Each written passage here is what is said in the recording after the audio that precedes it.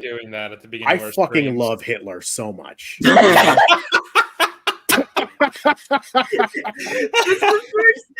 know that made it in. I really fucking hope it did.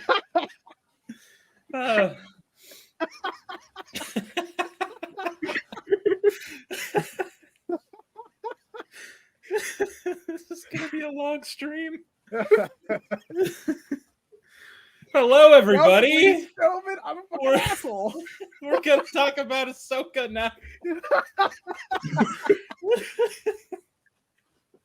All right, so Ahsoka episode 7 and 8 came out. The show is fucking over now, finally. We're all collectively very happy about that. Nobody here likes it or thinks it's good.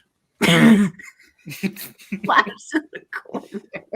Just poisoning the well immediately. No one whose opinion actually matters. Wow, Jolly, you can't say that. Wow. I was actually referring to Dave Filoni. His opinion doesn't matter to me. It's Jover.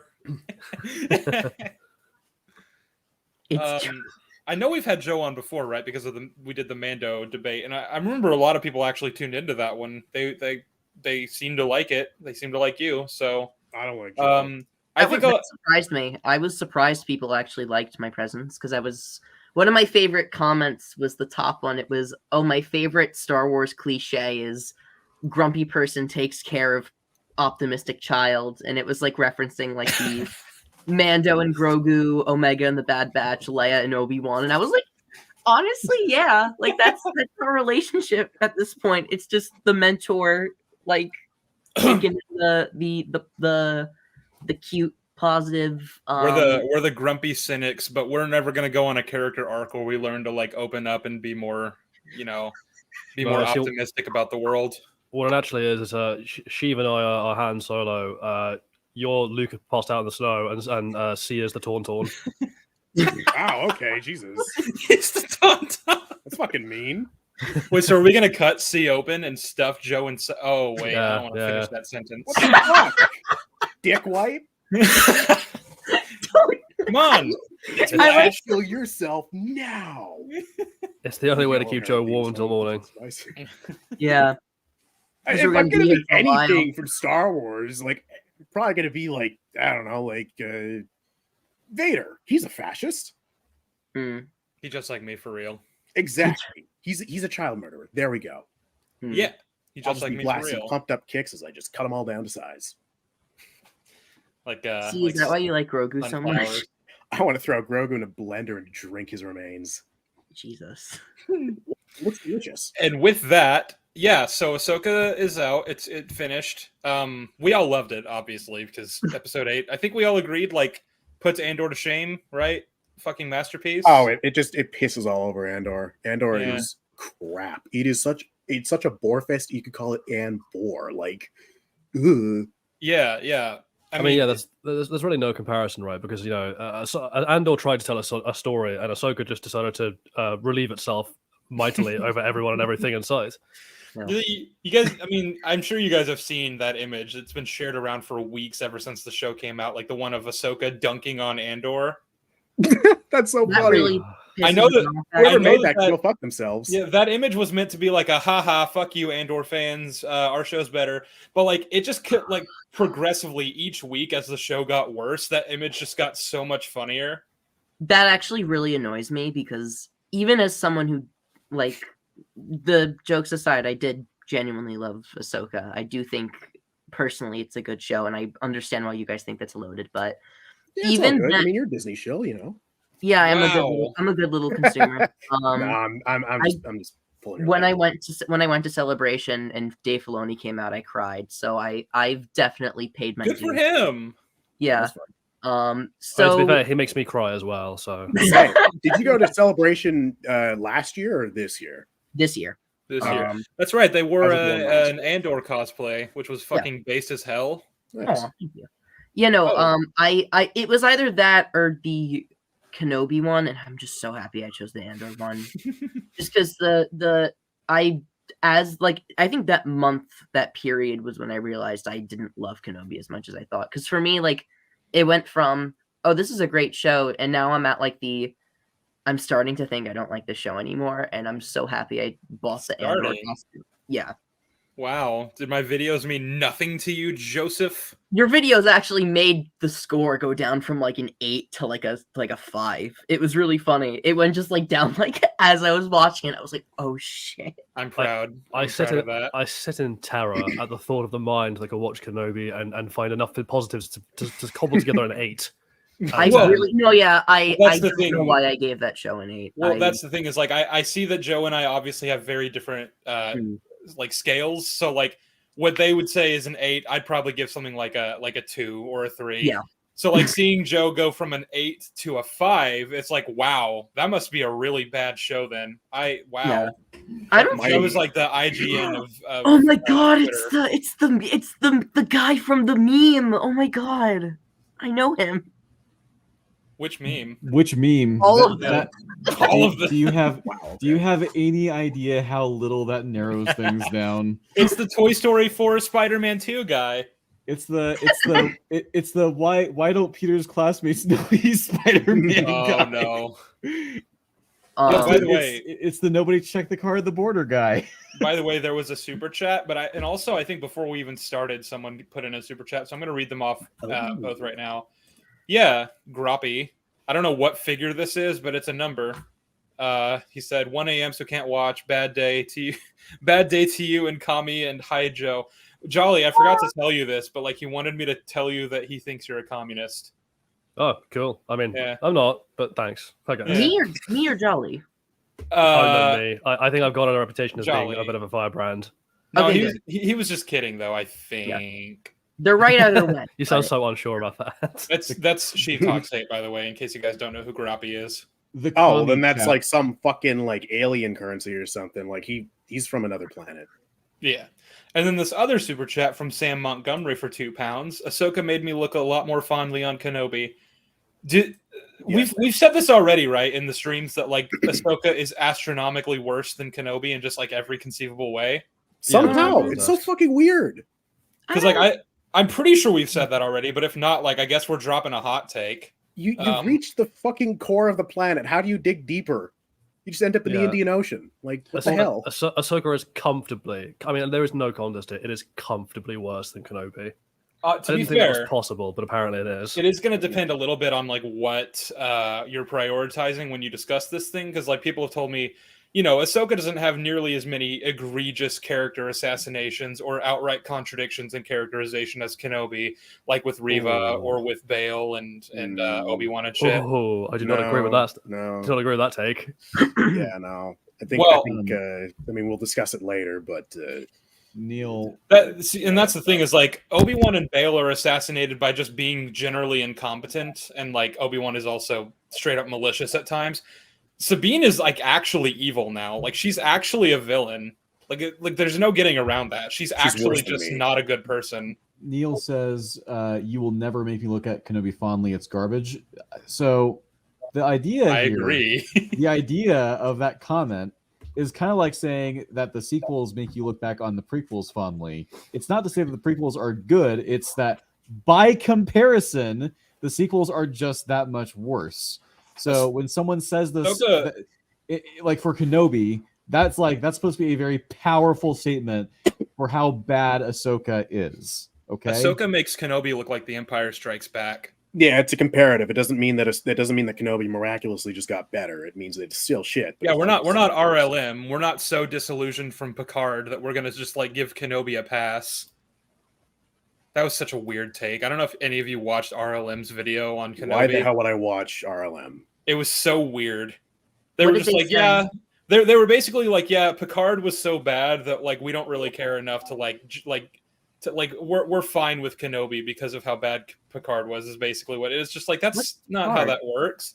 The Star Trek show that came out a few years ago. Why? Wait, but that's not even like a comparison. Like Here's you can't compare those two shows. here's an They're idea. both, If like, you're- shows in popular sci-fi franchises about characters who've been around for decades. That's so broad, though. I'm sorry. I know. I don't. here's an idea.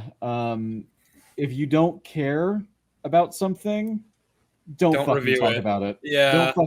Don't. Yeah, and this is the thing is like, yeah, just Well, they also took the position that Obi-Wan is a boring character and one of the worst parts about the prequels. No, So, I don't know about Well, that, man. yeah, You're sorry. wrong. That's I just don't even like the objectively prequels that wrong. much, and I think that's a bit. Like we all know, the best part of the prequels was Wat Tambor. He was the best character. I had No, nothing I- against it. No, it I was actually Dexter unironically Jettster. agree. Techno Union. Actually, yeah, to be fair, Dexter Jettster's up there as well. Saber Yeah, in the space diner.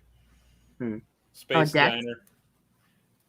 Anyway, we are 10 minutes into the stream, so do we want to actually talk about the show now? Not let's do that. not really. No, I hate the show. I'd be comfortable just continually avoiding talking about it for the next 5 hours. Look, man, I'd like to just go and get myself some half pop chicken wings or something right now instead of doing this shit. So like, I actually ordered Domino's for Oh, this. I I want pizza. I was Fuck. gonna order a pizza. I still might. We're gonna be here a while, so I might order a Yeah. pizza. We're gonna be here for a minute, which is why we should really waste no time on like the characters in episode 8 of Ahsoka. So episode 7. Where are my notes? I gotta fucking go up. Man, I what was is it with saying- episode 8 and things? Star Wars, Ahsoka. In episode 8 of Terriers. Ahsoka, nobody Nobody checked the space whale in the other galaxy. I couldn't think of an apt comparison, so I dropped the bit right there. Episode Obviously, 7. space whale, dude. Well, yeah, but like When you guys- whatever. I try when you to guys go put on- like clever wit into my jokes. I don't just say whatever comes to mind. When you guys go on like your giant rants, I'm probably like just gonna like stay quiet and mute myself just so I don't like poke the bear. Like I'm not gonna even attempt to say anything. I don't And think I you're gonna be poking a bear. See, the thing is, I've reached such a level of contempt for the show that I don't. We've been joking that like, oh, you know, we actually want to talk about something else. No, I do. I actually want to talk about something else. I've lost all my enthusiasm for talking about the show. Yeah. The idea of talking about it actually causes me physical pain, and so if I don't have to talk about something, I'm just not going to. I'm gonna do my video, but after that, like I'm done. The stream and then that video, and I'm done. I don't care about this show anymore. It's so stupid. I do not like talking about Star Wars in general anymore. It makes me convulse a little bit. I All don't of have any my friends incentive are like Star you. Wars It is I just don't have kind any of depressing. like incentive like you because you make Star Wars videos. I don't. So like, I'm never bringing Star Wars up again. I'm done with it. Actually, Andrew goes, nobody checked the spaceship entering the rebel hangar. There you go. That works. Except That works. we'll get to that. But like, except like they did that entire scene is so confusing. But we'll get to that. That's at the end of episode 8. So Yeah, we've got a lot to get through before we get to that. episode 7 starts with Hera's trial on Coruscant. Wait, I'm sorry, Sheev. Were you saying that is so confusing? Fuck you. I'm kicking you. Hang on. Yeah, Get out of here. Removed from stage. Yeah, there we go. I Die, suppose. fucker. I suppose on a very technical level, that was. I suppose on a very technical level, that could be called a joke, but The joke is Ahsoka itself. It's not. It's A Joka. I'm sorry. It really just isn't worth. It's not worth that much effort. This show isn't worth it. And you know Yeah. what? By the way, plot twist. I'm the one person on this panel that hasn't seen a single fucking episode of this show. God, I envy you. I wish I were Same. you. I'm just here to react to what I'm hearing. You guys get to describe what happens in the show. I might pull up an episode and try to like look at it if you guys tell me to. That's the thing. Like, I'm actually. That's why I wanted you on. Like, I wanted to see your reaction to just us conveying this information to you. Because I did that with a couple of people with Black Widow when it came out. Like, Yeah. they got to like preview a screener, and then without like I got to then watch it with them like later that night. But then they basically just like described it to me. I did like a short little stream that's like I think at this point deleted, but I was just like, yeah, just describe Black Widow to me, and that was beyond confusing, man. Black Widow's a garbage fucking movie. What? It's great. I forgot It's awesome. that movie existed. I wish I did. I really loved that sequence at the beginning with all the children being trafficked as "Smells Like Teen Spirit" is playing over it, and like a really weird, like weird cover. I liked the scene where Black Widow and her sister cause an avalanche that snows in a prison and certainly kills a bunch of people who like probably including guards just doing their jobs, and probably including a bunch of political prisoners that weren't supposed to be there. No, it's fine. Someone asked, is Hera finally dressed like a general? No, she's not. The trial, she's just wearing her same fucking like ragtag rebel look, as if she's not on trial for all the crimes she committed throughout the show. Well, it's like her dress uniform. Like she has like brown pants. Is that her uniform? That's like what she's supposed to be dressed like as a general, because that's embarrassing.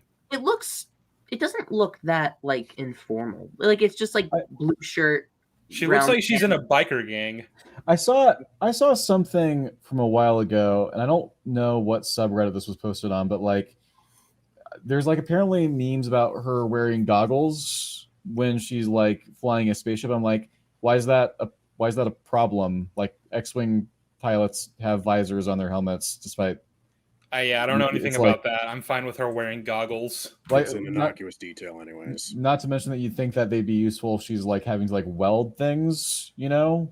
Yeah. If she has to like repair her ship, it's like, why are we nitpicking this?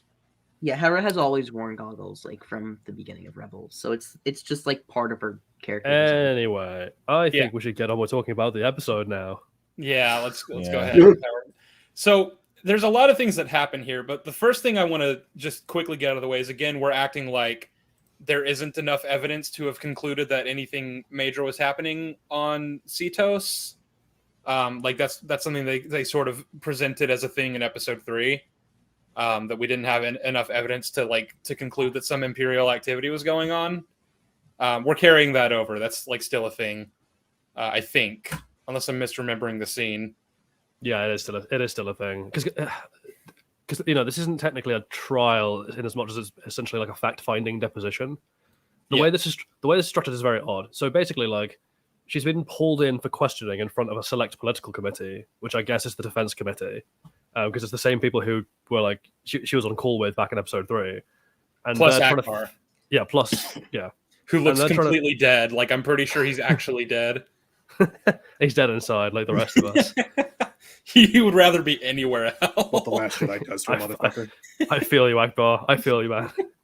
But yeah, so basically, this is like a fact-finding deposition by the select committee, and they're basically like, "Why did you bugger off and essentially run a mutiny?" And they're debating whether or not she gets turned over for a court-martial. And there's already lots about this that's very strange. Like, I don't understand why she isn't already having a court-martial. Like, what is this? What is this pre-trial thing? She went rogue. She got 2 people killed, and she endangered a child. Like, it's over. I'm sorry. I don't give a shit, because like the solution in the scene is like, well, actually, Leia sanctioned the mission. It's like I don't care. It's over for Hera. That doesn't work as an excuse. It's over for Hera. The New Republic knows who she is. They know what crime she's committed.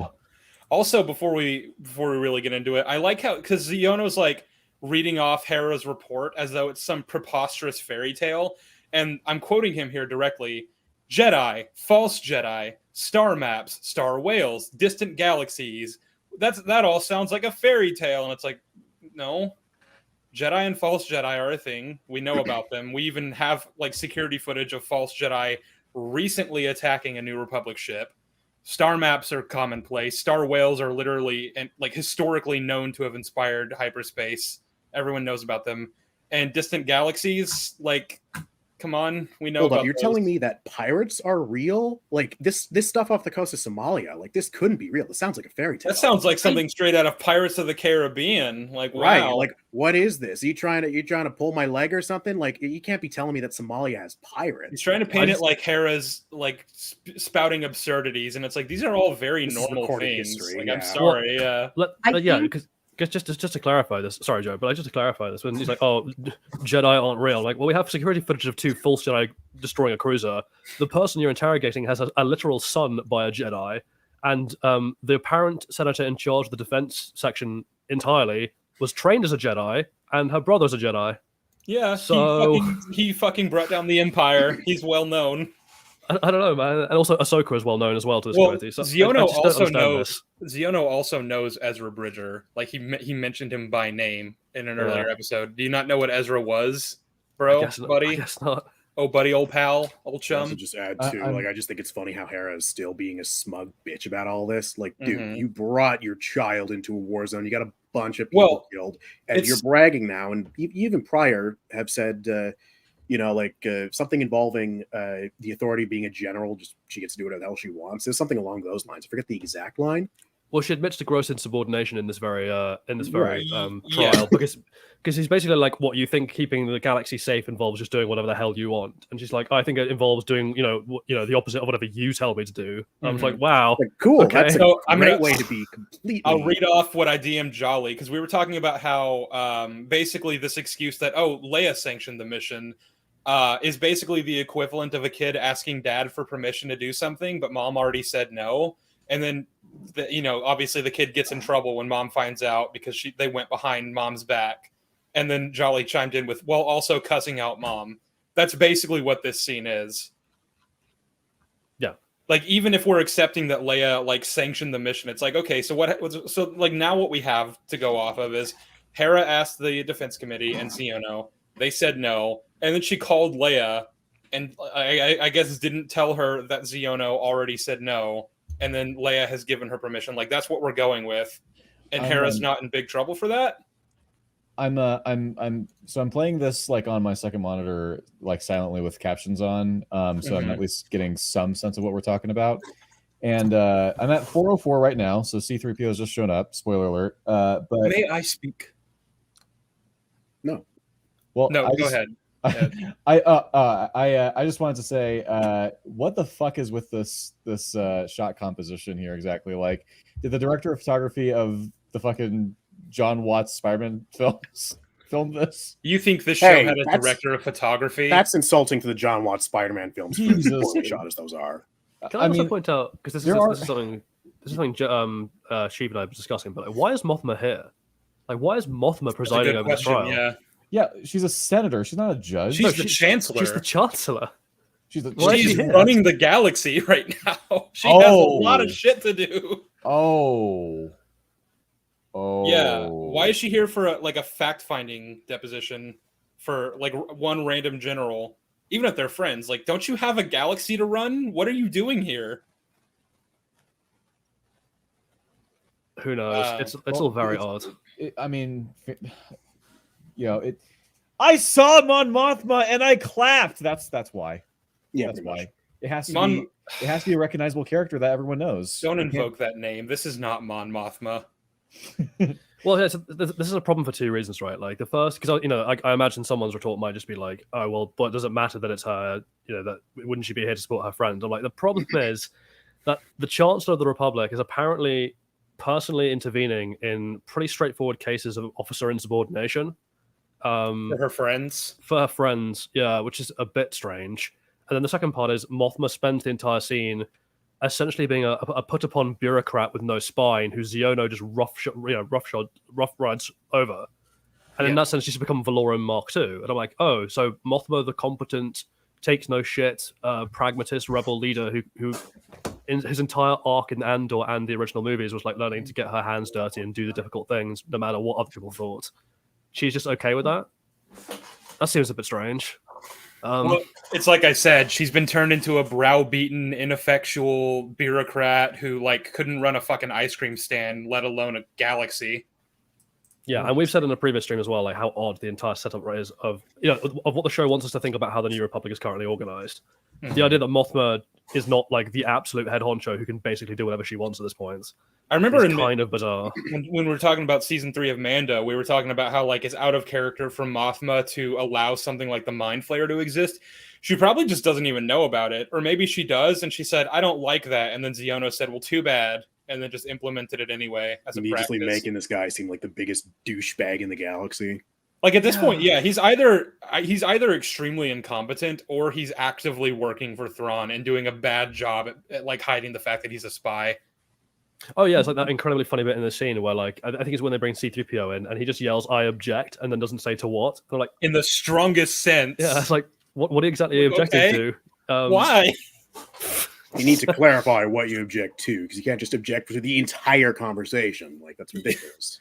Also, yeah, I just love how Leia, like, she's apparently very invested in, obviously helping her friend, Hera, as well as she's in support of her mission because she believes that she's in the right and that something big is happening, yet she still hasn't gotten involved in the conflict itself. Neither have any of the other OT characters.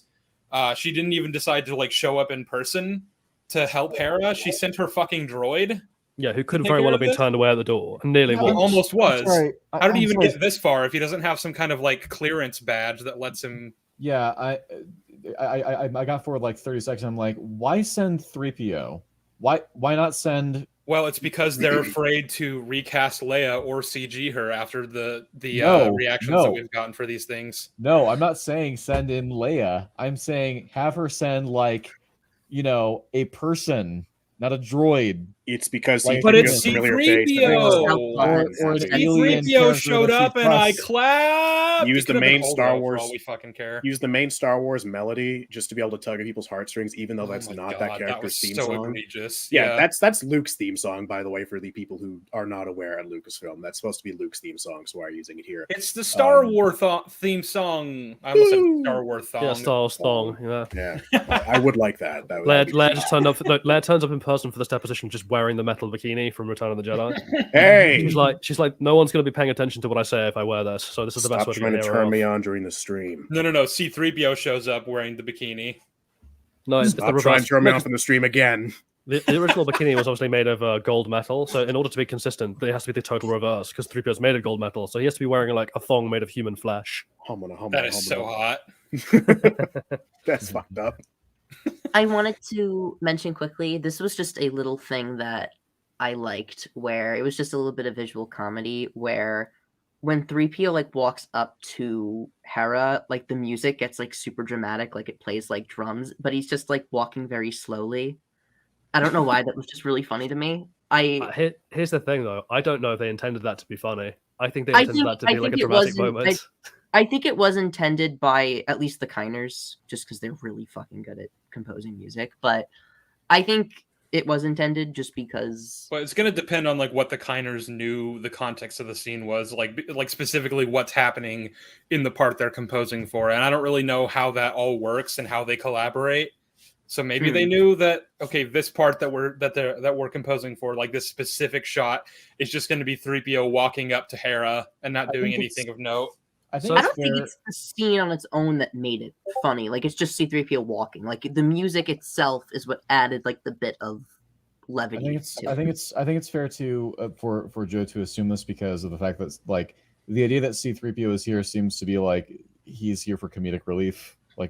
This, it's hard to, you know what I mean? I doubt that they mean to actually take this seriously because of all characters, it's C-3PO, and C-3PO is known to be a comic relief character, basically. Well, hang on though, because that just doesn't track. Because that means that the intention of the scene makers is to be oh yeah, an absolute joke character who we're intending to present as a joke just got Hera off a really dangerous charge. He basically just wiped away all of her problems that she's cultivated for herself throughout the show. No one hand wave them away. No one said that they were trying to be tonally consistent, Charlie. I'm just one thing I will say that I like about this scene is that and again, Leia should have been there herself, but I kind of like how 3PO was sent in her place to basically speak for her, and he was being kind of sassy, in the same way that she might have been. Either she directed him to say these things in this specific way, or he's kind of picked up her sass over the years, and it's just kind of letting Xiono have it. I think that's kind of funny.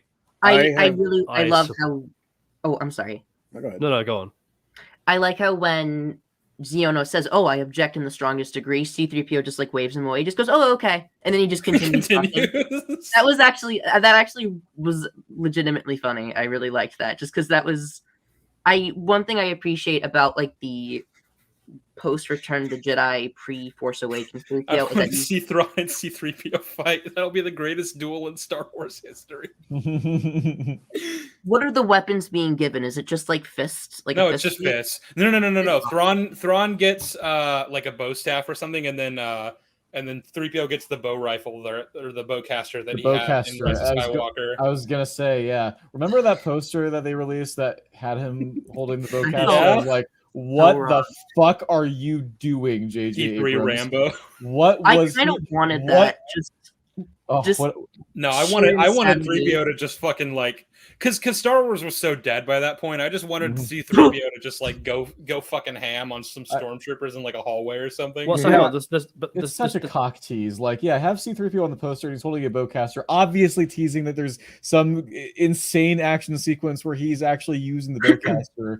And it's like, Sorry, I think it what, would have Jolly? been fun if his memory was wiped and he just didn't understand that that's not the person he is. And like when, like if Rey was like, or Finn was walking, so gonna get flanked, let's- he Yeah, had let's nothing to shoot from. If we could- rein if this we- back in. Yeah, if we could step away from the Rise of Skywalker because it's Yeah. very irrelevant and a pain to think about. I have two about this. There's two aspects of the scene I just want to really nail down as things that we should not just skate over. Right, the first is the little comment that's just been made about like, oh, it was really funny when he said, oh, I object, and it was and like C-3PO waved him off, and I'm like, I'm glad that you found it funny, but the very act that we're presenting one of our main characters being tried for treason as a bit of a joke is really damaging to the stakes of what the New Republic is actually like. Why are we defending the New Republic? What's it for?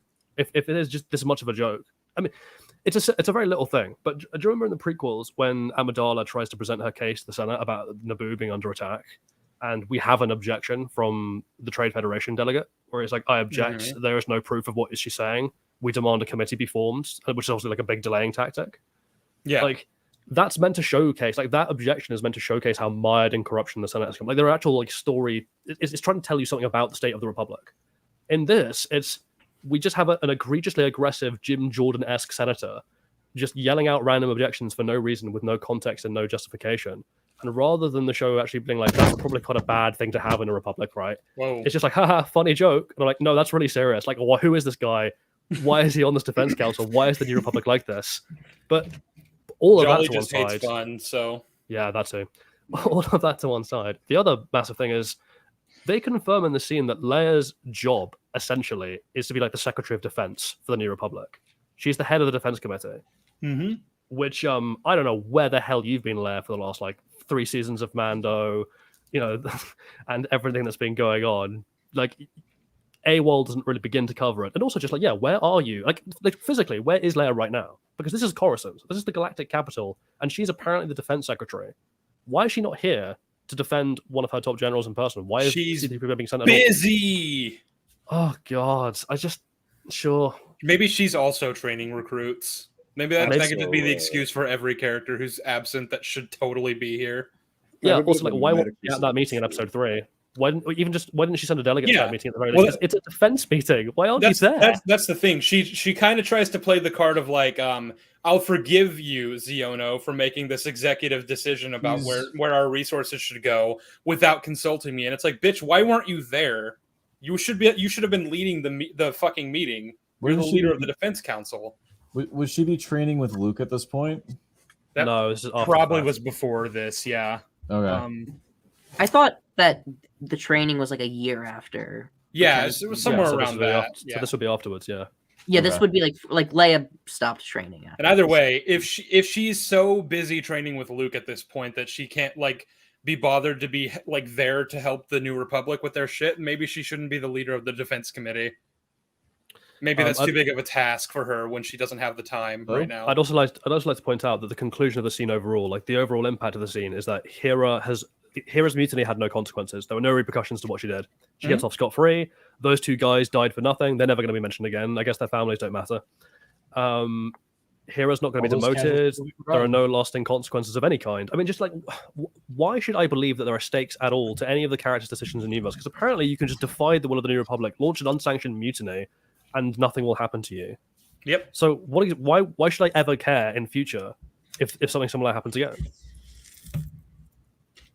I also have a little meta criticism as well. So I'm not sure if you guys knew, but C-3PO in the episode was entirely motion captured, right? I don't think he was. I think that was just like a misconception people made. I think. Do we he have was. proof of this? Well, we don't have proof that he was motion. I object. There's no proof. No, From what we know, I'm from willing what to we know from believe that Lucasfilm, because it's he motion looked really capture. weird. He looked Yeah. really weird, and I could not place my finger on why. I Well, that's think the it thing is was that the Instagram post they had of Anthony Daniels for Ahsoka was him in a motion capture suit, and the scene is, I think, like a minute and a half long with C-3PO. Why So not just let him put on the costume again? Well, that's exactly it. That's my criticism. Is there's already enough of a throttle on visual effects in Hollywood, and this is such a fucking prominent thing in media discussion today, is the treatment of visual effects artists and just the overuse of visual effects where they're not needed. And this is textbook not needed. This is a character who's had a physical costume since 1977, multiple versions of it. Any one of them they could refurbish or whatever. Why use motion capture at all? This is a minute and a half sequence. He's walking in a room. If you can't have Anthony Daniels in the costume, find somebody else who can just wear the costume. It's not maybe they couldn't find the costume. So if that's the case, then damn, I am worried for that studio if they can't find their fucking props. God damn. 3PO costume. That's concerning. Here's the thing. It wasn't for Ahsoka. It was just a random post that Anthony Daniels made in like January of last year. Like he just said, "Oh, a new suit," and we don't know what it's for. What would it be for if not this? Is he? Yeah. I don't know because Anthony Daniels doesn't have a life outside of playing C-3PO. Oh damn! So, I mean, it's easy fucking money. You just got to show up and put on a suit. But also, like just logical deduction, he's not been in anything else. Yeah, This is the only C-3PO well, thing. Like, to be fair, that we know of, because Sheev and I, we've had this discussion. My immense suspicion with the shows like this is that the reason they cost so much money whilst looking so cheap is that every scene has like 7 or 8 different alternatives filmed that they then focus test. Absolutely. This scene was probably designed with that in mind. Yeah, and then we just get episodes that are comprised of like a bunch of unconnected, focus tested scenes that are, fit poorly together. So he could have, for all we know, he could have been motion capping for something in like Mando season 3, and that he was just never used. It's just anything's possible, frankly. Anything, yeah. Even still, regardless, if it's an issue, if it happened with Mando, it's an issue there. It just doesn't matter. It's like no matter what, they have a suit, they have a practical suit. There's no need to put Anthony Daniels in a mocap suit for this. This is just ridiculous. Like, who's got their Discord notifications on? Me. Can you mute them or something? I thought it was me for a second. Fuck. I'm sorry about that. Dude. That's all right. I felt so put on the spot, but with should. Sorry, C.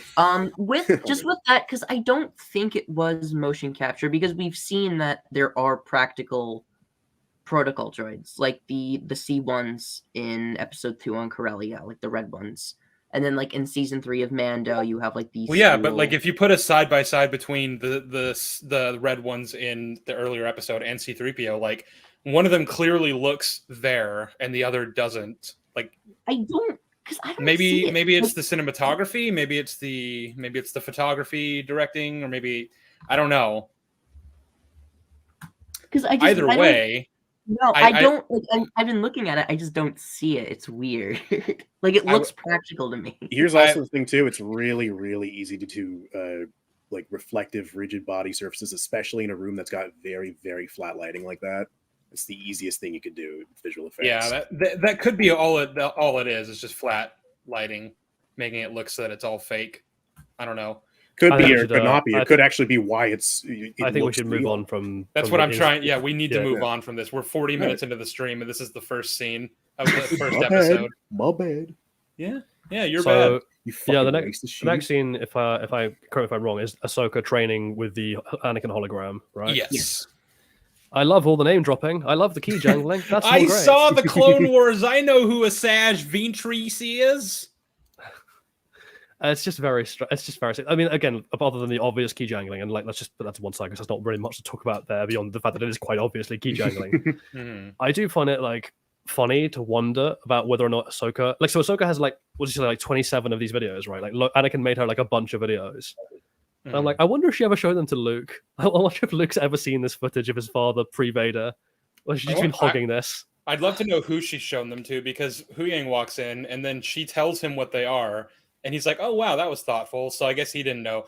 And the reason I'm bringing this up is because there are a few times throughout the show where it seems like, okay, we need to give the audience information, right? So we'll just have a character say something to another character that the other character in question should probably already know, Like Huyang should probably know about these recordings because they've been traveling together for some time, but he doesn't, so that we can then explain that to the audience. And like there's a part later in the episode where like Huyang is like talking to Ezra, or this is the next episode rather. He's talking to Ezra, and Ezra is like, yeah, you know, my master was Kanan Jarrus, and Huyang's like, really? I didn't know that. And it's like, why wouldn't you know that? That's weird. Especially because he knows that Jason is Kanan's son. Yeah, he knows who Kanan is. He knows what his relationship is to Hera and like Sabine and all of them. Why would he not know his relationship to Ezra? He said now it all makes sense, like sarcastically. Yeah, said, that's what yeah. Like as if but he didn't know is the thing. Like that's he literally asks Ezra who taught you to build a lightsaber, and he's like, oh, Kanan, my master. And he's like, oh, I didn't know he was your master. Now it all makes sense. I think it was more like rhetorical, and I think the now it all makes sense was more like, oh, see, now you believe me because I taught your master. I don't know how you're pulling that meaning out of it. Like, there's no construction of the English language I'm aware of that would allow for that to be a valid interpretation. I'm afraid, Joe. Maybe the who taught you to build a lightsaber was a rhetorical question, but then Ezra followed it up with an actual answer, and then Huyang's delivery of, oh wow, now it all makes sense, sounded surprised, as though he didn't know that already. Also, even if you want to take that as sarcastic, that's still the information that's being conveyed is like, oh, who taught you to build a lightsaber? Genuine question. And Ezra's like, oh, it was my master Kanan. And at which point I was like, oh, your master was Kanan. Well, that explains everything about why you're so shit at building lightsabers. Yeah, and then like the same scene, he's like, by the way, I knew Caleb as a kid. And Ezra's like, what? And then he looks over at Sabine, and she also looks surprised. And it's like, how do you not know that? Who knows what about anything? I mean, please? this is something we're going to talk about after we've talked about the episodes. We're just talking about things generally. But the problem of which characters know what and how and when they know it, and what we as an audience are aware of them knowing or not knowing, is just a huge problem throughout the show.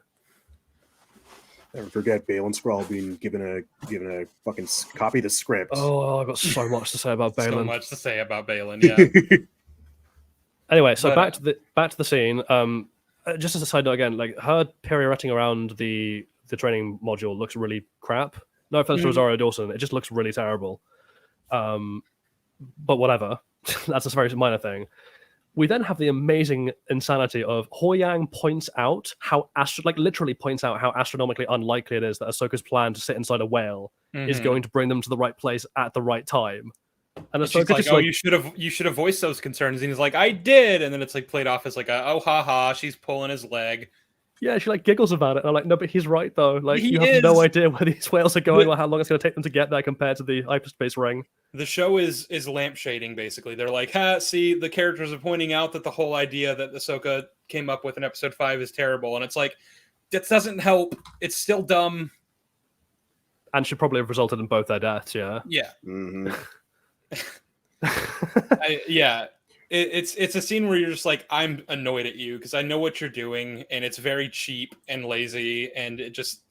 I'd honestly rather you just didn't even address it than like pretend to address it and make it worse. Well, yeah, because at that point, Ahsoka is now being like, I know this was, in all likelihood, suicide. Lol. And I'm like, no, that's not okay. Yeah, but it's fine. I wanted to quickly talk about Hayden as Anakin really quickly because I just liked the way that he like kind of mimics Matt Lanter's like what's the word deflection. Yeah, because like Matt Lanter has a much deeper voice as Anakin. Like Hayden's a little more high pitched, so I like that. Like when he talks, like it's nice hearing that he's like clearly taking notes from Lanter. Like I don't know why, I appreciate stuff like that. But and I just like the way he says, "Oh, at least look over these recordings more than I do anyway." Like it reminded me a lot of like Matt Lanter's. I wonder if canonically we're trying to say that Anakin like always, like even in the Clone Wars, he was always talking like that and like putting on a specific voice just to sound more masculine in front of Ahsoka. Like, is that what we're saying? That sounds dumb. That's weird. I don't think so. I think it was just like difference in actors. I don't really like it. I don't really like Matt's Anakin. I like Matt's performance, but I don't like his performance as Anakin because that's not how Anakin is characterized. So it's weird that he talks. That's the thing. Like, I take issue with the way Anakin is characterized in the Clone Wars because it's inconsistent with the films. Yeah. But then now you have Hayden Christensen coming back to play a version of Anakin who trained Ahsoka and who was like, Ahsoka's master, and like this is the Clone Wars version of him. And now instead of just being Anakin, the one that he always played, the one that he paved the roadmap to, he's trying to like impersonate a different actor who was supposed to be impersonating him. It's just really bizarre. Not even impersonating him. Matt Lanter was basically supposed to overwrite his performance in a way, like they wanted Anakin to come off as more. Yeah, what I mean in that show, and it's just. That's why I said supposed to be impersonating, because he didn't. He just did his own thing. Or like either that or Filoni directed him to do his own thing, but either way. This is why 2003 Clone Wars Chads stay winning. Because fucking true. Goddamn. Because that Anakin was actually consistent with movie Anakin. And he was fine too, by the way. I guess to throw Joe a bone here. I understand the impulse to be like, it's nice that Hayden is trying to honor Matt's performance. Like, that's a nice impulse. It's a nice thought. Sure. The problem is the actual consequences for the character of trying to actually do that. At best it functions as a nice like little meta nod to an actor you like, but in universe it just makes things even more confused and damaged. And that should be taking priority, frankly. Mm-hmm. But yeah, and so then they come out of hyperspace outside of Peridia, and oh fuck, there's a minefield! Oh no! No, you're wrong, Sheev, because they have no resources. Remember, their resources are stretched really thin. They can't possibly have a gigantic solar system spanning minefield. I like this idea that Thrawn was like, okay, so Ahsoka might show up, so let's put a huge fucking minefield out in front of the planet, so that like if they do, they'll get caught in it. But then if they don't, then like when we're actually gearing up to leave and we go out of the planet, like we have to just either like move the mines, like just awkwardly wait for them to clear a path for us, or I guess we just have to like blast right past them. I don't fucking know. That's just funny to me. Control them because the mines like move. They have like a target. Is that it? Like you press a button and they all just like, it's like parting the Red Sea or something. That actually is a really funny visual. I mean, sure, I guess that's possible, and I'm even willing to give them that, but it still comes down to like, I thought you were tight for resources.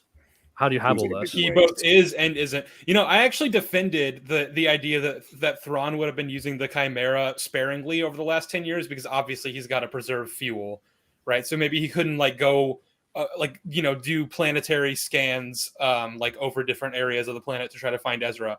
But then for this in the next episode, he spends like 3 days hovering in midair over the fortress. And it's like, that's got to be burning a lot of fuel. You try and give it the best faith possible assumption of how something works, and then the immediate next episode says, "Oh no, your best faith assumption completely wrong." No, we're like now you're forced to criticize the show. It's like, woo, thank you, Filoni. Yeah, they do that a lot. Yeah, and actually, there's another problem in terms of like, even if you want to argue in good faith for Thrawn's conservation of resources, and you want to ignore the mines, there's something that's about to be introduced, but a capacity that the Night Mothers can do that's about to be introduced that really makes Thrawn a bloody idiot for the last 10 years. But because he wasn't before, truly. Yeah. But yeah, like they come out of the minefield. There's like a line where Huyang is like, at least the whales are giving us cover, and then they all jump out into hyperspace and like abandon them there, and they're like, oh, you just had to jinx it. And it's like, I guess what we're saying is like, at least the whales are dying for us. That's nice. I don't know. I thought that was a weird line. Woo. I think I'm all right. I'm all right with Huyang saying that, because I don't think Huyang really gives that much of a shit about the fucking whales. No, to get political, Ahsoka, but so what if the whales die? Star Wars Hour. Honestly. I break for whales. Yeah, I think if Ahsoka said that, I would have an issue with it. But if the fact that Ahsoka admitted to torturing someone in the first episode, by the way, like, there is that. And I wish it was me. So, fuck. Jesus, why couldn't I be Morgan? That's a lot to unpack. Joe, what the fuck? What the fuck?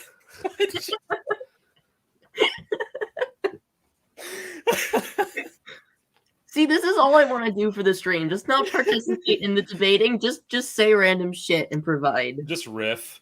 BRB, gonna go get therapy real quick. No, but yeah, like if Ahsoka tried to moralize, like, oh no, the whales are dying, I'd be like, you tortured someone for information, so I don't really care. I mean, to be fair, we're about to get something. We'll get something similar to that with the way Sabine behaves in these last 2 episodes, because that's just really funny. I like it when characters who are like objectively have done terrible things try and like play a moral high horse. It's really hilarious. Mm-hmm. Especially when the writers seemingly aren't aware. I mean, thankfully, Jolly, this and the next episode like meaningfully addressed Sabine's crimes and like, you know, made her seriously reflect on them and like regret her choices. And like Ezra and Ahsoka were both really mad at her for it. God, Sheev, can you imagine how bad it would be if like they not only did they not do that, but then Sabine takes her unearned forgiveness and promptly tries to do something again that is suicidal and incredibly selfish and stupid. Well, that would be dumb, but not nearly as dumb if, like, say, hypothetically, Ezra never even finds out what happens or what happened at any point and then just leaves. So there's no... Yeah. That would all be really dumb. So thankfully the episodes don't do that. But getting back to... back to the minefield. Yeah, they do, like, a nosedive into the fucking whale graveyard that makes up the planet's ring to sort of like duck and weave through it and like evade their pursuers and then hide there, which prompts Thrawn to be like, well, we lost them in there. So Great Mothers, I need you to find the Jedi for me. And so they do. They start doing like a fucking spell. And I'm skipping past the scene here to talk about this, but we'll circle back to it. They start doing a spell where like they're like trying to locate Ahsoka, and then Ahsoka starts using the Force to reach out to Sabine mentally. And I think the show is trying to say that that's when they were able to like latch on to Ahsoka. Like they couldn't have done that if she wasn't using the Force. Although if that is what they're trying to say, then I don't know why Thrawn even thought that would work. Like he asked them to do it with the expectation that it would work. So I don't know. Either way, you know, obviously this presents an issue of how come the Great Mothers didn't do this to find Ezra. Are we saying he never used the Force at any point in over 10 years? Like in any capacity? I guess that is what we're saying. And it's really stupid, but I guess that's what we're saying. Well, also, and we'll get to this in the next episode, but Nightsisters can just like summon matter to them from anywhere in all of space. So I like presumably just by thinking of it. So like, could they not do that for Ezra? We'll get to that when we get to it, because that's a whole... It's funny how, again, the show introduces something that absolutely breaks the stakes of its own story and doesn't seem to understand that it's just done that. Yeah. We'll get to that. Oh, teleportation is fun. You guys know how I feel about that. I'm not going to comment on... Well, we could argue vigorously about it, or we could not. It makes no difference to me. I'm just gonna stay by the sidelines. I really don't want to bring that up. The thing is, I'll probably will be talking about your perspective, Joe. So it's probably best you present it yourself, but because it has to be addressed, I'm afraid. But it does. Not to call you out, just to sort of get out ahead of a potential defense that I can already we already predicted a lot of people would make the defense that you ended up making. Oh, no. And it is something that we kind of do need to like lay out for everyone. But don't worry, we won't put you on blast. We'll just be like, this is a defense. Like to be genuinely serious, like it's never our intention, and this was the same when we had our last conversation with you on a stream. Like it's never our intention to make you to point to anything you've said and be like, "Ha, you're an idiot." That's never. Well, what it is we're for trying me, to do. but that's different. Oh, okay. Well, that's because she was but he can do it. He has a pass. That's cool. I did skip over a scene to talk about that. Basically, we then catch up with Sabine and Ezra. They're just kind of hanging out in in their mobile camp tent thing. She's catching him up on current events, like, oh, the Empire was taken down, this, and this. There's even a line where he's like, the Emperor died, and she's like, that's what people say. And you're like, shut the fuck up. That really annoyed me. Shut up. Fuck you, Sabine. Fuck you, Dave. Does that apply, by the way, that in universe some people just don't believe Luke when he's like the Emperor died? To be fair, like, I'm pretty sure that was already canon, and it's something I would totally believe. Like there are people who still think that like Hitler survived World War II. Yeah, well, like went into hiding. I mean, to be fair, that's because I did get. I mean, mask off. Right. So I'm fully willing to believe that there'd be a lot of people in the galaxy who are like, the Emperor's not really dead. You're lying. I don't know that Sabine would believe that, but no, Sabine should. Particularly since He Hera straight up was said that the Emperor died. No, Hera was at the Battle of would Andor. probably be like, that movie would not be brilliant. That movie would not be good. So. Well, I mean, like Hera was at the Battle of Andor canonically, and so was Rex, who Sabine knew. So either Sabine was there as well, which I would believe, or she has friends who have first-hand experience who would have told her that the Emperor died there. Yeah. Show me the bodies, though. Is the thing. Well, I would say there's no chance. Like, yeah, so the Emperor was fucking incinerated twice, and they're like, "We don't believe you. We don't see his body." I was about to say, like, if that is the defense, they're like, "Oh yeah, well, we don't believe you because like the whole thing blew up. So there's no proof that there's no proof that he was actually on there in the first place." I'm like, unfortunately, Rise of Skywalker shows us that the wreckage is actually available for anyone to go walking around in. So, yeah. Well, and also, like Luke would be like, "I don't really need to present you a body. He exploded twice. That should be good enough." And then I'm just imagining Force Ghost Luke watching The Rise of Skywalker, and he's like, "Huh." Prove it. Yeah, turns to Force Ghost Anakin. He's like, "It's really weird that you never told us about this, actually." Prove like, that I forgot. No. But Jolly, they did in Shadow of the Sith. Force Ghost Anakin came to no. find Exegol. No, prove that the average person in this galaxy knows that if you incinerate twice, you die. Prove that they would know that. True. Just because it was brought up, and I think it is worth talking about. Does anyone mind if I talk about the whole bringing up books and comics as like? Go ahead. Yeah. I was kidding, right? Like, I know, but the thing is, people do this unironically, so it does need to be addressed. Yeah. So first of all, I've read the explanation that was given in Shadows of the Sith, and it's bollocks. It's just unmitigated horseshit. That's internally inconsistent with itself, let alone with the book of the Great Canon. Go ahead and lay it out for us, because I'm sure we're all curious. Well, it's basically it's like Anakin turns up as a Force ghost at one point, and to cut a long story short, Luke's like, "Why can't you help more?" And Anakin's like, "Oh, because there's something that's like interfering with my ability as a Force ghost to like turn up." Basically, his really bad Wi-Fi. Yeah, basically, like, I got a bad connection. Sorry, and I'm like, okay, but you didn't have that in Ahsoka because you were talking to Ahsoka pretty like regularly. So could you not have told her then? Could you not have told Luke then when you had good reception? But oh well. Ahsoka, before you go back, Palpatine is alive and he's on a planet called Exegol. So once you deal with this Thrawn shit, you should probably let everyone know about that and deal with it. Yeah, I really like that. Ahsoka's like, man, I've got to deal with Thrawn. It's the big quest right now. And Anakin's like, Thrawn, bitch, please, you've got no idea what's coming.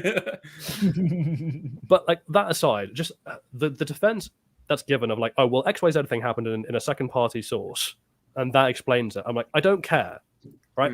Doesn't matter. It's not in the films because the majority of your audience have not engaged in those media, and if you're making engaging in those media a requirement for understanding the story, you've already screwed up. Mm-hmm. It is fine, just to clarify, it is fine to introduce new aspects of lore in second party media. However, if you do that, you have to keep the films and everything else consistent with what you've just introduced, and then you have to reintroduce it properly for the mainstream audience who haven't read those things. You can't just have it be the case off screen without them knowing about it and then be like, well, we explained it when your back was turned under our breaths with our fingers crossed, so it still counts. Well, yeah, that's the thing. That's the great thing about the EU is that like you can read books that take place outside of the films and follow these characters that you love, and like you get to see them go on all these cool adventures. But like it should never be homework. It should never be required reading. I should be able to pick up a book and be like, hey, this is what Obi-Wan and Anakin were doing during this point in the Clone Wars, without having to know, like having to have read that in order to understand Revenge of the Sith. Like that should just be a second thing. I should be able to just enjoy that on its own. You know, like a good example I think of this would be in Guardians of the Galaxy 3 when Peter mentions that Mantis is a sister. Is like, this is a thing that's introduced in the holiday special, but I also would argue that like you don't have to see the holiday special for that line to make sense, in the sense that like Mantis has spent like Mantis was like sort of a servant of egos, right? And it's like it's a fairly reasonable inference that she's some sort of offspring of egos herself, so like that would make her Quill's sister or half sister. It's like that's not a thing that you need to see the holiday special to understand that. Like but it helps. It helps, but it's not necessary. Whereas Yeah, that's the thing, right? Is that like the introduction? That was the order I watched them in. I hadn't seen the holiday special when I saw Guardians of the Galaxy 3. Although I did already know about her being his sister because of people spoiling it for me. But when I watched the film and I saw that line, I'm like, oh, I'm glad they have bothered to catch up the audience that this is a development that's happened. Yeah. I think thank you for doing that and just not just assuming that we all knew. Yeah. I also think with for example, Bo-Katan and the Mandalorian, you don't need to know her from Clone Wars. It's just, she's another Mando and she used to be there. It's probably better that you don't, because then you don't know about all the context that they're intentionally leaving out in order for her story to make any sense in Mando. Like me. Yeah. It kind of helps, the viewing experience of someone like me who doesn't give a shit about Rebels or the Clone Wars. Yeah. You don't know what they're ruining. It's nice. You could watch Ahsoka and watch Sabine be assassinated and be like, well, at least I'm not connected to this character in any way. I don't care about her. It would be like if The Last Jedi was the first Star Wars movie that I ever watched and I hadn't seen the original trilogy, then it probably would be fine with me, It would still be a very broken film, but I'd probably not hate it. Yeah. Mm-hmm. But anyway, back to Ezra talking to Sabine. There's one thing that is worth really talking about here, and that is that once again, so doesn't Ezra say something along the lines like, "Man, I'm really looking forward to going home." Yeah. How did you get here again? By the way, is literally an exact line. Yeah, and Sabine just doesn't mention the fact that she sold out the entire galaxy and undid his entire sacrifice. What she says is it's complicated, and then he, instead of pressing her like Ezra would do, because she's clearly dodging a question that has terrible implications, which means that something wrong probably happened. He's just like, okay, fine, we don't have to talk about it. And it's like, no, I don't believe that.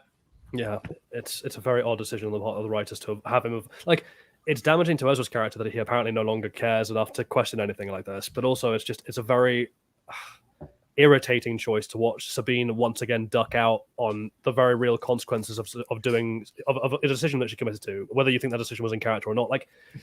Again, we'll come back to this when we talk about the series as a whole.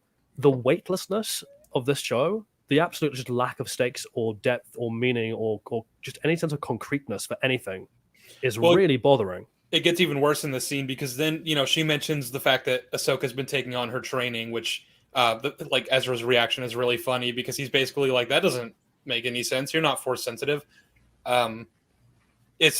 We can talk about that in a second, but what I want to bring up is then he's like, wait, so where is Ahsoka? And then she says, that's complicated too.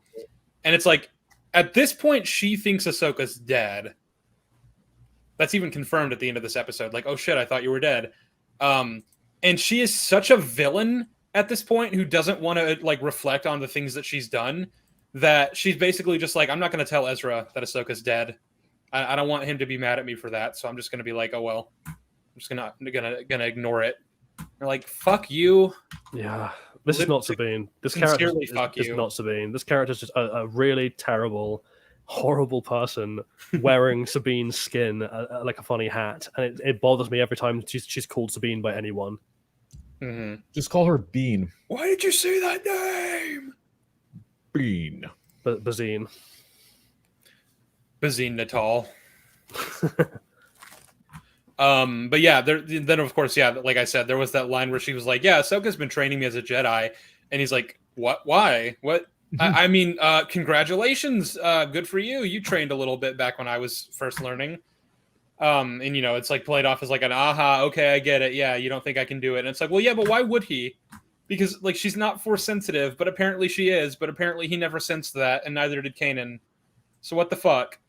Also, why would she want to be? This is again, this speaks to the absolute lack of core for any of these characters. Why would Sabine want to be a Jedi? We were never given an answer to this. Yeah, because see, that's the thing. People have been citing a line, a dialogue exchange between Kanan and Hera back in Trials of the Darksaber, where basically Hera's like, maybe it's not working because she's not force sensitive, and then he says, oh, the force resides in all living things. You just have to be open to it. And so it's like, okay, so if we're accepting it as canon that anyone can train to be a Jedi as long as they open themselves up to it and accept the force in or whatever the fuck, why is Sabine? Why is she doing this? Why is she training as a Jedi? Why does she want to be a Jedi? What does that mean to her? We're not going to ever find out anything about that. This is my main issue with the show. Like, I genuinely do like the show, but it feels like that there is a piece missing to the story. Like, there's something we needed to see. Yeah, there's more than one Joe, but yeah, go on. I'm being metaphorical, where like it feels like there was supposed to be like a Tales of the Jedi, Ahsoka and Sabine short, or just an entire show about Ahsoka. Because it feels like when they reference it, they talk about it as if it's something we already saw, and it's weird. Well, that's the thing. Like we said back in like episode 1, we were like, they're setting up like clearly something happened between Ahsoka and Sabine, and considering these are two characters who have never had like any screen time together really, and who have never meant anything to each other that we've seen, like it's fine to do that. You'll then just have to like actually explain what happened and like what their relationship is to each other, and like what their falling out was and why and everything. And it's like it doesn't do any of that though. It just doesn't. It just expects you to accept that it happened, and you're like, okay, I don't. Why do I care? When I watched this with my mom, we were on like episode 3 or something, and this was like as they were coming out weekly. She turned to me and she said, "So wait, what happened between Ahsoka and Sabine?" And I literally did like the freaking like Good question. I did like the Pulp Fiction like shrug, like I have no idea. Like I'm like, we gotta wait, I guess. And then characters never shared a second of screen time in Rebels. Like if they did, it was with other characters who meant a lot more to each of them respectively. They never talked to each other. Yeah, they never talked to each other. They didn't have a relationship. And then we go into this show and it's like, well, apparently they had a whole relationship and like a falling out and everything, and all happened off screen. Can't wait to find out what any of that was about, and then we never do. Well, we find out in a kind of a vague sense of what happened from the next episode. Where and the finale, Huyang tells Ezra, Huyang lore drops. Yeah, and what he tells us is like so damaging because it's like, do you remember back when we first talked about this? We were like, if Sabine genuinely thinks Ahsoka is in some way responsible for the death of her people and her family, she should fucking hate Ahsoka. Yes, that's just confirmed. It's just outright confirmed that that's what happened. It's almost like bananas. It's like as if like in you guys know how in the Lord of the Rings trilogy Legolas never speaks to Frodo after he says "and my bow." It's almost like after Frodo wakes up in Rivendell after being extracted from Mordor, that then like Legolas and Frodo have a conversation that acts as if they've had some sort of deep connection throughout the trilogy. It turns out the reason they never actually spoke is they had a very bad breakup and they just didn't want to address the relationship they used to have. Well, no, see, the thing is that they did speak, but they both have psychic powers and they can talk to each other telepathically. By the way, have you ever seen that thing about like how when everyone comes into the end into Frodo's room, he greets them all by name except Legolas, which kind of implies he can't remember Legolas's name. That guy, poor Legolas. Aw. I gotta watch Ron, right? It's okay. He was hot, so he was. He's a very hot individual. Neil, I you got your tickets already? I'm waiting for the extended edition showings in my area to like actually be available to buy tickets for. I didn't know this was a thing that was happening. Yeah, there's a thing called Flashback Cinema. They're with like a lot of like local discount theaters. Like they're not with AMC or Regal, but they basically play a bunch of like old movies. So they kind of like cycle through every other week or so, and or every week actually. I love that we're considering Return of the King an old movie. Yeah, well, it is now. It's 20 years old. Yeah, oh. but so my family has seen Fellowship of the Rings extended edition as well as the Two Towers, and we are getting ready to book for Return of the King. So it's fucking great. Cool. Seeing the extended edition in a movie theater, dude. Oh yeah, I remember when I was like, when that movie came out, I saw it in cinemas like 3 times. Like that film was great. Mm. Anyway, back to a really bad piece of media. So, yeah. So that conversation's over, and the Night Mothers are busy using their weird red triangle and magic power combo to nail down Ahsoka's precise location in a giant planetary ring, thereby damaging Thrawn retroactively by making him an idiot for not using it to find Ezra. Yep. That's all going on. Sheev, do you want to take it from there? Yes. So where were we? Blah blah blah blah blah. Thrawn asked the Great Mothers. Balin and Shin. Oh yeah. Okay. So there was also a scene. I think this happens between Ezra and Sabine catching up, and then the scene where Thrawn asks the Great Mothers to find Ahsoka. Where like we just see like Balin, Shin, and the Marauders like right up to a cliffside and stare off into the distance, and like this scene is just kind of there. Like, they don't talk. There's nothing accomplished. It just happens, and then we move on. And it really is just like an example of we really are stretching out the runtime for no reason, aren't we? We're just having things happen. I just like it how it harks back to, do you remember the last episode when, Shin and Balin are just standing amongst the lightsaber slain corpses of all the Marauders, and then the Marauders come back and see them with all the dead mates. And bear in mind, these guys do not speak the same language. They're from different galaxies. But the enemy of my enemy is my friend, Jolly. Yeah, Balin's just like, we're going to team up with them. And I'm like, how on earth are you going to do that, Balin? Well, you see, they have the Guardians of the Galaxy automatic translator implant things, so... Yeah, I guess. But yeah, because now we have, like, the Marauders are just with Balin. Apparently he rolled, like, a natural 20 on charisma. And, like, sign languaged his way into... he used sign language to seduce the Marauder leader, and now they're all... like one team. It's and I mean, yeah. Now he's agreed to marry their queen, but like it's okay.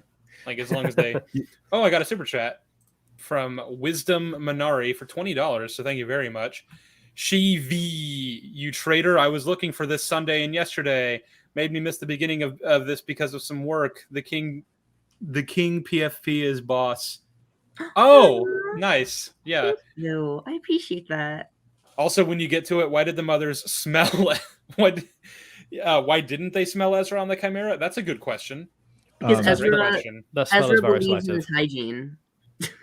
You mentioned the automatic translators thing, Sheev, and it reminds me of the creator, because they have a gadget that does basically that, like someone speaks like a foreign language into it, and then it like repeats it in English. Yeah. And in the creator, there's a moment where the American soldiers like shoot a Chinese scientist, and his coworker is like screaming hysterically over it, and like she's screaming in Chinese, and you can hear the robotic voice coming from the translator. Please go make love to yourself, and then make love to your mother. Yeah. forget that. Like, do you know the Babel fish from Hitchhiker's Guide to the Galaxy, which like you shove a fish in your ear and you can suddenly understand any language and any like spoken to you. Or you drink like the ooze in Quantum Mania. Well, it's just like the Marauders turn up and Balin's like, "Hi guys, I'm just gonna put this fish in your ear real quick." Oh God! Oh shit! Hey! Oh, this show fucking sucks, man. Troopenheimer. Oh, you just removed him. I didn't remove him. He just left. He just dipped. He just came in to say the show sucks and then leave. He's not wrong. That was our cameo for the week from TK9851. Somehow TK returned. But yeah, than Zeb did. So there was that superfluous scene, and then we had the scene with Thrawn and the Great Mothers, and then Balin and Shin find Ezra and Sabine, and then it's at this point that Balin randomly decides this is the moment we're going to part ways, and he tells Shin like her ambition is to join up with the new Empire, apparently, which we haven't gotten anything about that, but all right, I guess that's what she wants. And so he's like, yeah, so we have like different paths in life now. I'm gonna go do my thing, you do yours. And she's just like, okay.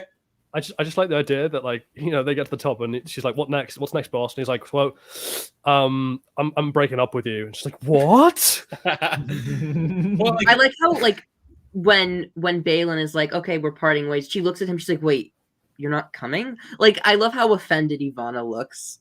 I mean, wouldn't you be? Like, you're essentially the guy who raised you from a child and trained you your whole life. He's basically her father. Yeah. Just told her to go, like, take a hike, basically. Especially because in the last episode, we had an entire dialogue where they're talking about the training of Ezra.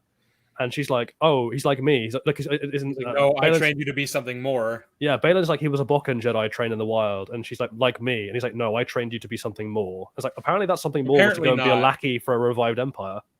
Right, like I took from that line that she factored into his plans in some way. Like either that or he just like cares about her and wanted her to be at his side when he achieved his goal. But no. I don't know how to feel about it because I always liked that Balin did genuinely care for Shin. Like they had a very like. Well, apparently not. So Yeah, apparently he never did. Weird. He never Like, and I don't even for think her these in characters Civil really War. hurt. That's the thing. Like you say that Ivana conveyed like a "oh no, you're not coming" sort of like reaction, but like I don't know. To me, she just looked like, "Oh, okay, I guess we're done. I guess that's also, it." even if Bye, that Dad. had been her reaction, my God, is that an underreaction from like your father figure just casually telling you that you're on your own now? Yeah, she should have been like, "What the fuck? I've been following you all this time. Like, I care about you. I believe in you, and you're just gonna fucking leave me. I don't care about the. Why would I care about the Empire? Yeah, that's the other thing. Though. It's like, what are they to me? Shin's motivation was just to basically be a lackey for Thrawn. I'm like, that is a terrible motivation. That was not set up at all in the show. No. Where the fuck did that come from? I'm sorry, I just zone out in every Shin scene for some reason. I to this day don't know why, but I think I can take a find guess. out someday. I like how this episode goes out of its way to be like, yeah, actually her motivation is to be a lackey to Thrawn rather, and then the next episode is like, actually no, she doesn't. She goes and becomes the head of the Marauders for some reason. You're just like, I guess I don't know what she wants. I don't know anything about her. Neither does the show apparently. No, but yeah, also, like I know I'm skipping ahead, but you know that. Sorry, man, I'm skipping ahead, but you know that how in that last episode, there's the shot of her standing on the hilltop, like raising her lightsaber above her head. Yeah. Like my sister pointed out to me, like you know the Wes Anderson Fantastic Mr. Fox when they see the wolf on the hill, and he just raises his fist. Also, I guess I'll let Truppenheimer in again. What? I'm just gonna be here. I'm just gonna be in the background. Don't mind me. Goodbye. Turn your fucking volume down, Jesus. By the way, what timestamp are we in? Is it that loud? All right then. I don't know, man. I haven't been looking through the episode, but I could pull it up. Hang on. Did we We're skip about a scene with mute this. Morgan and Thrawn? I feel like we skipped a scene. Did we? With Thrawn finding out that her master was Anakin. Oh yeah, that scene is just kind of bullshit. Southpaw, we're about 20 minutes in. Okay. Yeah, I don't know how Thrawn doesn't already know this, considering he's met Anakin and they canonically talked about Ahsoka. But apparently he just doesn't know for some reason. Yeah, I don't know. He forgot. It's okay. That Mega Mind. Thank God, Joe, that Thrawn isn't a character well noted for his attention to detail. I'm kidding. Because that would make that really embarrassing. I'm gonna mute real quick. I'll be right back. You guys carry on. Cool, it's my stream now. So what I did on my summer holidays was, no, I'm sorry, Joe. This show is it's not good. I don't really know how to put it kind of more kindly. Yeah, I respect you for being wrong, and it's okay. That's an opinion, and you're welcome to it. I'm joking, right? I totally get that you don't like the show. Like I knew you wouldn't enjoy it. Like as I was watching it, I'm like, this isn't. I don't think Jolly is gonna like this, but like. I mean, call me old-fashioned. I like my stories to make sense. I like it when the stories are. I like it when the stories are, I've ever seen. Actual stories and not just random collages of unsequenced and unconnected events. I mean, I don't know how to respond. Just to even use the little example of the scene that you just brought up, right? Of like Morgan and Thrawn, where Morgan's like, "Oh, here's everything we have on Ahsoka," and Thrawn's like, "Oh, okay. Oh, she's Anakin Skywalker's apprentice," and he looks afraid. Like, there's so much wrong with this. The first is I don't understand how he wouldn't know this. Like, he knew Balin. He knew Balin by reputation, so he's clearly done his homework on the Jedi generals of the Clone Wars, but he never bothered to find out who Anakin's apprentice was, especially because he knew canonically that Anakin and Vader are the same person, and the show confirms that he did know that. You'd think that would be something he'd be interested in, seeing as he worked with the man. But oh well. Particularly when Ahsoka Tano was publicly, according to the Empire, publicly was Fulcrum for a while. You think this would all be something Thrawn would have done his research on when he was fighting the Rebel squads back in Rebels? But even putting that to one side, I'm not convinced that Thrawn would be that scared of Vader's memory. Well, not even Vader's memory, that he's so scared of Vader's tactical nuance that he's going to be afraid of Ahsoka from a tactical, from the perspective as an adversary, a tactical adversary. If anything, she should be very predictable.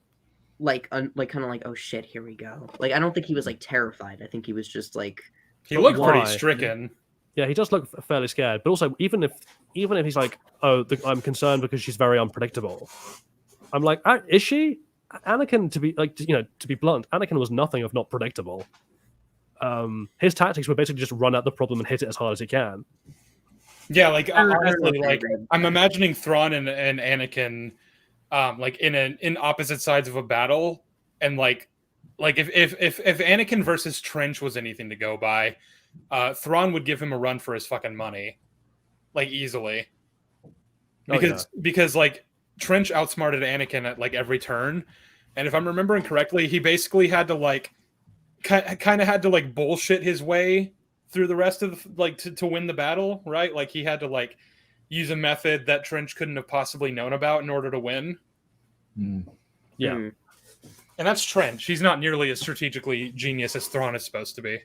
Oh yeah, and that's the thing, because even in terms of like not talking about obviously their respective ranks within the Empire or their respective physical or just general power levels, I'm not convinced that Thrawn would be that afraid of Vader tactically. Like I could believe that he might consider Vader to be a worthy adversary, seeing as Vader does actually appear to be a competent tactician, but not to the level of like being so afraid that anyone trained by him is going to be like a mortal threat to him. The thing is also canonically in the books where they're working together. One of the things I actually liked about Thrawn Alliances is like the dynamic between Anakin and Thrawn, because like they were working together on an investigation, trying to find where Padme went, and like Thrawn was observing all sorts of things and like pointing things out that like Anakin just did not pick up on, because that's their characters. Thrawn is more observant and just smarter. Like I liked that there was like a dynamic there. That whatever. Also, there are 2 super chats that I've ignored, so hang on. Hey, Grappy. Sheev is not paying attention to the stream. Stop, I guess. Okay. Thank you for the super chat. I'm just skipping right past him because he never says anything of substance. Neil Sheev talks hate. For $5, only redeemable thing about Ahsoka is Oral Knot's 80s trailer. I'd watch that over what we got. Keep up the good work, Sheev, everyone. Smiley face. I haven't watched their trailer. I don't typically watch much of Oral Knots, to be honest. Speaking of the writing of Thrawn in the canon, like not the original Zahn Thrawn trilogy, but just Thrawn as he is now in the Disney canon in the books, isn't it? Maybe I'm misremembering. Wasn't there a scene between Vader and Thrawn at some point where, in the books, where Vader's like, "You will never mention Anakin Skywalker ever again," and Thrawn's like, "Okay, but I'll honor his memory," implying that Thrawn actually had quite a bit of respect for Anakin as Anakin. Mm-hmm. Well, yeah, I missed that idea of Thrawn. The impression you get is that he doesn't respect Vader, but he did respect Anakin, and kind of vice versa. Anakin had a begrudging respect for Thrawn, but Vader hates him. Oh. Yeah, I missed Thrawn being a well-rounded character who had traits. Mm-hmm. that was neat. Can we have that back, please? No. But anyway, yeah. So then we talked about that, and we talked about Balin abandoning Shin randomly. Which I guess then is like, so then Shin and the Marauders attack Ezra and Sabine, and they're forced into a position where they're like, all right, we're surrounded, we have to fight. And he's like, you got any ideas? She hands him his lightsaber. She's like, do your thing. He's like, what thing? What do you mean? Do the thing. Do the lightsaber thing. He's like, no. And she's like, what are you doing? Like, stop messing around. He's like, I'm not joking. I gave it to you. It's yours. And she's like, okay, at least take a blaster. And he's like, nope, my only ally is the Force. So we've set the premise of this fight. Oh my god.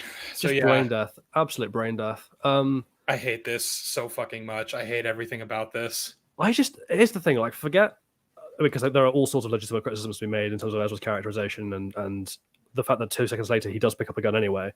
What are the writers actually trying to do here? Like, what are they trying to tell us? I'm confused. I don't think they know. I really do, because that's the thing. Fans have been defending this by saying like, "Oh, being a Jedi doesn't mean using a lightsaber or whatever the fuck," and it's like that's a straw man. That is a straw man. No one is saying that being a Jedi like intrinsically means you have to use a lightsaber. What we're saying is it's a pretty damn good, tool to use to defend yourself when multiple people are shooting at you with the intent to kill. the Force can really only take you so far when all you're using it for is like pushing and throwing people around, you know. Like this really isn't that hard to say. And like are they trying to say that he's non-violent? Because that's not true. That's obviously false. So like what is it? What's happening right now? If anything, his refusal to use a lightsaber is degrading to the understanding of the Force that Yoda put forward when he's like, the Force should always be used for knowledge and defense, never attack. And Ezra's like, no, I'm going to just use it as a weapon. That's what it's for. Like, I don't need to actually train with real weapons because I've got the Force, and that's the best weapon. Here's the thing: is like there's like a Jedi saying that I've read in a lot of the books where they're basically like, as long as a Jedi has the Force as their ally, they're never truly unarmed. And what that's meant to mean is like, we have our lightsabers, we have whatever gadgets that we have on our person, but like, should we lose those things? Should my lightsaber be destroyed or like lost or whatever? Even if it's just me and the clothes on my back, I still have the Force with me. When I'm backed into a corner and don't have any other options, I still have the Force. Like, that's meant to be the sentiment for that. Not just, I don't want a weapon. Why would I want a weapon? I could just throw people. I could just ragdoll stormtroopers with the Force. Ezra just starts doing that thing from like Force Unleashed where he picks up a stormtrooper and just ragdolls them round and round in the air. For me, I felt like the implication was that Ezra just hasn't used a lightsaber in so long, and he kind of just adopted a new fighting style where he just would use like Force Kung Fu. Like that's just his. When would he have used that fighting style? Because apparently Thrawn never found him in 10 years. So there's that. But also, unfortunately for you, Joe, the next episode exists that then goes on to prove that that's nonsense. Well, it's not even that. Like, so there's a part where he's fighting Shin, right? And she's like slashing at him, and he's having to like dodge and weave basically until Sabine shows up and saves his ass using a lightsaber. And then when Shin is momentarily distracted, Sabine's like, "All right, Ezra, go after her now." And then he like runs at her. I don't know what the plan was. He like an unarmed man just running at Shin holding a lightsaber, like with the intent to, I guess, knock her out or whatever. He is lucky all she did was pick him up with the Force and throw him against a wall. She should have like eviscerated him. Ezra was distracted by Shin's beauty and just ran at her without thinking. He's like, "I want to give you a hug. Come here. I want to kiss you." And then Sabine's like, "Ezra, you can't do that. I know it's been 10 years and you've been living with crab people, but you can't do that." Ezra just introduces one of the crowds like, "This is my wife." So it's like, right. Honestly, in that regard, I relate to Ezra so much. Like, wanting to fuck a crab. No, wanting to sexually assault Shin. What? Jesus, Joe. Steve, why did you turn that into something so predatory? I don't know. That's just where my mind went to. I don't know what that says. For me, it was more like innocent, like, oh my God, you're such a beautiful woman. And then it went into, I want to sexually assault you. Well, see, the thing is, typically when someone says that woman is so beautiful, I just want to run toward them at full speed and like embrace them. I'm like, I don't know what I meant. Okay. You're not 7 anymore. It's not cute. Ezra's like, "Come here, gorgeous." I believe in consent. I believe in women's rights. I do not want people to get the wrong idea. Women's rights. Let's discuss women's wrongs. Hey, women's rights must also come with women's lefts. All right. Also, Joe, you might respect women's rights, but apparently Ezra doesn't. Also, I just want to say I'm at 2854. I've seen the bit where Ahsoka like jumps from the ship. That fucking CGI. Yeah, I was gonna bring that up. We'll get there. Let's get there when we get there, right? Let's just do the fight between Shin and Ezra, and also like Ezra, the Force is my ally. I don't need anything else. Promptly has to pick up a gun. Well, hang on. We'll have to get to that because before that, what happens is they get surrounded, obviously, and like Shin is like, "Kill them," and he's like, "No! You want to take us prisoner, right? Take us prisoner." And then she's like, "Fire!" Having a lightsaber would probably be very useful right now, Ezra. But then for some reason, even though Shin orders them the troopers to fire, they don't, because Ahsoka rides in, knocks a few of them on their ass, and then jumps in and is like, strikes a pose. And it's like, okay, sure, but you're all still surrounded. The situation really hasn't changed. But then for some reason, instead of just continuing the way they were going to and just firing on them, the stormtroopers start just like fucking running around like headless chickens. This happened. Excuse me? This happens both in Fuck this you, TK. episode and in much later episode, in the next episode as well. There is a consistent pattern of the stormtroopers having overwhelming numbers and every like angle advantage, like surrounding our protagonists, and just refusing point blank to take easy shots into their back. This isn't even them like stormtrooper aim missing. This is just they just refuse to shoot. It's very strange. Mm-hmm. Also, I just like to point out, like the sheer weight of numbers here. Like this isn't like a squad of like 15 troopers versus our protagonist. This is like what looks to be somewhere between like 50 and 100 of them. Like just That's a lot. yeah, just surrounding them from every angle. And I'm like, I'm sorry, I don't care how good a Jedi you are not fending off 100 blaster bolts at once from every direction. Like that's the entire point of why Order 66 worked. One second, I see it. I'll get it. Okay. I'll get to it in just a second. I was gonna say. just to round this out, like I don't even know what like Ahsoka's plan was, right? Because all she did was knock a few stormtroopers down and then jump in to be standing right next to Ezra and Sabine. They were already in what was considered to be a compromised position where they're surrounded on all sides. So, like, what was she planning to do there? She just put herself in the line of fire, basically. Just none of it works. But also, super chat. Another one from Wisdom Minari. Thank you very much for the super chat. I miss it when Thrawn would use air superiority to devastate enemies on the ground rather than wasting his infantry. One bomber and the conflict is over. Also, I'm so sick of Thrawn doesn't want to waste resources as a defense. I'm right there with you. Yeah. Did he have bombers in the hangar? Sheev, her plan was to be saved by the writer. Yeah, exactly. Like, he had bombers, I think, right? Or at least he had, like, TIE bombers or TIE fighters. He's got a bunch of TIE fighters. He's got a lot of aerial resources, is all that really matters. Wisdom Minari says, Sheev, her plan was to be saved by the writer. Just pointed that comment out, South Poo. Sorry, I haven't been paying attention, all right? South Pain. Seethe Paw, all right? Paw. Listen, I'm Seethe Paw, you're Seethe Talks, and then we have Jolly Cope. The Jolly Cope, yeah. T-Cope 9851. And then Cope Yorio, right? Cope Yorio. My name is Truppenheimer, for God's sake. Oppenheimer. I'm not going to call you that, TK.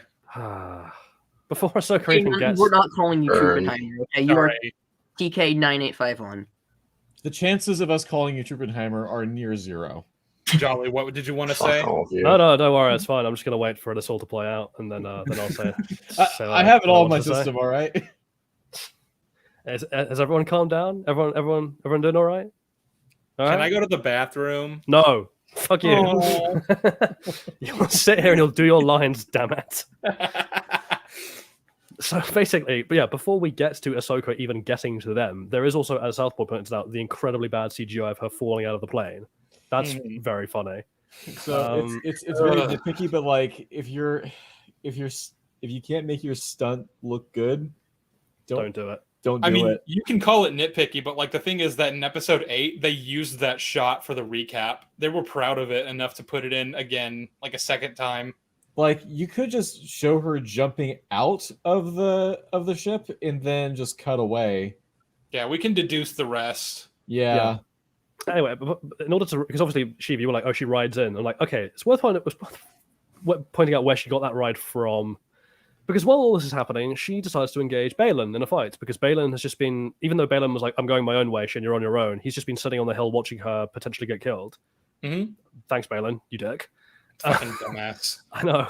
And then, hey, do you remember how in episode like 3, or was it 4 rather, like he chewed out Ahsoka for abandoning her Padawan?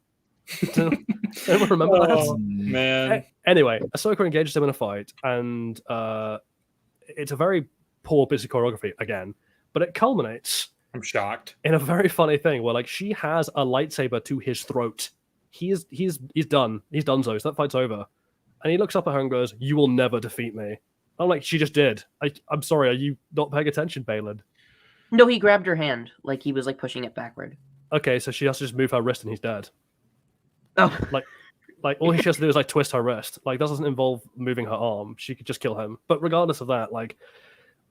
She'll never defeat him because 16-year-old Ahsoka could defeat Darth Maul, but Balin, he's just a step too far, I guess. Balin is very powerful, okay?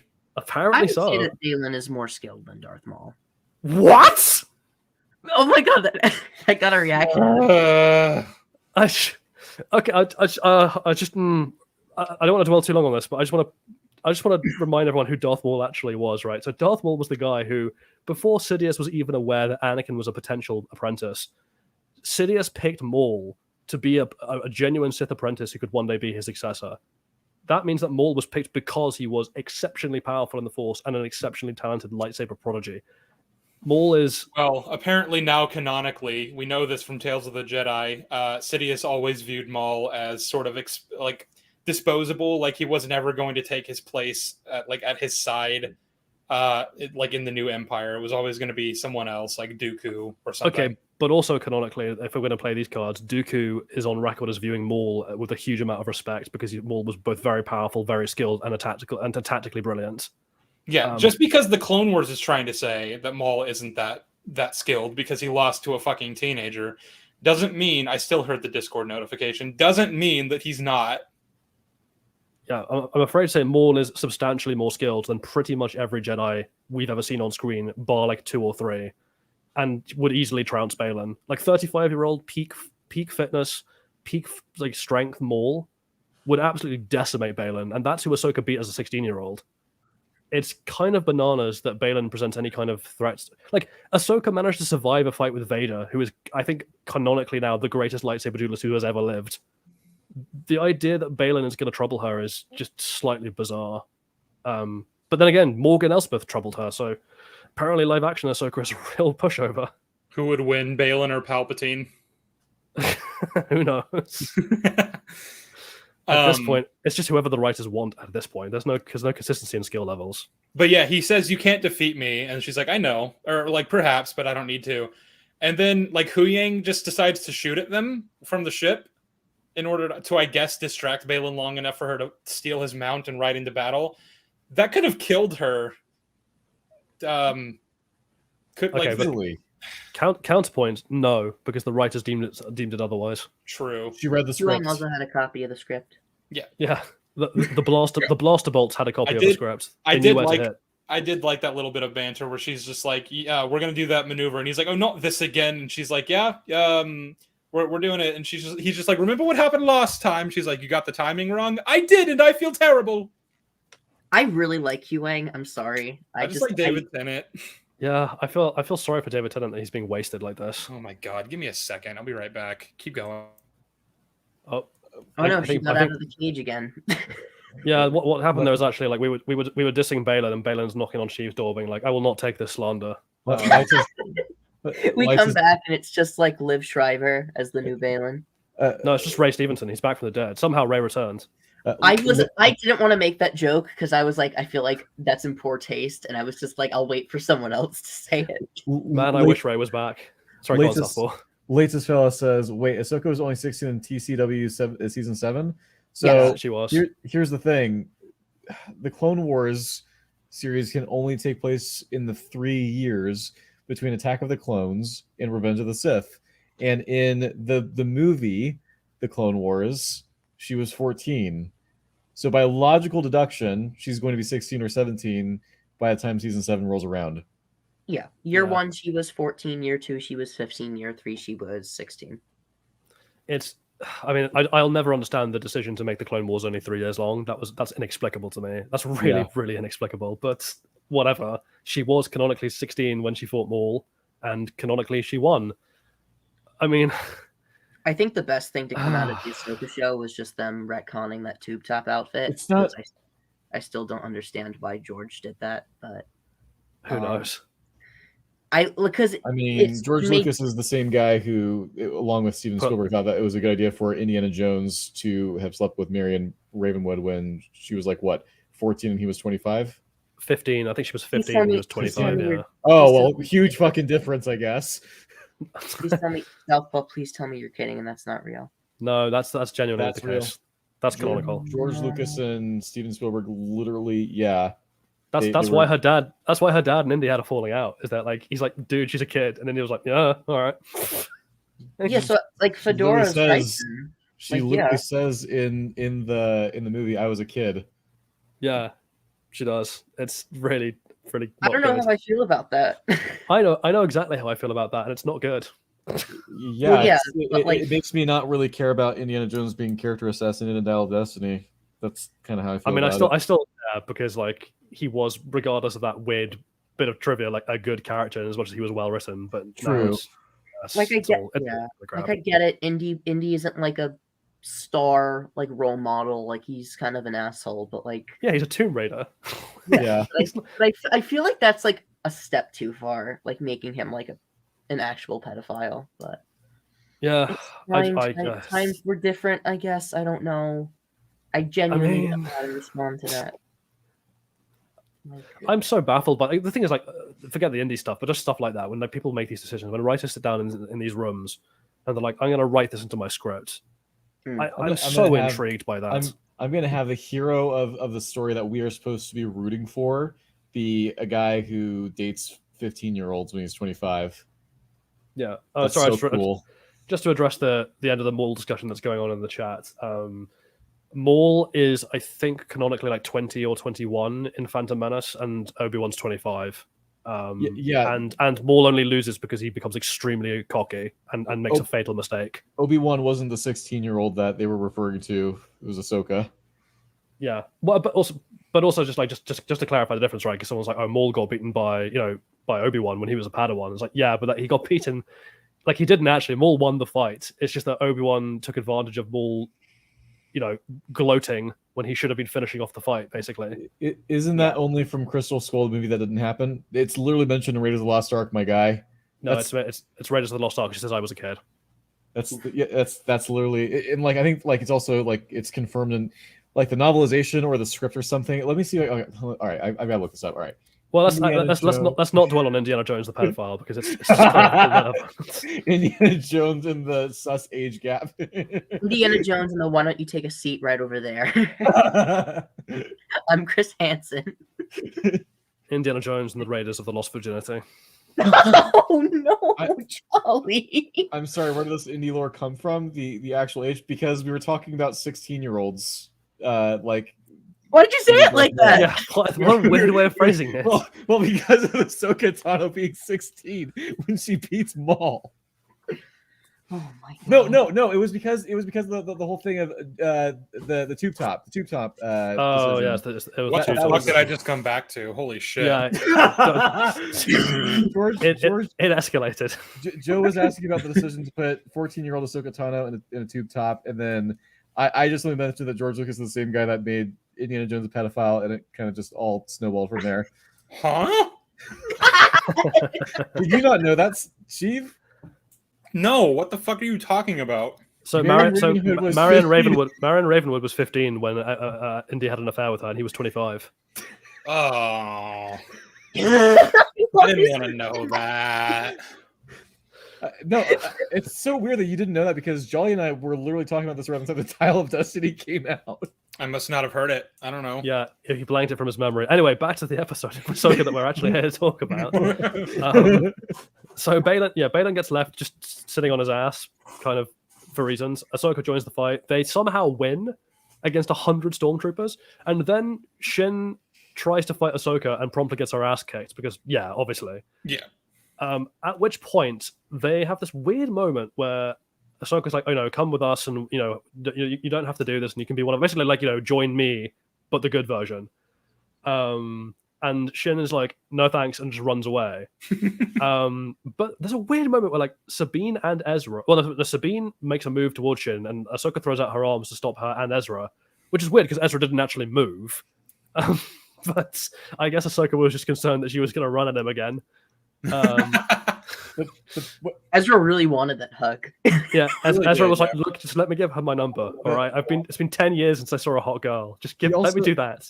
He also did the Padme and Annie age. Padme and Annie had a much smaller age gap. Can we please get off this topic? Yeah, let's not do that. Let's really not do that topic, please. Yeah. Anyway, so yeah, Shin runs off. Presumably, I'm sure this will be followed through in the next episode, given what her motivation was described as in this one. Presumably to rejoin Thrawn. Right. Right. It's almost like Padme meme, right? Where like Shin's like, my motivation is to join Thrawn, and Padme's like, so you're gonna go back and join him, right? Right. Yeah, and then they have their reunion scene where Sabine's like, "Oh, you're not dead," and Ezra's like, "Wait, you thought she was dead?" Once again, it's not something that he actually addresses. It's so odd.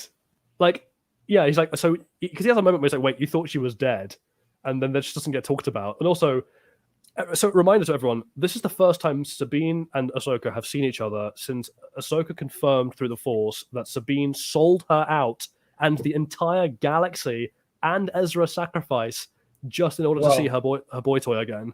What I put down in my notes was like, I'm sure Ahsoka's happy to see Ezra again, so I'll let her have this moment. But, you know, she better eventually acknowledge what Sabine did and call her out on her shit, or I'm going to be supremely annoyed. Yeah, that didn't happen. Yeah. Also, and again, side note, because this is something, again, that'll happen in the next episode. Why does no one have a normal human reaction to seeing each other again? Like, she hasn't seen Ezra in 10 years, and she just kind of greets him like they've met at a party, you know, after having been away from each other for like 6 months. Like, he went on a sabbatical to New York or something. She's like, oh, man, Ezra, it's just good to see you, man. And I was like, it should be way more emotional than that, surely. Oh, at least for him. At least for him. Yeah, it's like, darling, it's so good to see you. And it should really be just like Ezra being like, "Oh my god, it's you." So I'm sorry, I'm scrolling through the episode. So Sabine and Shin are having a lightsaber fight, and then Ezra pulls Sabine away from a killing blow from Shin. And while he does that, Sabine fires her flamethrower that she had the whole fucking time. Oh yeah, she's just had this apparently. Yeah. And I'm like, I'm sorry. Do you know what a Jedi's defense against a flamethrower is? Running the fuck away. That's the best. A lightsaber can't block. Unless you're Grogu or Kanan Jarrus, where you can just block the flames using your hands. I refuse to allow those to be considered canon events. No. It's weird. Attack of the Clones do this better. You know, Jango starts using against Mace Windu. Mace just jumps off. He leaps away, throws the robe away. The Clone Wars did this better. Anakin tries to hold back an explosion, and it's portrayed as like a moment of extreme power. That like he's even able to do that for like 2 seconds before he gets overwhelmed. I'm sorry, but like if you bring a flamethrower to a lightsaber fight, you should use it. Yeah, it's other things like doesn't Sabine canonically have in her little wrist a grappling hook like most of them do? Why wouldn't she? Because Din and Boba have it. Yeah, and she uses it to pick up the fallen lightsaber at one point, right? Yeah. So like Gideon has one, Bo has one, Paz had one. Which, like, again, man, that would be so useful if you're like, well, Shin's distracted, you just grapple her arms, which is something that's happened to Jedi before with that exact technique where Jango did it to Obi-Wan. Jolly, Shin didn't consent.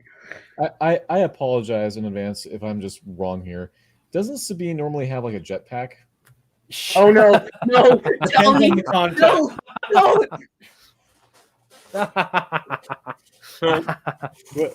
Let me lay this out for you. I'm sorry, okay. I'm eating. I got my food delivered to me.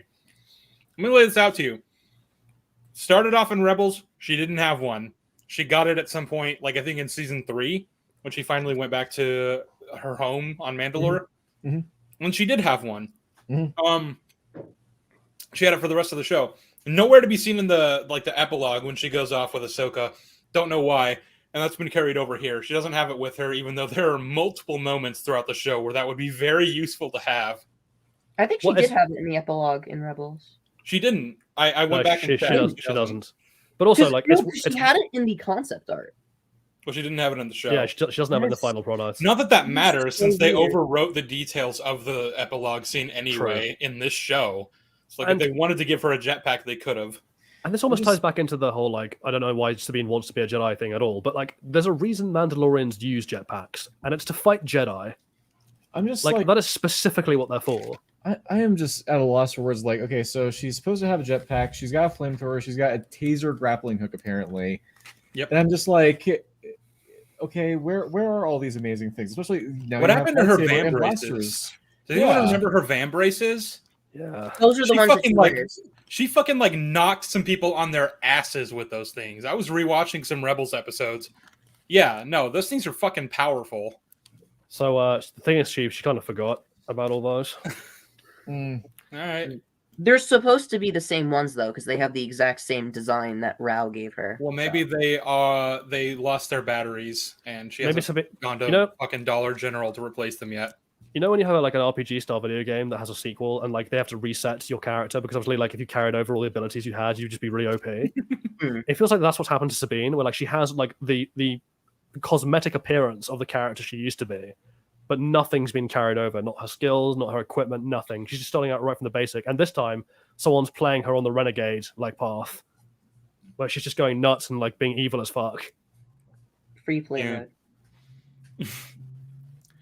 But I think that's everything in episode 7, right? We talked about Ezra and Ahsoka's reunion and the whole "I thought Ahsoka was dead" thing. Yeah, we've talked about all that. There was one thing I wanted to bring up that was weird. Okay. Because I noticed this in like my third rewatch. So when the Great Mothers are looking for Ahsoka in the debris field, there's this really weird moment where Morgan is like mouthing the ritual words, but she's not in the ritual. Like she's like just kind of like next to. She's just a zealot.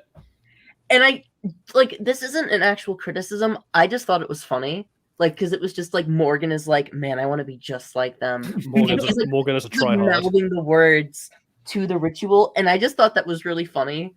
And the way that Diana Lee Insaniato was delivering it just like made me crack up because I don't know why I missed it. I really want a version of this where like it's like the Nightsister trio are like the Mean Girls. It's like a Mean Girls movie where Morgan is trying to like mouth along with them, and they're like, "Stop trying to make your spells happen, Morgan. Your spells are not going to happen." Although great. Joe, you bring up an interesting point, which is Morgan. It was actually in Sheev as well. Morgan's a zealot, is she? That's news to me. I don't know what her motivations are. Well, like she's a fascist. She like most characters. Oh, okay. She's just a fascist. Okay. To be fair, most bad guys in Star Wars are just we want fascism. Like, no, that's not true. I'm sorry. Reductive. It's just I'm not sorry. true. Is it though? Like, I mean, I'm doing like the shaky hands thing right now. Okay, so for example, Joe, what's Thrawn's motivation? Why does he want the Empire back? Why does he even want to like rebuild the Empire? Well, it's supposed to be about the Chiss ascendancy, but I don't. Right, but we've got nothing about that in the show. So if you're a casual viewer and you haven't read Timothy Zahn's Thrawn trilogy and you don't know what the Griscar or the Yuzhan Vong were, why does Thrawn give the slightest of shits about the Empire being brought back? Jolly, that is an excellent question. Yeah. Yeah. Well, the thing is that like you could present this question either way.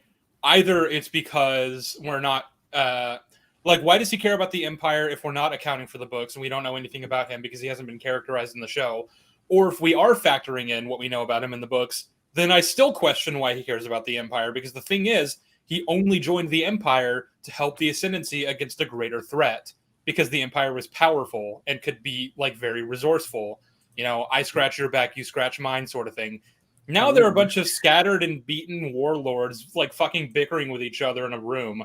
Like, they have no power. They have nothing. Why the fuck does Thrawn care? They can't help him. They can't help the Ascendancy. They can't even fucking help themselves. They need him. Well, this just comes down to a common problem, right? Because it's not just Thrawn. The reason I bring this up is like why is Thrawn doing anything he's doing? No idea. Why is Morgan helping Thrawn? No idea. The Nightsisters are helping Thrawn. Why are they doing that? No idea. Because they want to go home, Jolly. They want to go to the planet that they've never been to before. Yeah, there's that. Sabine wants to be a Jedi. Why? No idea. Ahsoka didn't let Sabine help her family. Why? No idea. The New Republic don't give a shit about anything that's going on. Why? No idea. Like, it's just everywhere I turn, no one has any fucking motives. Yep. I don't get it. What? Who writes like this? Dave Filoni does. Apparently, in my script that I'm working on, and Sheev's been privy to this, I make at the time, because I wrote it when we were only 3 or 4 episodes into Ahsoka. I made what I thought was a slightly cheap jab at Dave, where I was like, I view him as someone who scoops out the insides of established characters, and then marionettes them around like demented sock puppets around the kind of like cardboard cutouts scene sets in his basement. And I was trying to basically imply that like there is no substance to anything that he does.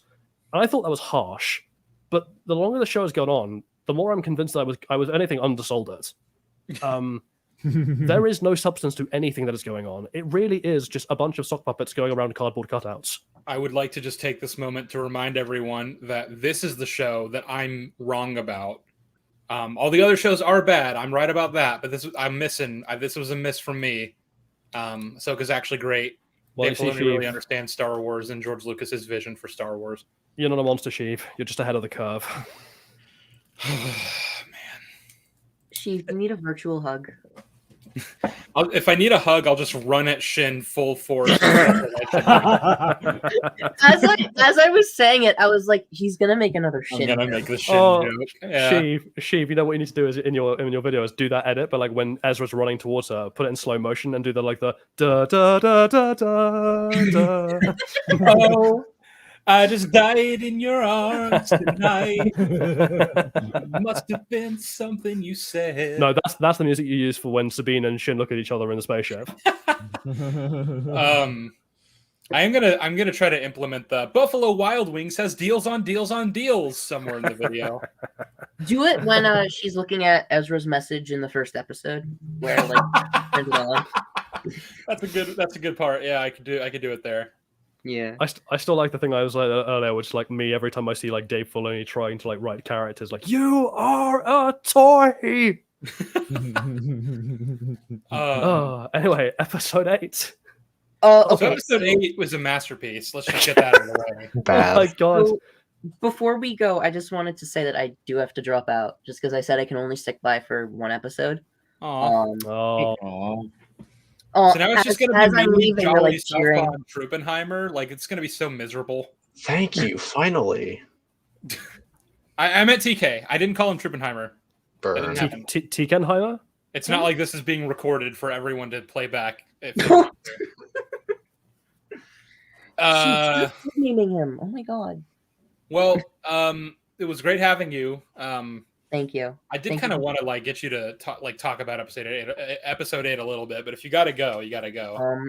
I think it's best that you don't know my thoughts on it. That's all right, Joe. I know your thoughts, so I'll be sure to let everyone know. Oh no! About your spleen, by the way. Like, that was a promise that Jolly you do owe me a spleen. This is something I'm going to collect.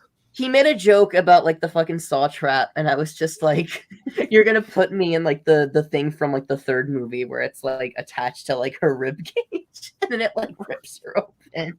Oh my god! But I think my response to that was like, "Give me your kidneys." but he sent like the freaking like Billy the Puppet gift too. It was like a whole thing. But but I appreciated this. I had fun. I know that we don't agree on the show at all, but I had fun ribbing it. So yeah, but I appreciate you guys. I appreciate all of you except Truppenheimer. But Wow. all of you have a good night. Have a good night. No worries, Joe. Hi, Joe. It was fun having you on, man. Yeah, Joe. I appreciate you. I will say there was the one funny thing about like our dynamic with Joe is that like every single episode, like every single week when a new episode would release, like I would have like not seen it yet because I typically wait a few hours, and like Joe would just watch it immediately when it drops on Disney Plus, and they would just DM me and be like, I liked it, and then after I finally watched it, I'd go in there and be like, well, but that means presumably as well, because I watch it pretty much immediately as well, and then I message you. So that means you open like your Discord inbox and have Joe being like, "It was wonderful, I loved it," and like the very next message is me being like, "I want to die." Inside, pretty much every single week, and I was like, "Yeah, that's about that. That about sums it up." Every single week.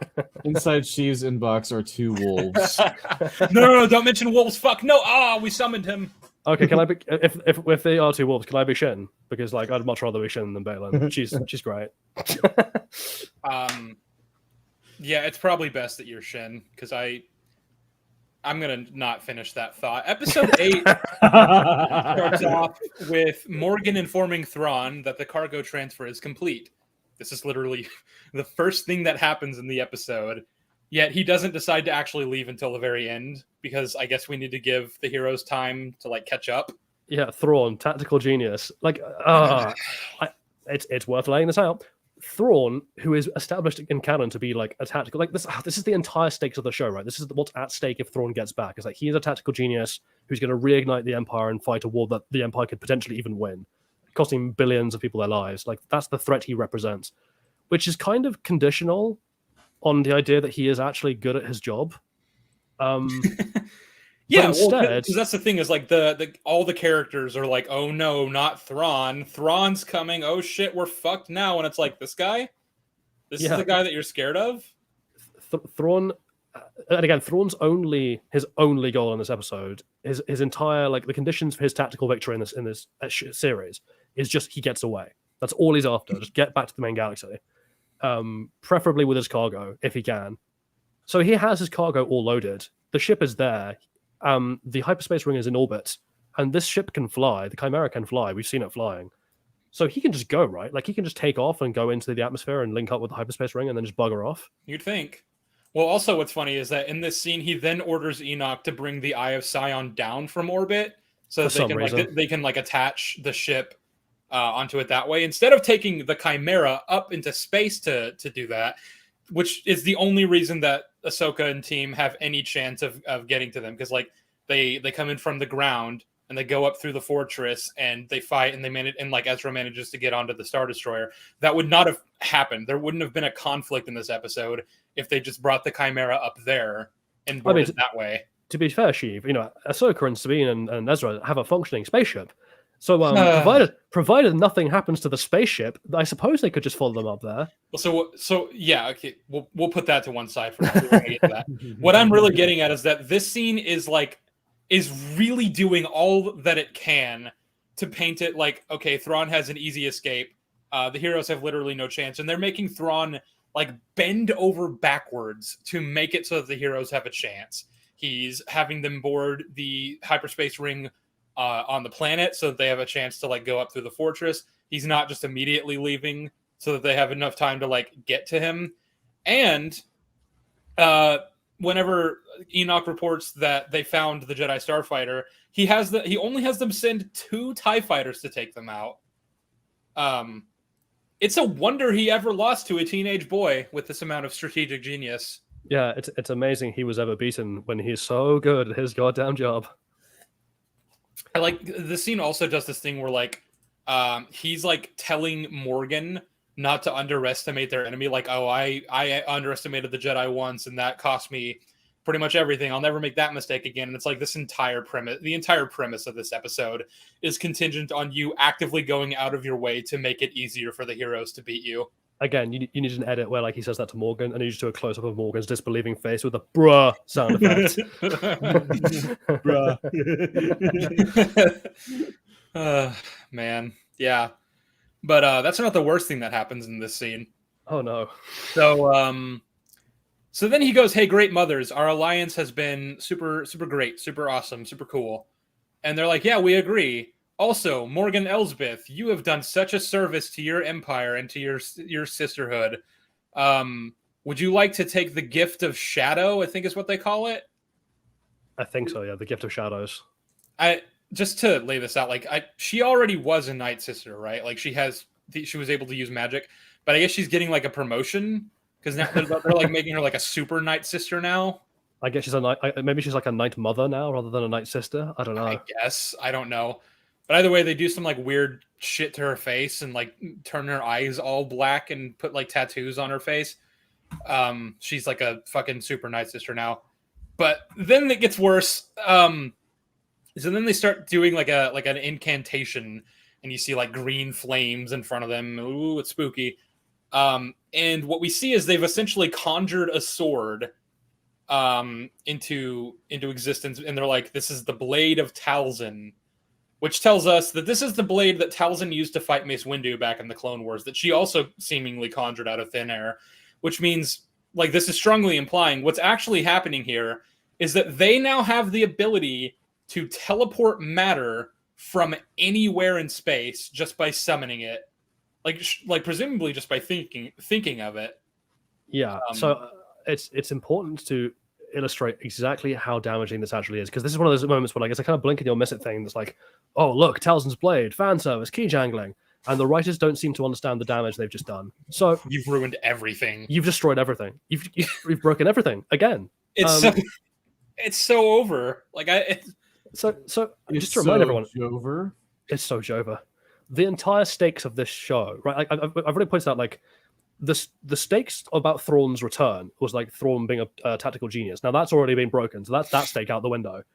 But in terms of like the whole MacGuffin, the whole like structure of this plot that set up this quest, right? Like the whole like we have, the enemies have one chance to get to Thrawn. He's in exile. He's basically unreachable, and therefore, because they've hit upon this one way of getting to him, we have one chance to stop him from coming back. Like that's the stakes of the whole show, right? Yeah.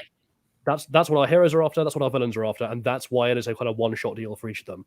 That is entirely contingent for both of the sets of that equation on the idea that Thrawn is in exile because Thrawn literally cannot get back because it is almost impossible to travel between galaxies. And we have just been shown that the Night Mothers, who Thrawn is allied with, have the ability to teleport matter between galaxies.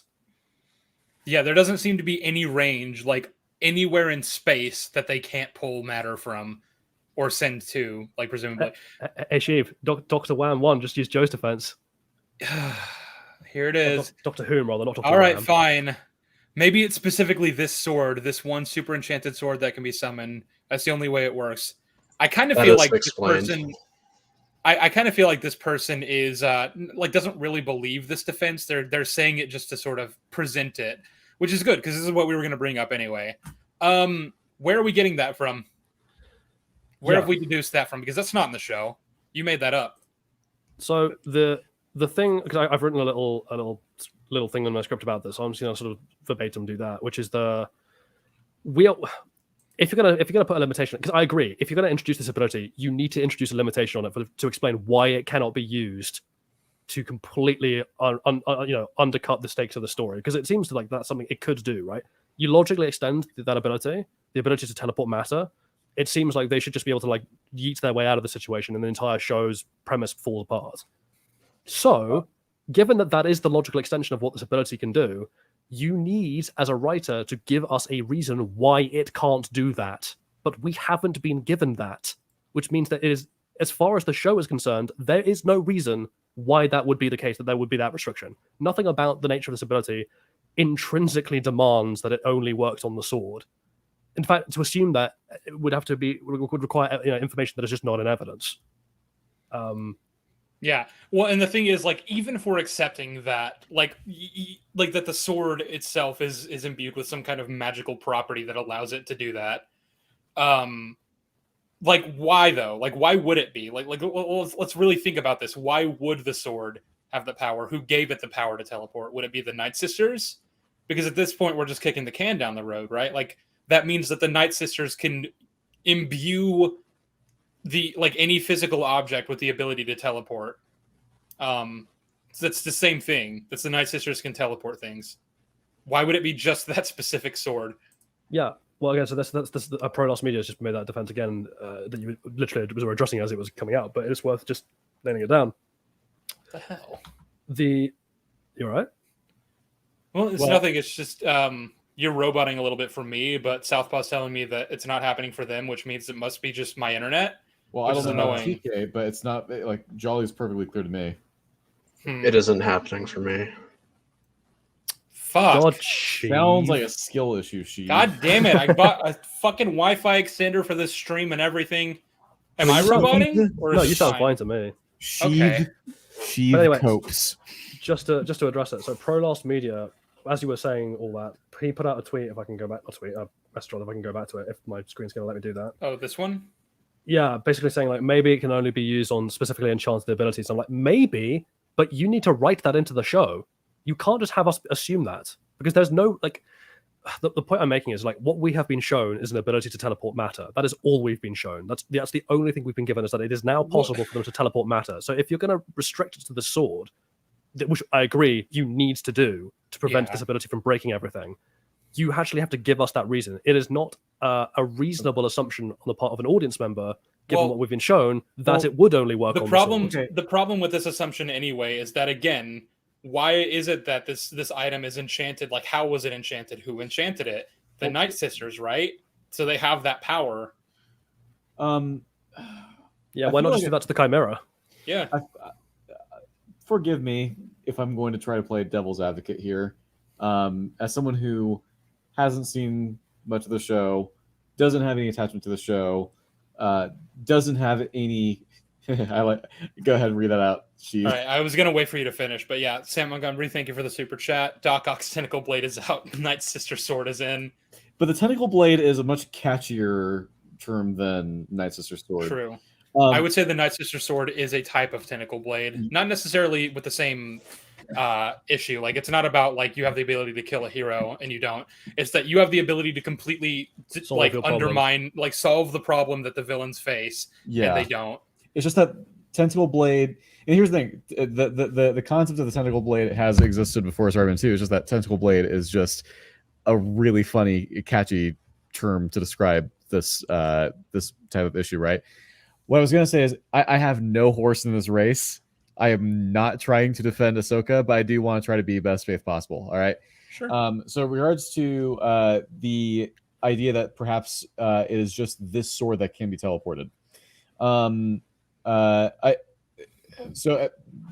you say that this limitation that only like certain objects can be materialized by the Nightsisters, when you say that, like, how do you suppose that they specify this to the audience?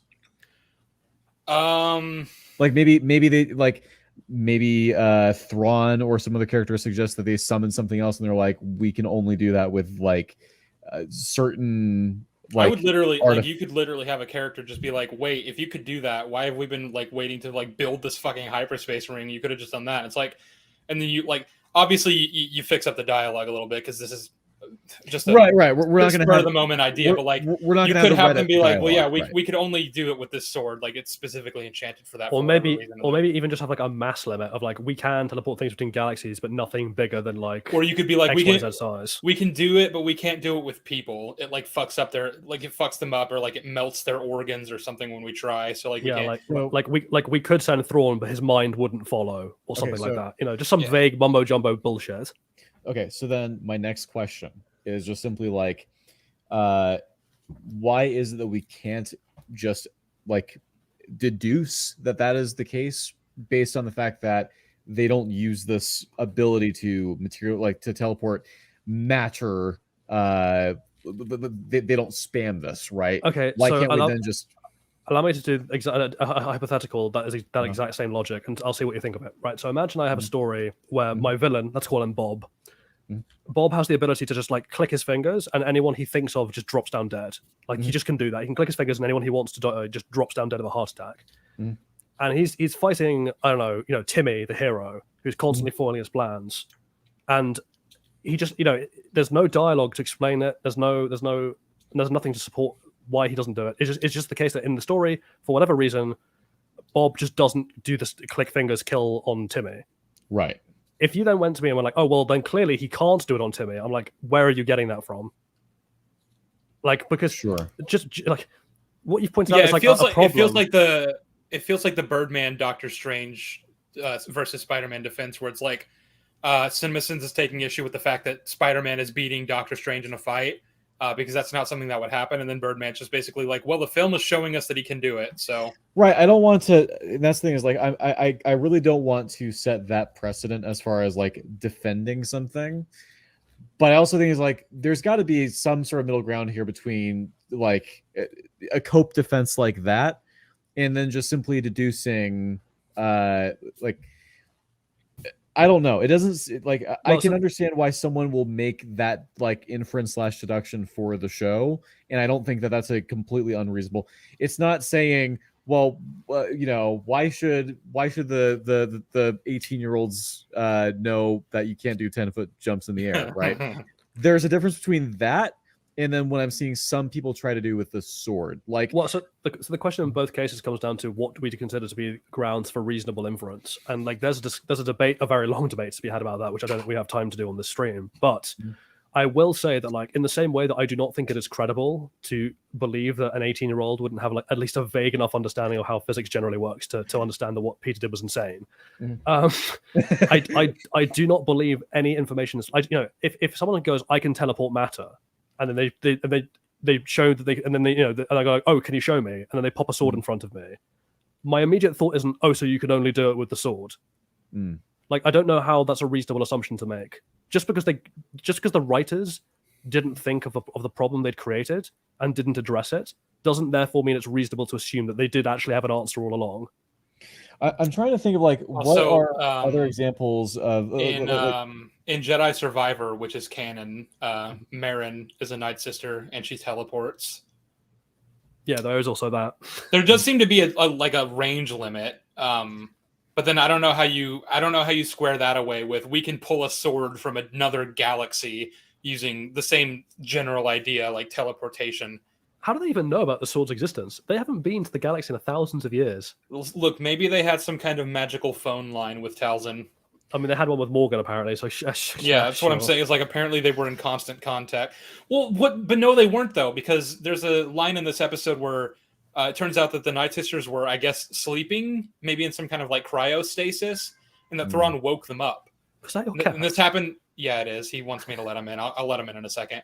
But like that implies to me that they've been asleep for presumably hundreds or thousands of years, and that Thrawn woke him up when they got to Peridia, which would have been like around the OT time period, after Talzin was dead. Okay, so I'm trying my very best to think of like what are examples from other media in which a character appears to materialize some type of object from thin air. Maybe like Loki. Right, he does this with knives very often, right? Well, let's just because I don't know if there's a 1-to-1, but we can do a 1-to-1 reverse, which is the portals that Strange uses. You know, there's the argument like why, given that he can cut off Obsidian's Cull's hand using a portal, does he not use that on Thanos? And right. So, you know, if someone just goes, oh, well, clearly he can't, or he would have done it. I'm like, that is not an answer. Yeah, we have been shown that he can do it to other people. I've never ever respected the one in. How many timelines did he like look at? 14 million? 14 million and 7 or something, yeah. Yeah, like I've never bought that explanation. That's always been like it's just an excuse. It's just the writers writing in. That's my point, Southpaw, which is if the writers are then like, but we're telling you that's the case. I'm like, that is not good enough. Just because you're the writer doesn't mean that what you're saying makes sense. Yeah. I suppose that's fair. I'm listening to this and it's like this is just the thing with like criticism in general is I don't want defenses or criticisms to set a problematic precedent, and so I can see how like some defenses or like even defenses I'm trying to advocate for are like seem to set a dangerous precedent, but I'm also like a little bit worried that in this case we might also be doing that with like just it's almost like just assuming in bad faith how this magic works. I'm not saying you guys are being bad faith. Not bad faith, but like uncharitably. I'm sorry, I don't accept that because the standard we're setting here is that if you've introduced an ability on the behalf of your characters that undermines the stakes that you set up as being like fundamental to your story, you have to. It is therefore like incumbent on you to introduce restrictions that explain why it can't just do that. That is on you as a writer. If you have failed to do that, it is not me being bad faith to point out you failed to do that. If I want to write a story where Timmy tries to defeat Bob, and I know that Bob can snap his fingers and kill Timmy, then I need to write in some reason why Timmy can't be killed the same way as everyone else. I just want to walk back where I say bad faith. Like that's a bad way. I would say uncharitable might be the better way to say it, because bad faith implies like dishonesty, right? But I think that's fair. Again, just trying to play devil's advocate here. No. I guess just the reason because I appreciate you bringing this up. Like this is not us having a go at you, right? It's important to get our ducks in a row about why this is a problem. Because like for a lot of people listening, because we spend a lot of time on this now, a lot of people listening might be like, it's a throwaway moment. It's just one sword. It's just a bit of key jangling. Sure, it was very obviously key jangling, but who actually cares in the long run? And I'm like, but the problem is what this indicates about the writers, that they have introduced a world-shattering moment that they don't seem to be aware of the consequences of in their pursuit of a piece of key jangling. Yep. This is a problem. This is this apathetic and lazy attempt at a way of writing is the reason Star Wars is in the rut it's in. if they're willing to do this just to introduce a sword from that one Clone Wars episode where Mace Windu teams up with Jar Jar Binks to save Jar Jar's girlfriend, like, I don't know, like, what do you think they'll do to reincorporate this fan favorite character or this thing from that episode that everyone really likes? Was that sarcasm I just heard from you, Sheev? No, that really happened. That's actually a Clone Wars episode? Yeah, that's where the sword's from. Windu and Jar Jar team up to fight Mother Talzin, who has kidnapped Jar Jar's girlfriend. This is the show that everyone says is peak Star Wars, by the way. I'm so glad I never watched the Clone Wars. Okay, I should correct myself. I've seen like the first couple seasons of the Clone Wars, and Plo Koon's a Chad, but I have not seen enough of it to have even known that this was a thing. On a completely unrelated note, I do find it funny. We're having this discussion, and like Truppenheimer's like totally silent. So I keep on like glancing down at his like PFP, and it's staring at us like nondescriptly, like he's just really disappointed in us. No, he just seems to be staring at me. His icon's directly facing me. He's like, "Why are you defending Talzin's sword being teleported across galaxy? You're better than this, Southpaw." Okay, South Cope. My apologies. I'm just doing like 2 things at the same time. Oh, no worries, man. To be fair, I think we've addressed this point, so let's move on to the next bit of the episode. Before we do, I will say, because this is like when it cuts to the title sequence or whatever, and like I paused it and I just DM'd Jolly when I was first watching this episode, and I was like, I'm only 7 minutes in. He's like, it gets so much worse. Because that's the thing. I'd watched it before Sheev, because I watched it as it came out, and I was doing like almost like a live stream of messages to him being like, what the fuck is happening? Oh my fucking God. I can't believe they didn't just do this. Like every 3 minutes, there would be like a new piece of world breaking. And I was like losing my fucking marbles. And I think she was like reading all this like patiently being like, I'm sure it's not that bad. I think Johnny's being hyperbolic. Went and watched the episode, and like, the first message I got from him was like 7 minutes in. He's like, I'm only 7 minutes in. What the fuck? What the fuck is happening? Sheev, you've really, between Jolly with this show and me with Fury of the Gods, you've really got to learn to trust us. If we're saying it's that bad, it is that bad. All right. I think the lesson I've learned from Ahsoka and Fury of the Gods is I got to get better friends who don't make me watch shit movies and TV shows. Hang on, I didn't make you watch this. You made me watch this. Yeah, well, I don't have it. I made you. Yeah, I made you watch Devil's Hour, which was fantastic. Oh, so that's fair. I made you watch Croods too. I introduced you to the fucking Severance show. Did you ever even finish Severance? I'm working on it. You know what? God damn it, Jolly. You watched. I watched through Andor with you, so there is that. Andor was great. I cultured you, and you encultured me with the Croods too. Also, man, you need to let your cat in, because I can hear your cat screaming. I literally left my door ajar for them. Those dumb little shits don't want to come in. I don't know what they want. I introduced you to terriers, okay? Oh yeah. Gotta ride with the Trickster and the Javelin Man. Yeah, to Atano by the Sea. Which, by the way, oddly enough, actually describes Rick Flag in the Suicide Squad. Yeah, it does, yeah. So the credits roll. What's next?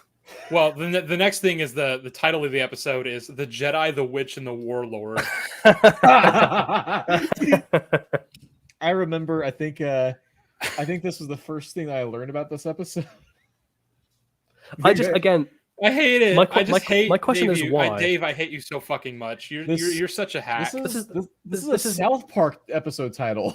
Yeah, so again, because it's such a small thing, I imagine lots of people are like, okay, yeah, that is silly, but it's just meant to be like a bit of like a homage. What's the issue? And I'm like, the problem with things like homages or references or however you want to describe them is that like there is a very clear difference between like where it's a hollow, empty callback, where it's got nothing thematically to do with what you're trying to do. You are literally just going, hey, remember this thing? Remember this thing that's completely unrelated? That was cool. Yeah. And this is clearly that. Like, what does The Lion, the Witch, and the Wardrobe have to do, plot-wise, thematically, in any sense, with this episode, or indeed the show? Well, there are witches. I guess there's a witch, yeah. If you squint hard enough, the mounts that they ride kind of look like lions, maybe. Yeah, it's like, how dare he invoke Narnia? Like, my reaction was similar. I saw, rather than how dare he invoke Narnia, my reaction was like, how dare he cite the deep magic to me, which I was there when it was written. By the way, I had some people asking me about like the names of these people, like on the stream. There should be a way to make it so that you guys can see the names of each person on the stream, just so you know who's talking and who's who, in case you're not familiar. Like, Odrin's the one with the Morgan Elsbeth profile. Troopenheimer is the one that has a stormtrooper helmet. I think that's pretty self-explanatory. I'm Sheev Talks. Yeah. Guy on the very right, top right there is Jolly Chap. Yep. That's me. With the BTAS profile picture. One of the greatest shows of all time. One of the greatest animated shows of all time. It's a universal truth. You know, it's disingenuous to say that something's objectively bad, including Ahsoka. By the way, it is disingenuous to say that Ahsoka is objectively bad. Yeah, but, Andrew, I know it's a setting. I forgot how to do it. I haven't fucked with it. Hang on, let me look. Literally, also just to have it for your streams. Like, our names are like present in the Mandalorian stream. Yep. So yeah. Also, just to answer what you just said, Southpaw. Yes, I'm gonna die on this hill. Ahsoka is objectively a badly written show. I'm sorry, it just is. It is objectively poor. Its quality is not good, objectively. I'm prepared to defend that hill to the last breath. Well, but you see, according to the guy that says that there's certain universal truths, it is disingenuous to say that something is objectively bad. Oh, I care so much about what Nerdrotic says. Oh yeah, Nerdrotic, that bastion of good criticism. Oh, I'm glad we invoked his name. Maybe StreamYard like made it so that you can't do that anymore, because like I can't. Whatever, I'll fuck with it later. I'm not gonna deal with it right now. To read names is a power only one has achieved, but if we work together, I know we will discover the secrets. Odrin simply needs to have an avatar that's going to be like as recognizable as anyone else's in this call. Wait, Odrin, that's a great profile picture, but I'm gonna send you an even better one of Morgan. You should use that instead. Oh, okay. I do like how his Morgan one though looks like she's been on a night out and I had like a bad curry and is about to throw up. It's just like I've seen so many really drunk girls and guys just standing outside of clubs at like 3 a.m. with that exact expression on their face, like the slightly hunched shoulders, like the staring blankly into space, like the pavement's about to get splattered. Oh, Neil, why did you say this? This one, Odrin. Oh no! The fact Sabine survived being stabbed by a lightsaber—that's not a good leg to stand on to say Ahsoka is good. So the lightsaber stab for the last time. The lightsaber stab is fine. There are so many things to criticize this god awful show for. Can we please stop picking out the one example that actually isn't a good criticism? Like we're not going to rehash this, but we went over this in like exhaustive detail in the first stream we did on episodes 1 and 2, and we gave our reasoning. So if you're interested, go back and watch that. But yeah, also, so many people have been just not listening to us. It's kind around of the 2-hour mark, I think. So by the way, them defending that does not mean that they're saying that the show is good. Oh, it's not.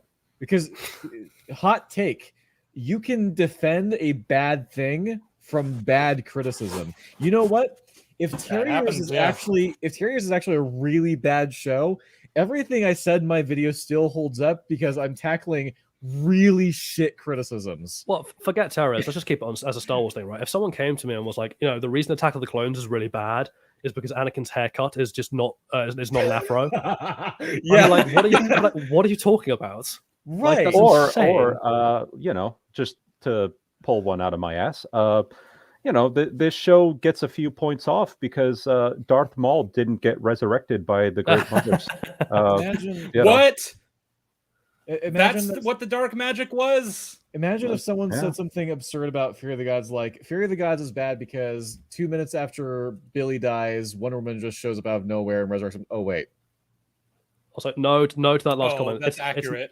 It's not that Sabine surviving and Talzin. No, that's the Naga one. Yeah, these are not equivalent things, right? Like we focused on Talzin's. This bears repeating. We focused on Talzin's sword because of what that says about the writing and the quality of the writing and the attitude towards the writing as a whole. Sabine surviving is not an issue. Talzin's sword is. Well, Talzin's sword is also not a nitpick. It literally breaks the stakes of the show. Yeah. So neither of those things is a nitpick because a nitpick has to be a valid problem that's just immaterial to the story because nothing significant changes if this is patched over or removed. Okay. Sabine surviving is plausible enough. It's not a problem. Talzin's sword is a problem for reasons that Jolly and Sheev have outlined. Yeah, if you want a natural nitpick, here's a natural nitpick for you. In some scenes in Two Towers, Legolas's eyes are different colors because because Orlando Bloom wasn't wearing contacts in some of the scenes. That's a nitpick. In You one know what's shot a nitpick in Ahsoka that I have? What? There's a part it's something I noticed in like episode 6 and I haven't been able to unsee.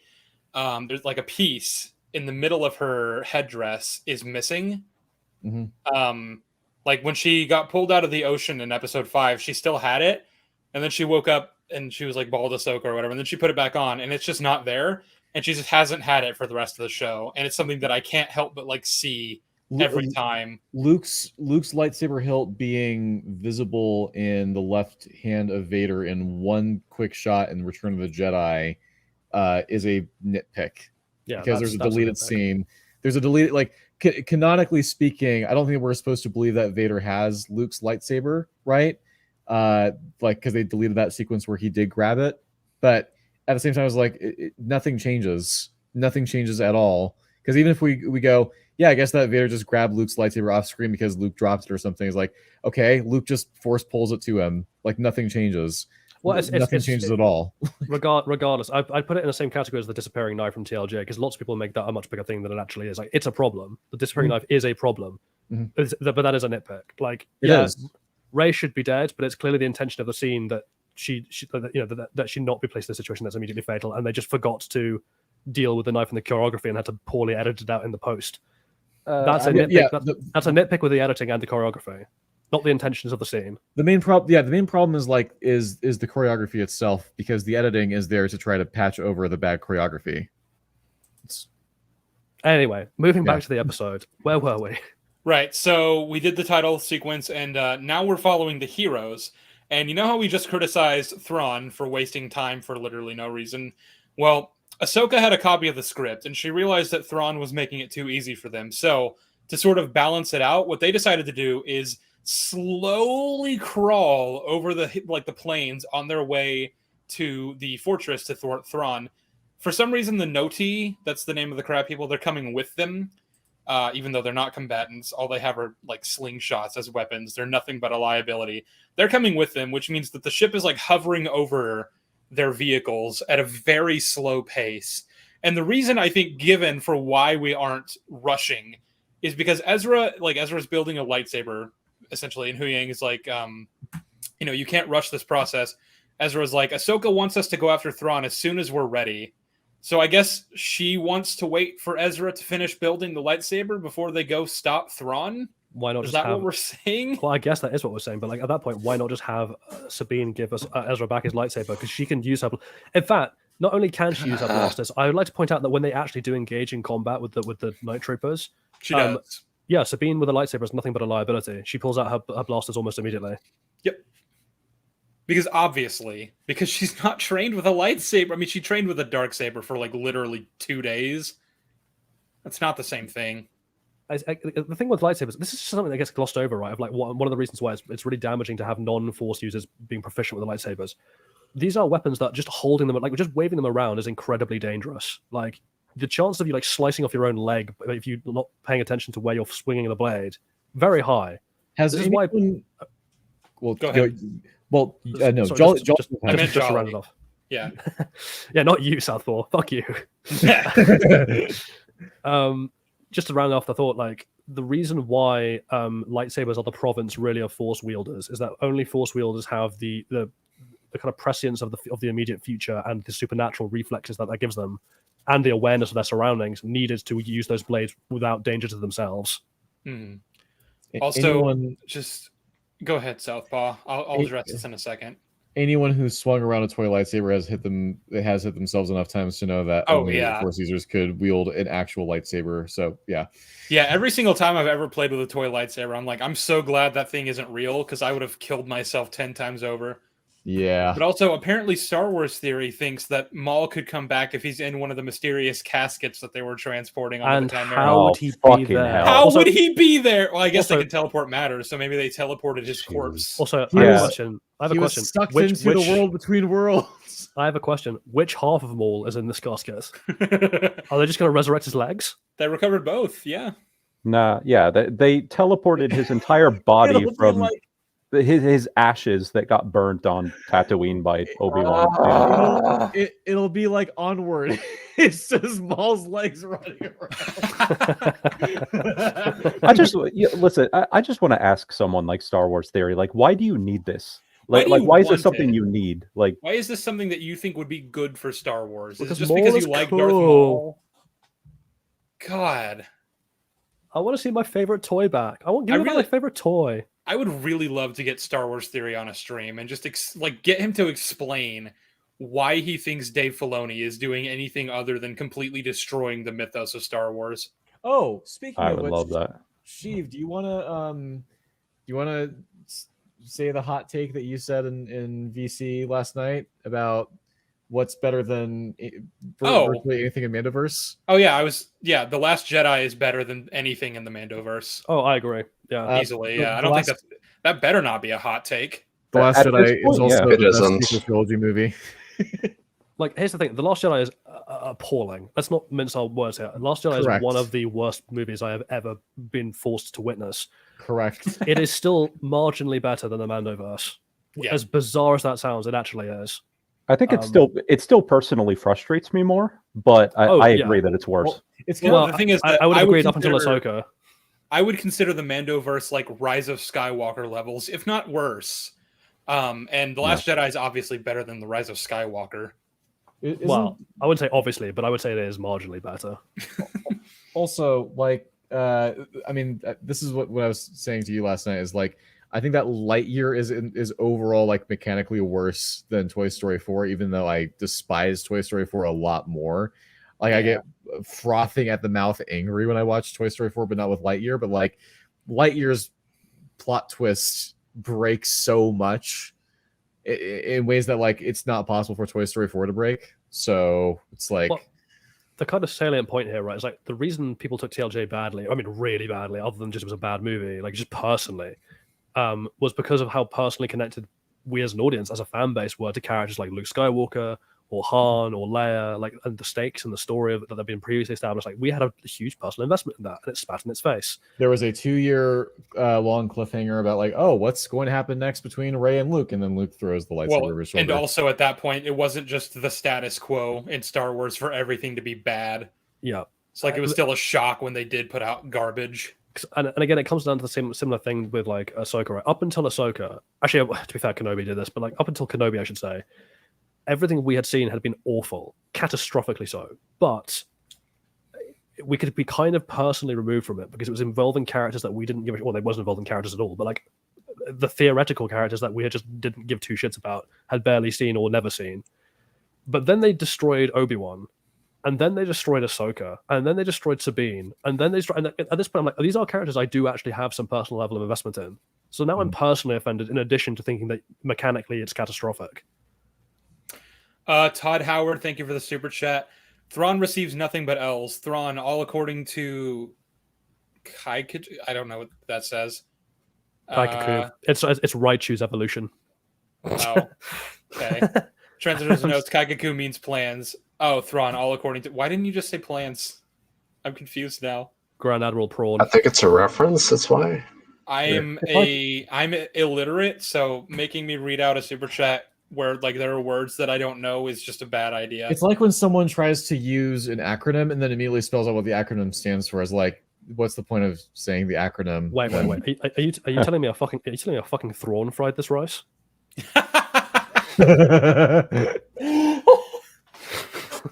Right, but so they're going at a snail's pace because they apparently don't give a shit about catching Thrawn before he leaves. So Ezra's building a lightsaber. Ezra does need a lightsaber, apparently. He does. Yeah, so much for the Force is my ally. Fuck that. Who cares? Whatever. He needs a lightsaber. His arc was learning that was wrong. I like the idea that off screen, what happens like he was like, I don't need a lightsaber, and then off screen, Ahsoka like slapped him and was like, no, you do. Go build one. That's my headcanon now. But yeah, Ezra's building a lightsaber, and we kind of already talked about this. The whole like Huyang just doesn't know that Kanan was Ezra's master or whatever, and then like Sabine also didn't know that Huyang taught a bunch of the students. Like I don't fucking know. I don't know. He just doesn't know things. Small. This is a nitpick, but like just small issue. Where did the kyber crystal come from? Like I understand that Hoyang has like lightsaber components around, but like kyber crystals are very rare. He just has one. He just has a spare one lying around. Alrighty then. Oh, another super chat. I can't pronounce that name, but it was a $5 super chat. So thank you very much, Sam. Do you guys think Kenobi would be better or worse if Filoni oversaw that project? Worse. It's Worse. infinitely worse. Much worse, yeah. He would have destroyed everything. This is the interesting thing, though. And Sheev is obviously well aware of this, making his Clone Wars video and everything. Filoni has always had like major problems as a storyteller. Yep. But honestly, I think that Ahsoka falls short even of his own standards. Like it's that bad, like even by comparison to what he's capable of. Not that any of what he's capable of is good, but you know what it feels like. And I don't know how true this is because a lot of Filoni's shit has been terrible. But it feels like, how people say, oh, George Lucas made the OT, but he also had like a lot of people like talking him down and like sort of keeping his ideas in check, and that's why they were good. And then he had free reign to do whatever he wanted on the prequels, and that's why they sucked. Like that's the general sentiment people have, which I don't even think is accurate, but that's like what people say. It feels like that with Filoni, right? Where like the Clone Wars was a collaborative effort. It's not even a good show, but he isn't the only person who worked on it. He didn't write most of the episodes. So like a lot of the parts of it that are actually good, I somehow don't think were Filoni's involvement. I think it was other people. Yeah, and like the Clone Wars is not good, but like there was, I don't know, even when it was at its worst, like there was still a life to it. There was some sort of, there was heart to it. And then Rebels, and people have this misconception that Filoni created Rebels. He really didn't. He wasn't even like actively involved in its creation or like its production until like seasons 3 and 4. And that's why season 4 is a significant nosedive in quality. Yeah,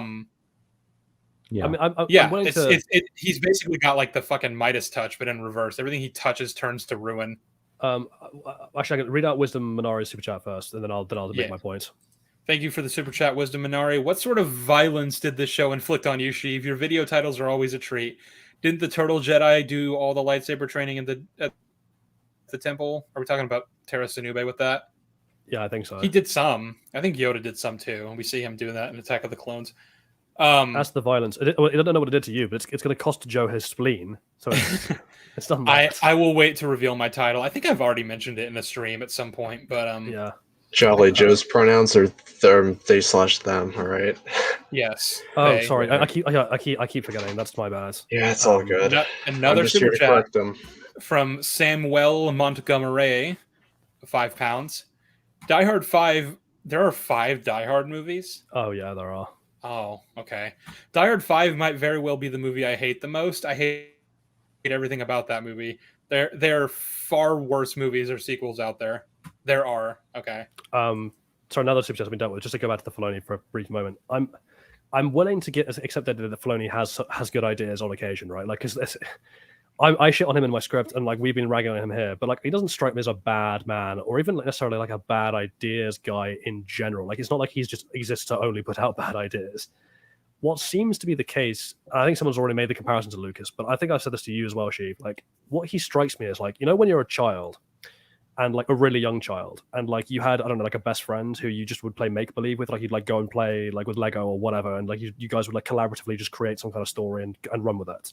Yeah. And the dynamic in that kind of scenario is like one person is like the prompter. They throw out random ideas, and the other one takes the ideas that work, and then like it has the job of like weaving it. So one of the friends might be like, "Oh, we should like have a giant space lizard fighting aliens," and the other one's like, "Yeah, that's cool, and maybe we should do this." And like that's the dynamic. Both Filoni and Lucas, when left to their own devices, seem to be the prompting half of that equation. They just throw out random crap. Yeah.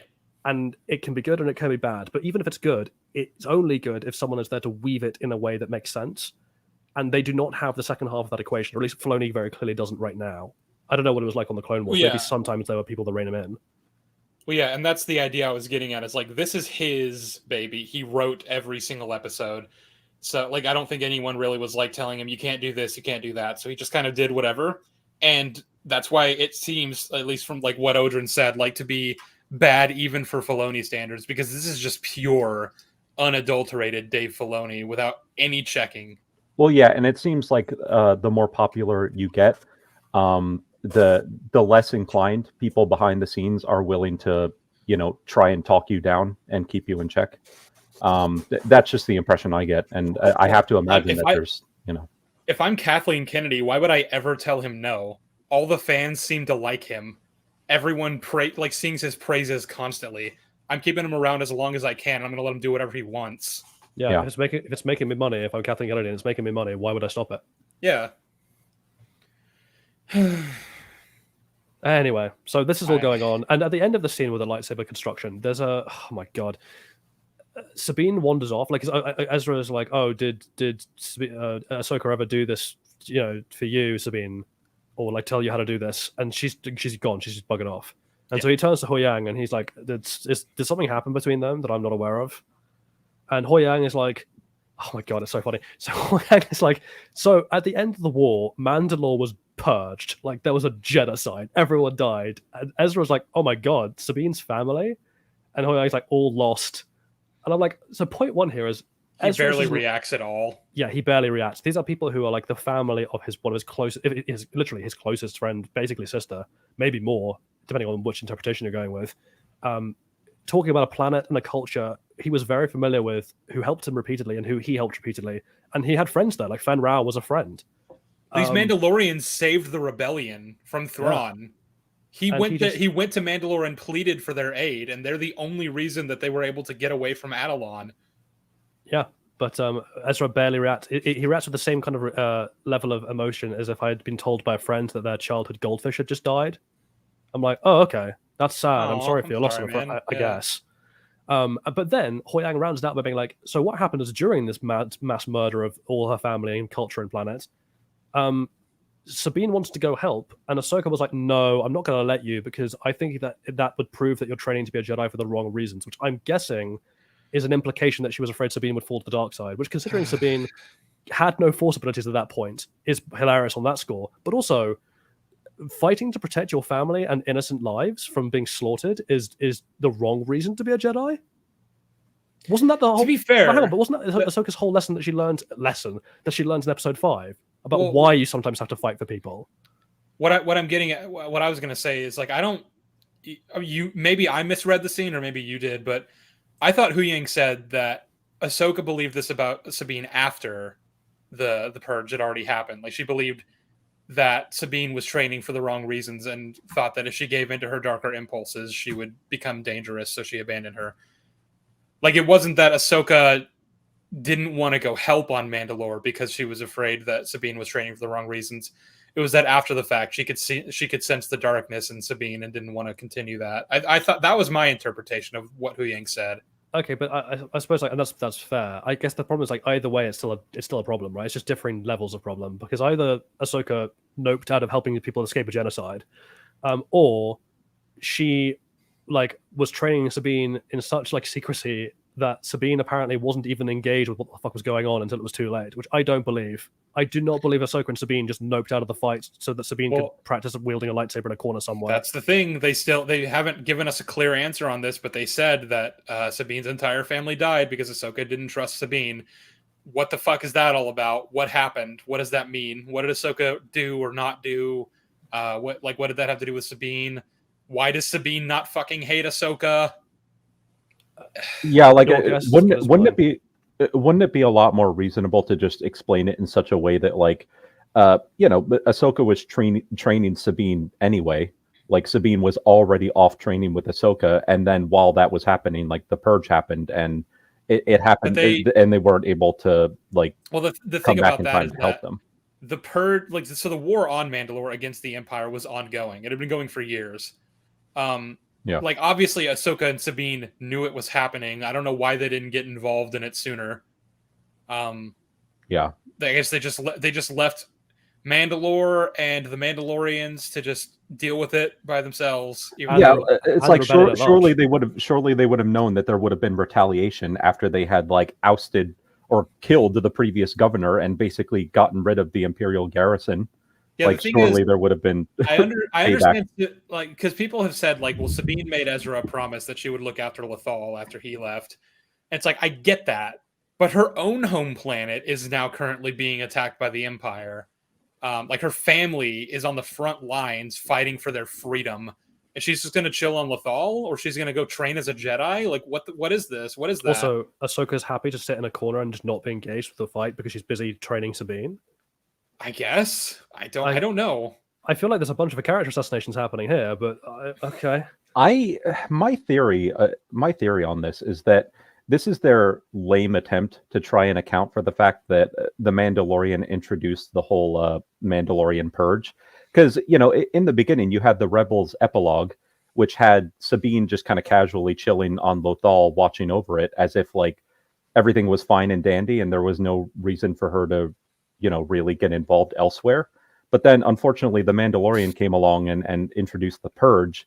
And now they have to try and like account for that, and they're just fumbling over themselves doing so. Well, we've gone over this in other streams, but like there are ways that you could have had it to where Ahsoka and Sabine got involved, and that Ahsoka made some kind of decision that resulted in the death of Sabine's family, and that like causes like tension between them. Like maybe it wasn't on purpose, maybe it was for what they both considered to be the right reasons, but either way, now it's all Ahsoka's fault that Sabine's family's dead. Like you could write it in that way, and that could even tie into like the theme of Ahsoka's characterization in Episode 5. Maybe the reason Sabine's family died is because Ahsoka prioritized the fight over saving people who needed help. Yeah, something like that. Or she wanted to really train Sabine and have her hone her skills, so that like when she returned to Mandalore, she would be like better prepared. But then, in the meantime, unfortunately, like the purge maybe ramped up and got really bad, and they just basically like bombed the planet to shit or something. I don't know. This comes back to, because we mentioned this when Mando first introduced the idea of the purge, and Sheev and I were like, the problem here is that like I think we at the time we said it as a joke, like, oh, what was Sabine doing during all this? Like they've just introduced that problem, right, by making the purge a thing that's canon. Yeah. And it's that idea of like a writer will introduce a concept like Talzin Sword or the Mandalorian Purge because they want some kind of cool, flashy payoff or nice bit of key jangling or whatever. And there is no thought given to the wider consequences for what that means or implies about the universe as a whole or other characters within it. Yep. It's also just incredibly lazy. It's also just very strange to think about the fact that, Bo-Katan survived. She was the leader of Mandalore. She somehow survived this, but then, I don't know, Sabine's entire family got wiped out. It's like, I don't know. I never understood the logistics there. Like, she surrendered to Gideon, tried to negotiate a deal, then the planet got bombed to hell anyway. I guess she escaped Gideon? Like, they were up on a ship or something, like, above the planet? I don't know. That must be what happened. Did you see the meme I kind of responded to on Twitter where someone was like, oh, if you look in the Siege of Mandalore, the first Mandalorian to have Ahsoka's back is Ursa Wren. I was like, man, that's really awkward. That is really awkward that Ahsoka apparently got her killed. Oops. Oh, that's neat. So I just heard someone mention Siege of Mandalore. Anything I can add to that? Oh, no. No, but I did actually want to go back up because Slav sent in a super chat, and I didn't want to disrupt the flow of conversation, so I had to. Okay. Thank you for the super chat, Slav. Good to see you all. Glad I never watched this show. Yeah, you're better off. Be glad. Anyway, Slav is supposed to watch Andor with me at some point. It's just we have it's been busy, and the drama unfolded with that person we're not going to name. So that was kind of like a whole thing that distracted from it, and we had to postpone. But yeah, I can't wait to show Slav Andor because he will love it. Yeah. Anyway, so but back to that scene just happened between Ezra and Hoyang. Sabine steps outside the ship to get some fresh air, and Ahsoka joins her. And oh man, Sheev, it's gonna be great. We're finally gonna address the betrayal. Surely this is the moment. Rip into her. That's it's not what happens though, is it? What do you mean, Jolly? Of course it's all is forgiven. Oh, it's okay. It's fine. I would you like to tell the fine folks listening what the excuse was for why Ahsoka is willing to overlook this? So she says, back in my day, I made a lot of mistakes, right? And I made decisions that people didn't always understand.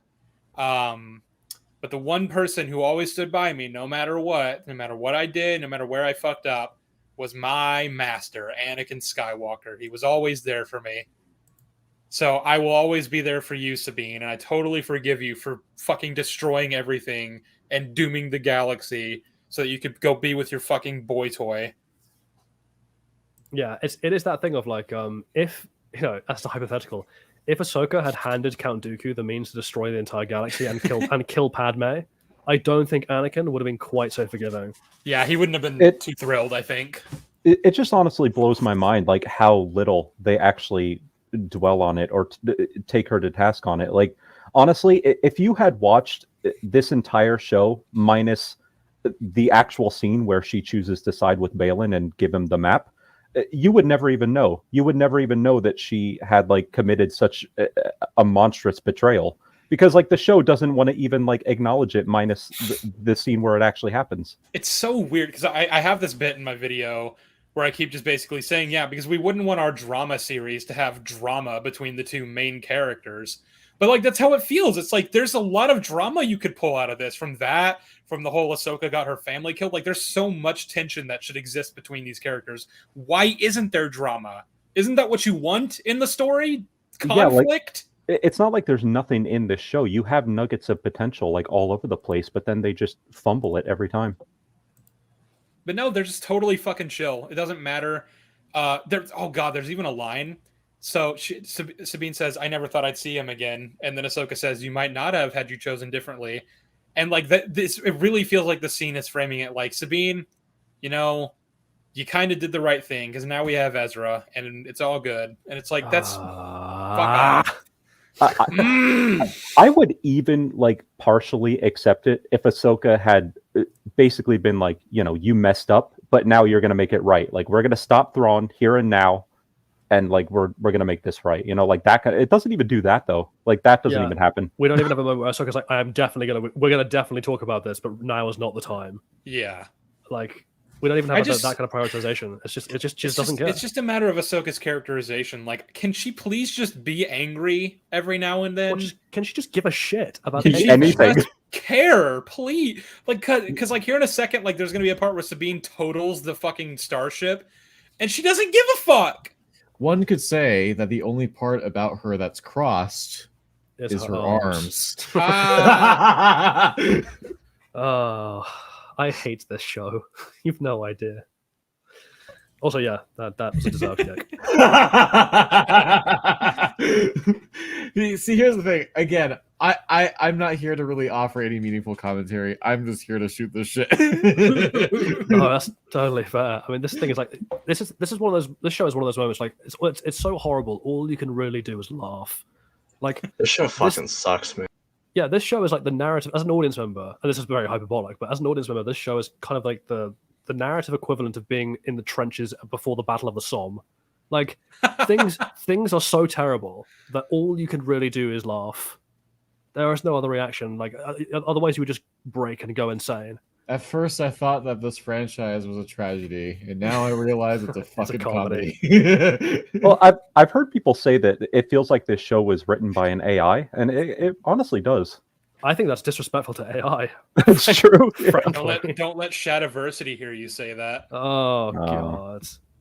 But he knows so much about AI. Anyway. So yeah, they have their little heart to heart, and then fucking like Ezra comes out. He's like, "Hey guys, I got my lightsaber," and then like he notices 2 TIE fighters swarming in, which somehow Ahsoka and Sabine didn't hear. Or see, yeah. Despite the fact that we're looking in that direction. And we're looking in that direction. It's like, okay, sure, whatever. So then the TIE fighters shoot the ship, and they cause it to start, like, I guess, like, start to crash, but then Ahsoka and Ezra jump underneath it and start holding it up with the Force. While Sabine gets into the cockpit to try to reboost the engines, I guess. I don't want us to get over this because I know we've had this now several times, right? With Ahsoka grabbing a ship in the Siege of Mandalore arc, and Vader grabbing the ship on the Kenobi, and Maul grabbing ships out of. Can we stop having this, please? Like, it's really world breaking that apparently any old Force user can just grab a bloody spaceship out of midair. So people are going to bring up size matters not, which so size matters not does not fucking mean that you can just use the Force to move any object of any size, with the same like relative ease. Like, you wouldn't be able to pick up a pebble versus a boulder with the same ease because the Force is all powerful, whatever. That's not what that means. It's not what Yoda was trying to tell Luke. I don't know. Like people interpret that, and then like literally in the same scene where Yoda tells Luke that that's not how it works, he's struggling very clearly to lift the X-wing. But Sheev, what about Starkiller?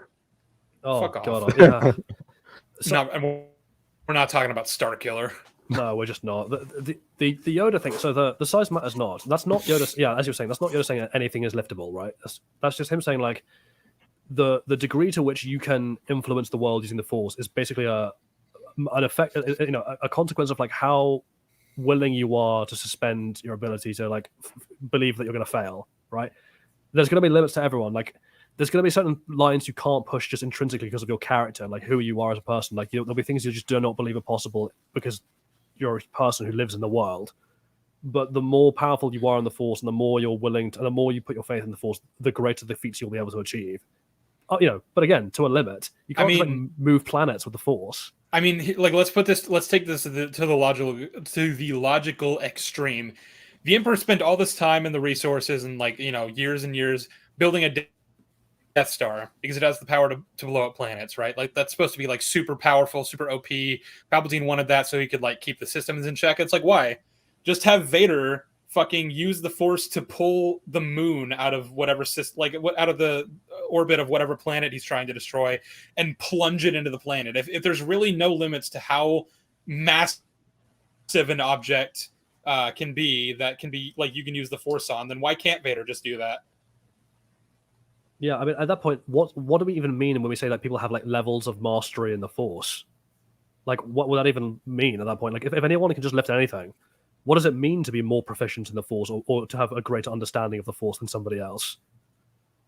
Yeah, I don't get it. Like, well, I don't understand this ridiculous. Anyway, it's happened before, but it's worth pointing out here. It's very silly. Ezra, who's a barely trained Bokken Jedi, and Ahsoka, who admittedly is a powerful Jedi, but is just one person, are holding up a bloody massive spaceship, and I don't like it. I mean, I wouldn't call Ezra barely trained. I would just say he's probably like severely out of practice at this point. It's been 10 years since he's really had to do anything too extraneous. I would say he's barely trained in comparison to like, a temple trained Jedi, in that like, true. Ezra was trained from quite an old age, relatively speaking, by a master who was himself just a Padawan, a young Padawan at the time.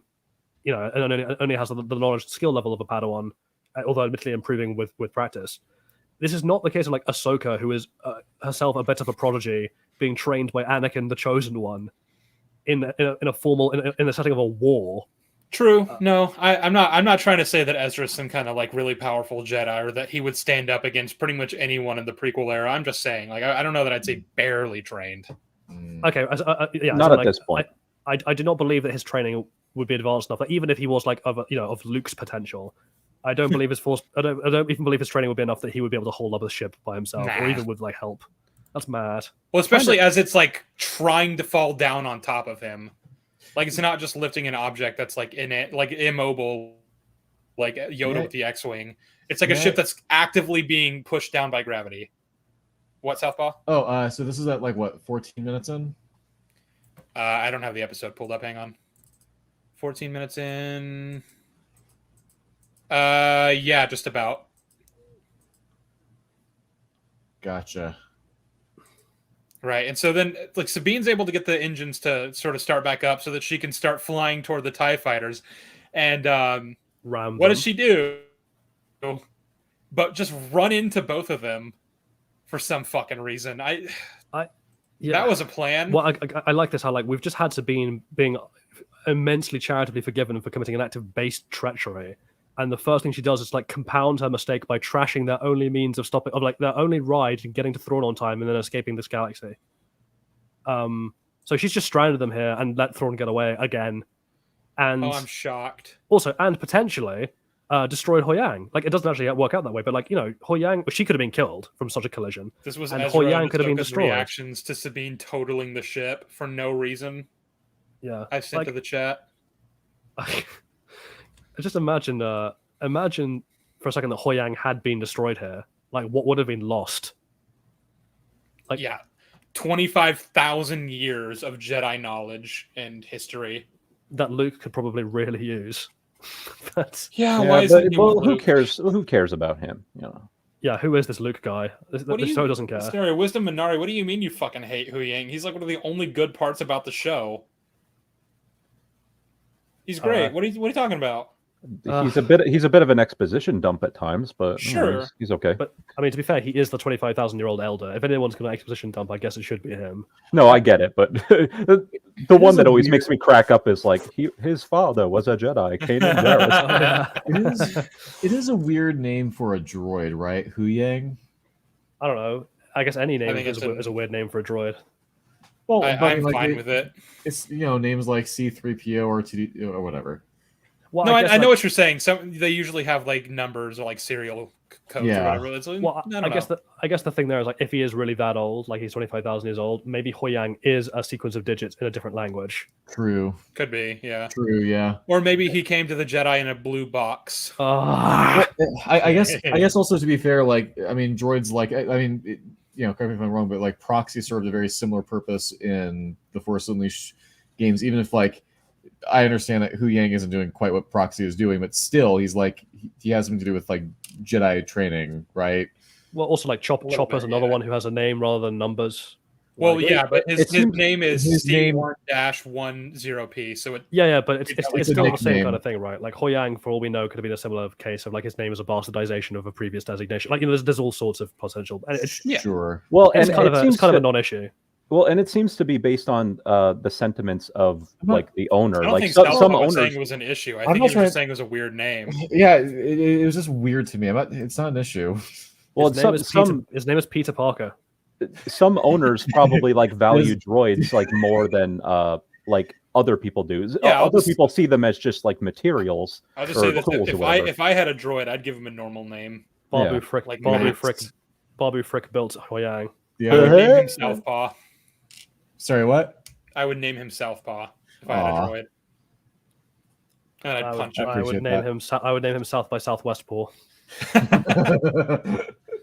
But anyway, yeah. So then Sabine totals the ship, just kind of walks it off. Again, Ahsoka doesn't give a shit.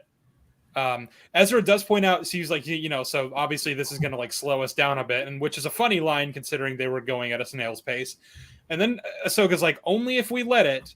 And what's funny about this is that like it actually doesn't. It actually makes them go faster because they leave the crab people behind and take the mounts and so they're actually making pretty good time, all things considered. But also, two things here.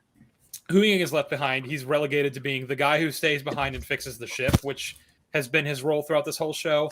But also, the Noti are also going to help fix the ship of that's the thing they can do. I don't know. I like the idea that the crab people who've barely gotten past the era of slingshot weaponry are going to fix a spaceship from a different galaxy.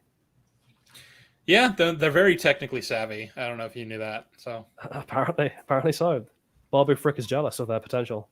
No, but yeah, I just like the whole like, oh, this is going to slow us down, and then it actually like does the opposite because they got rid of all the fucking baggage. Like, why were the crab people even coming with us? They are not combatants. They have slingshots. We want to see them die. That's why. Which, by the way, I was actually going to point this out. Like the whole slingshot thing is kind of cute. It's like a cute little Ezra used to use a slingshot. That's funny. That's the extent of what I can praise about this show. Is like, yeah, I mean the crabs used a slingshot, so that's kind of a neat little superficial detail. Do you think Ezra is the one who trained them to know what a slingshot actually is? He's like, let me show you about this nifty little bit of kit I used to have. We'll remake it out of wood. I don't know.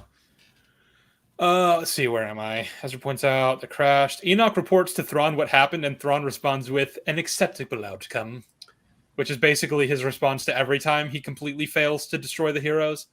Yeah. Something to that effect is just like, oh, it's fine. It's what I wanted anyway. You're like, is it? Well, this is almost the thing, right? Like, we were saying earlier that like Thrawn has been written to be a complete idiot. Mm-hmm. It seems like the way the writers are like, how do we get around? How do we have Thrawn fail to stop our heroes while also being still presented as smart? It's just like every time he fails, just say it was part of the plan. And I'm like, at this point, it's almost like a meme. it's like. Well, the thing like, is, Sire, like to all of your army have been destroyed and your entire kingdom has been overthrown. It's like all part of the plan. And they're like, really? What was the fucking plan? People like to meme on. I said this on Andrew's stream the other day, and he's in the chat, so he'll know. But like, people like to meme on Thrawn and Rebels, where they're like, "Oh, he always let the Rebels go," or like the Rebels always like beat him, and then he'd be like, "Oh, it's all part of the plan. Don't worry about it." But like in Rebels, anytime like he actually did allow the Rebels like a small victory, or he let them get away, it was always in service to finding where the whole Rebel base is. Right? He doesn't care about capturing one cell. He wants them to lead him back to the full rebellion so he can wipe them all out in one fell swoop. That's smart. That's like a really good idea, actually. Well, it's pretty funny that I agree that Thrawn is a watered down version of his EU incarnation in Rebels. But now he's like even worse. Like he's even worse than the Rebels version. It's that meme of in the EU he's playing like 4D chess, and then in Rebels he's playing chess, just regular chess, and then in this show he's just playing checkers. No, in this one, in this one he's eating the checkers board. Well, we had this conversation in VC last night, didn't we? I think we might have, yeah. Yeah, I'm getting like deja vu. It's like, yeah. Yeah. Here's what I mean. Like, I have absolutely no I didn't read the Zahn books, and I don't. They're great. You should check them out. I don't have any familiar with Thrawn as a character outside of the show, and that's just the unfortunate thing, isn't it? Well, did you know that he's blue? So I knew that he was blue.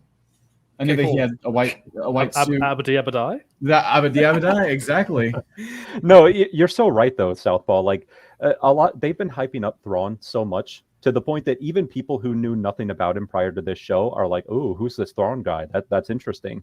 You know, they've been hyping him to hell, and for this to be your first exposure to him, like that's just really unfortunate, isn't it? Yeah, absolutely. Well, it's like if I'm a casual fan, I haven't read the books, I haven't seen Rebels or anything, and like all the characters are hyping him up as the strategic genius, all the meta is telling me that he's a strategic genius, all the fans are like, holy shit, Thrawn's coming, he's super, super smart and cool and badass. Then I watch the show, and every single one of his plans fails. He constantly loses every battle. He has he can't even manage to find Ezra, who's not doing a good job of hiding. I'm like, he's supposed to be a smart character? Question mark. Well, this comes down to this is the thing of like when they're like, oh, Thrawn's going to be back and that's going to be bad. I'm like, at this point, I don't understand why it even matters if he comes back to the galaxy. Like we sort of mentioned this in the last stream, but given that he's tactically a moron, what's the danger? Especially because I just don't believe that he'd be able to unify the Imperial remnants. Well, yeah, but even if he does, like, it doesn't really matter because he's going to go out of his way to give the Rebels or the New Republic rather every chance that they can to beat him. This Thrawn couldn't organize a piss up in a brewery. Well, this is the thing. He's a very accommodating villain. Well, this is the thing. A lot of people who like wanted to see Thrawn again, like after he disappeared at the end of the Rebels, a lot of people were doing it with like potential character ideas in mind. They're like, oh, maybe he's going to try to do something to save the galaxy at large from the Grix or some other threat or something like that. But instead, they've chosen to go the route of, oh, he's going to unify the Empire. He's going to bring it back. He's going to, yeah. So it's all centered around that, and it's just like, why are we doing this? I don't know. See, okay, call me a hack if you want, but like if I was in the writer's room and I wanted a hack. I wanted to bring Thrawn back, right? But I didn't feel like I confident enough in. This might be the problem is maybe the writers of these shows are too confident, but I personally wouldn't be confident enough to like canonize a character who has been decanonized, who was like beloved in Legends, right? And if his I would. That's because I believe in my skills as a writer. Well, if his whole reputation is being like this brilliant tactician, I just feel like why not just simply try to essentially adapt the original story that he was in? Like you might not be able to do Heir to the Empire and the Thrawn trilogy 1-to-1 in Disney canon, but you can at least like do the best that you can to stay true to the spirit of that story and have Thrawn just Southpaw. Yeah, that's the thing. That's what Filoni is trying to build to. This whole Mandoverse takes place in 9 ABY, which is when the Thrawn trilogy takes place, and it's all building to some big climactic showdown with Thrawn. Like he's trying to do an adaptation of those books. He's just doing a bad job of it. What? So this is the kind of thing, right? Because one of the things I've heard from people, I think Sheev, I mean, you might even said this to me, is like one of the problems is like when you're writing a character like Thrawn, who is like by definition like a genius, he's very clever. The writer needs to be almost as clever in order to successfully like imagine how that character would behave realistically. Now, I agree with you that would help if the writer was that smart, but I don't even think you need to do that necessarily. But as an example, I believe I'm correct in saying that Timothy Zahn says that one of the inspirations behind Thrawn was the historical figure of Hannibal Barca, who was the guy who fought the Second Punic War against Rome, and was like a guy who consistently won incredible victories with lesser resources against great odds and stamped around trampling on the Romans for ages. Like, if you are a writer and you are not confident in your ability to write genius tactics for Thrawn, why don't you just go and look up historical tacticians and just adapt what they've done? Or read the Thrawn books, see what kind of tactics he employed, and try to adapt that. Well, and here's like without just completely ripping off the books, obviously. Like, do your own thing. Bless you. Well, and if you can't do that, if you're not confident in your ability to do that, or if the groundwork just simply isn't there as far as Disney canon currently is, then go with a different option, you know, because that's my perspective on it. Yeah, like don't do it. Instead do the most recent thing that Timothy Zahn suggested in an interview, which is have Thrawn and Ezra like teaming up and forming some sort of like synergy with each other. Like they managed to put aside, I don't know. I've literally been saying this for years. Like there are so many different story potentials that you could like pull from between like what happened to Ezra and Thrawn in the years after Rebels. Where did they end up? What kind of resources did they have? What kind of natives lived on the planet they ended up on? Like what kind of technology did they have? Did they have to team up? Did they have to, maybe they formed like a begrudging bond with each other? Maybe they ended up in the unknown regions and they were found by the Chiss. And then maybe Ezra could see like what Thrawn was fighting for and like what the Chiss are up against. Like maybe he comes to kind of sort of respect or understand him in a way. Like, you build the dynamic between them, right? Instead, it's just like Dave Filoni was just like, well, I don't know. Thrawn is evil and Ezra is in hiding from him, just like in Rebels. Nothing's changed.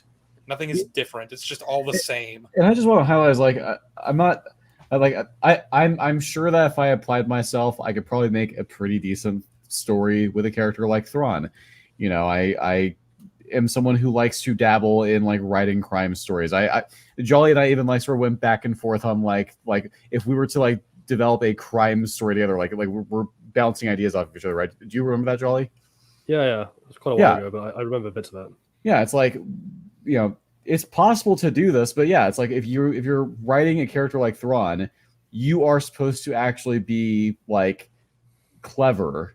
If you're trying to tell your audience that this is supposed to be a brilliant character, you need to actually like write them to be brilliant. I mean, because if they're not, maybe this comes off as like super arrogant, but I think I could write a really good story with Thrawn. I think I could write. That's a little arrogant for a character like that. Maybe, but you know what? I think I'd write a really, really good story with Thrawn. Well, and honestly, by comparison to Filoni, this is the problem. I don't think that he's necessarily aware of his own shortcomings when it comes to a character like Thrawn. No. Like this is a character that's way beyond his capabilities to tell a good story with a character like that, and I don't think Filoni's aware of that. Well, I think he thinks he has what it takes, but he really doesn't. I don't even know if I agree with that. I agree that I don't think his imagination and his intellect is capable of imagining like new scenarios that would fit Thrawn. But as I was saying, like you could I would love to see a space version of the Fabian strategy. I'd love to see Thrawn pull off a space version of the Battle of Cannae or the Battle of Issus, or like any of these like ancient tacticians on which he's based, like Alexander the Great or Hannibal Barca. I would do my research if I was. Don't get me wrong. Like I know I'm arrogantly saying like I could write for Thrawn, and I could, but like if I were, I'd be doing my research. I'd be like, all right, what kind of like actual battle tactics have been employed by real historical geniuses over the years? You'd want to do your own due diligence, and like the thing like with crime stories for me is, I mean, oftentimes I'm looking to true crime. Yeah, because you're going to see a lot of. I mean, you'll learn a lot about police procedure through true crime rather than just watching a lot of police procedurals and your friend going to college. But also like just different things that have been done in the real world that it's like it sounds stranger than fiction that this could have happened, but it did happen, and so it's one of those things that's like really helpful too, in terms of like, if you don't want to be affected by someone complaining that your story is a bit far-fetched, is like, well, borrow from the headlines a little bit. Like, obviously, don't just rip from the headlines. Don't just do it like Law and Order does all the fucking time. But like, actually, like, you know, take some inspiration from what actually happens in the real world. Well, the thing is, like, that makes sense, I think, to all of us here. But in the hands of Dave Filoni, I wouldn't trust him. Like, he wouldn't be able to help himself. He would maybe pull from a famous battle from history as like a starting point. But then I don't know, there's something about him. He wouldn't be able to help himself. He would have to change it to make it like fantastical or something. There is one thing that he did, actually. So the Thrawn trilogy from the 90s is probably, I think, the only thing from the EU that Dave Filoni has actually read. I mean, he very clearly likes those books. Yeah. And one thing that he did in the Clone Wars is he had Ahsoka employ a battle tactics, like just straight out of the book, right? Like that Thrawn employed against the New Republic, where basically like you turn the Venator on its side as sort of in order to defend your troops as you're letting them out. I'm not explaining it very well, but basically, yeah. And then in the new canon books, Thrawn gets the idea to do that from Ahsoka. Like Padme is telling him about this maneuver, and he's like, "Oh, that's a really cool idea, actually." And it's just like, I wonder if Filoni talked to Zahn and was like, "Can you make it so that..." He's like pushing his fingers together. He's like, "Can you make it so that Ahsoka actually inspired that move that you initially came up with back when you wrote the Thrawn trilogy back in the 90s?" Oh, that's funny that you think he would ask his permission. True. Yeah, that's true. I don't believe he asked his permission. No, well, what I'm saying is like the books were written by Timothy Zahn, so like this happened in the book. So I'm saying like he asked Zahn like, "Hey, can you put that in the book?" I know what you mean. Yeah. Because it's almost harking back to a much earlier conversation we had about how Filoni is at heart a plagiarist. Like a lot of his ideas are just straight up plagiarism. And it's funny because obviously we've been sitting here being like, he should take inspiration from real events, and I think it's important to clarify like the difference for anyone listening, right? I think it's Pablo Picasso was like, great bad artists copy, great artists steal, and like the salient difference he's getting at is like it's doing a really bad ripoff of someone is very obviously crass and terrible and shows a complete lack of skill. Being able to take previously existing work and completely like represent it or reinterpret it in a way where it seems brand spanking new, even to people who know the old thing, that takes genuine talent to incorporate the old into the new like that. Filoni sucks at that. Like, there are ways to take Zoln's books and reinterpret them for the new canon. There are ways to take these figures from history and the battles and the strategies we're harking towards and interpret them in the new ways that make Thrawn look brilliant in the show, even if you don't have the personal skill to write him as brilliant on your own merits. But none of that is happening. It's frustrating as all hell. Yep. But I think we should move on because I think we really hammered that home. Thrawn then says that they need to prepare for a ground assault, which again, I'm just like, can you not just go? Just leave right now. Just go. We don't need to fucking prepare for a ground assault. Oh yeah, I might not have been here for that segment of the stream, but yeah, I mean that was kind of a sticking point for me. It's like, why is he not just immediately taking the Eye of Sion and just getting the fuck out of here? They finished the cargo transfer at the beginning of the episode. Well, and there seems to be, I know we haven't gotten to the scene yet, the fucking what I call the Raiders of the Lost Ark warehouse scene. With all the crates and shit. But they seem to be suggesting that there is something in those crates that they desperately needed to load. Yeah, they're like sleeping. Yeah. Because there's a line coming up right now, actually, where like when Ezra, Sabine, and Ahsoka pull up to the fortress, Ezra says when Thrawn got here, like he fixed his starship, he woke up the Nightsisters, and I had to run basically, and it's like. So like I'm assuming the Nightsisters were all asleep in some kind of like cryostasis or something. That makes me assume that the Nightsisters in question that are like what's in the cargo that's being transferred onto the Chimera. And at that point, I'm wondering why they weren't just immediately woken up when the Great Mothers were back when Thrawn first got there, but B, why they couldn't have just been woken up now. So they could bring themselves onto the Chimera, and you don't have to spend 3 days transferring all of their coffins over Wait. Vertical Horizons. The cargo is clothes of Wade. I am going to get going. I might jump back in later, but the Return of the King tickets are available now, so I'm going to run to the theater and book them. Coward. See you later. Can you not order tickets online? I'd rather just. I'm old fashioned. What can I say? Wow. Okay. That's so you want to do things the fucking Zoomer way, okay? I will do whatever I can to not get out of my desk chair. Yes. Hello, box office man. Can I have one ticket? I'm going to continue listening. Might I inquire to have a Return of the King ticket, please? I say, on spot. Do you have any tickets going? 3 tickets, mind you, for my mom and my sister too. All right. Oh yeah. Later. All right, later, man. God, these bloody. We didn't need him anyway. These bloody old people, man. These 29-year-olds. God, that's just so ancient. Yeah, right? Imagine being that old. Like, you might as well just like bury yourself alive in the grave.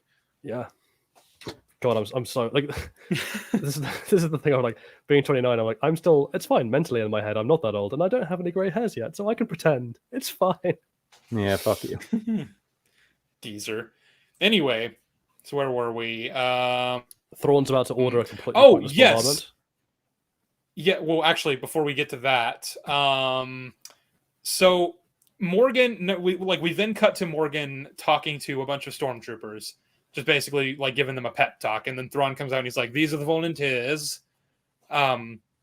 He asks if they're aware that they're going to be left behind, these stormtroopers have chosen to do this. So of course. This raises some questions. I think that the show is telling us that they don't become zombies until later. In which case, it's fine that they're still they still have enough agency to make decisions. Although that does raise a question of if they aren't zombies yet, why would they be the first line of defense against the Jedi and not the zombie troopers that we see later that have clearly been dead for some time, given how much they've decayed? I mean, also, if I was those troopers, I'd just be like, so why are we being sent on a suicide mission again when we can just leave? And that's the other thing is A, we don't need to do this because we can just leave right now. And B, why are all these stormtroopers so cultishly loyal to Thrawn that they're willing to sacrifice being able to go home after 10 years and probably just marching to their deaths, basically, so that they can ensure that Thrawn gets away? Well, yeah, I mean, it's the last 10 years that turned this into a fucking cult. Well, yeah, it's funny. I mean, as much as we didn't like the prospect of those guys already being zombies, who are basically just kept alive and kept animated by the Great Mothers, as much as we hated that prospect when we first saw these guys, at least then it would have made sense as to why they have this sort of cultish sort of thing going on. But yeah, you're right. They're not zombies yet. So why are they so slavishly devoted to him like this? I don't get it. Well, this is the other thing, right? Regular, stormtroopers in the canon. These are not clones. These are not programmed soldiers. These are conscripts. Most of the stormtroopers are conscripts. They are random people plucked from the galaxy, either because they had no other options or because they were literally told to join or die. Right? In a lot of cases, they have families back home. They had homes. Why are they willing to give up all of that in devotion to some random, slightly tubby blue guy who couldn't lead them out of a wet paper bag? I don't know. Because Thrawn is a very hyped up character. And I guess even the stormtroopers bought into the hype. Well, that's the thing. I mean, someone's just raised it in the chat as well. I was about to say, but there's it's almost like the Sabine and Ahsoka thing. I would say there's a good argument to be made that these troopers would fucking hate Thrawn. It's under his command. They've been stranded in another galaxy with no hope of getting home. Yeah, they would have mutinied against him by now, you would think. Yeah, in fact, you could even have made that a thing for why they're zombies, right? Maybe some of them did survive the crash onto Peridia, but then they tried to kill Thrawn, and Thrawn was outmaneuvered them and got them all killed, and then they used their bodies as slaves. There's at least something you can do with that to emphasize also, because then you can tell an interesting backstory about how Thrawn, as one man, outsmarted and killed an entire rebellious stormtrooper garrison. That would really reinforce his credentials as a genius, but we can't do that. He's an idiot. Yeah. No, I don't really get it. And it's not like there's enough time to really develop any of this anyway. We only just came across Thrawn like halfway through the season. And there's so many other things that they want to focus on. It's not like they would have had time to even develop like why there's this sort of culture within the Stormtrooper regiment. Thrawn. You know what it reminds me of, that Thrawn chant? Is like, for those, because we mentioned Return of the King earlier, the bit where the giant fucking wolf's head ram turns up and all the orcs are like, Grand. Oh god, that's probably where that was plagiarized from. Yeah. Oh my god, it probably was. Yeah. We saw some Lord of the Rings plagiarisms in here. I wouldn't put it past them.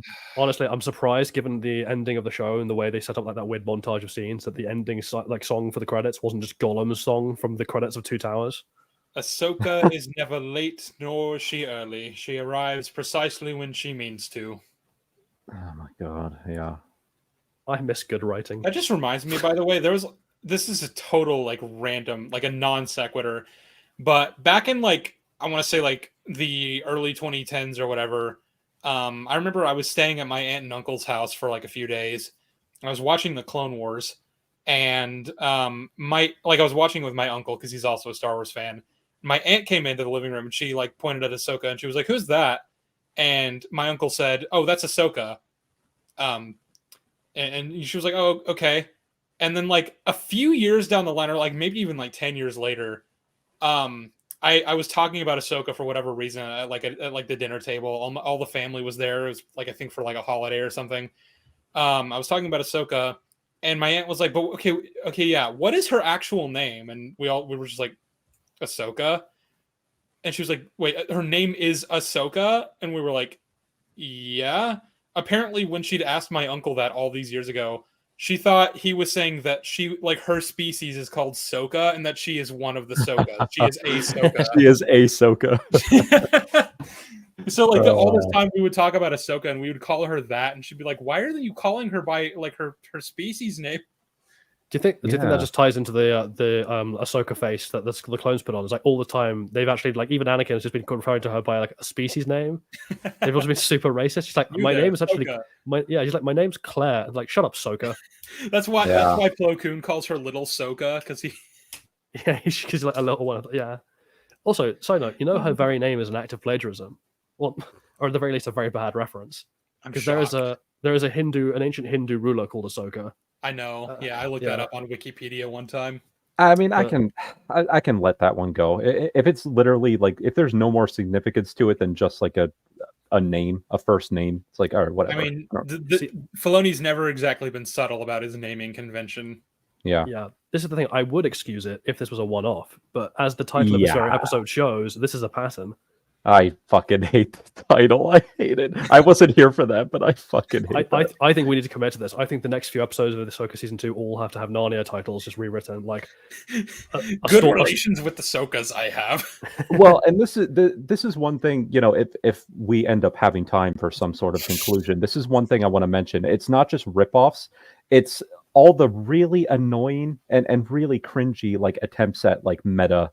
Like the whole "a long time ago in a galaxy far, far away," and just like all these references to other pieces of media, all these references to like, the title crawl and all this stuff. It's just like, it's so frustrating to have it in a show like this, a fucking crap show. The next episode has to be called "A Stormtrooper and His Boy." Oh, C's back. I was trying to figure out how to worst nightmare. Prince Caspian. Yeah, see, we're trying to work out how we can get other Star Wars titles named after Narnia books. Voyage of the Dawn Whales. I like that.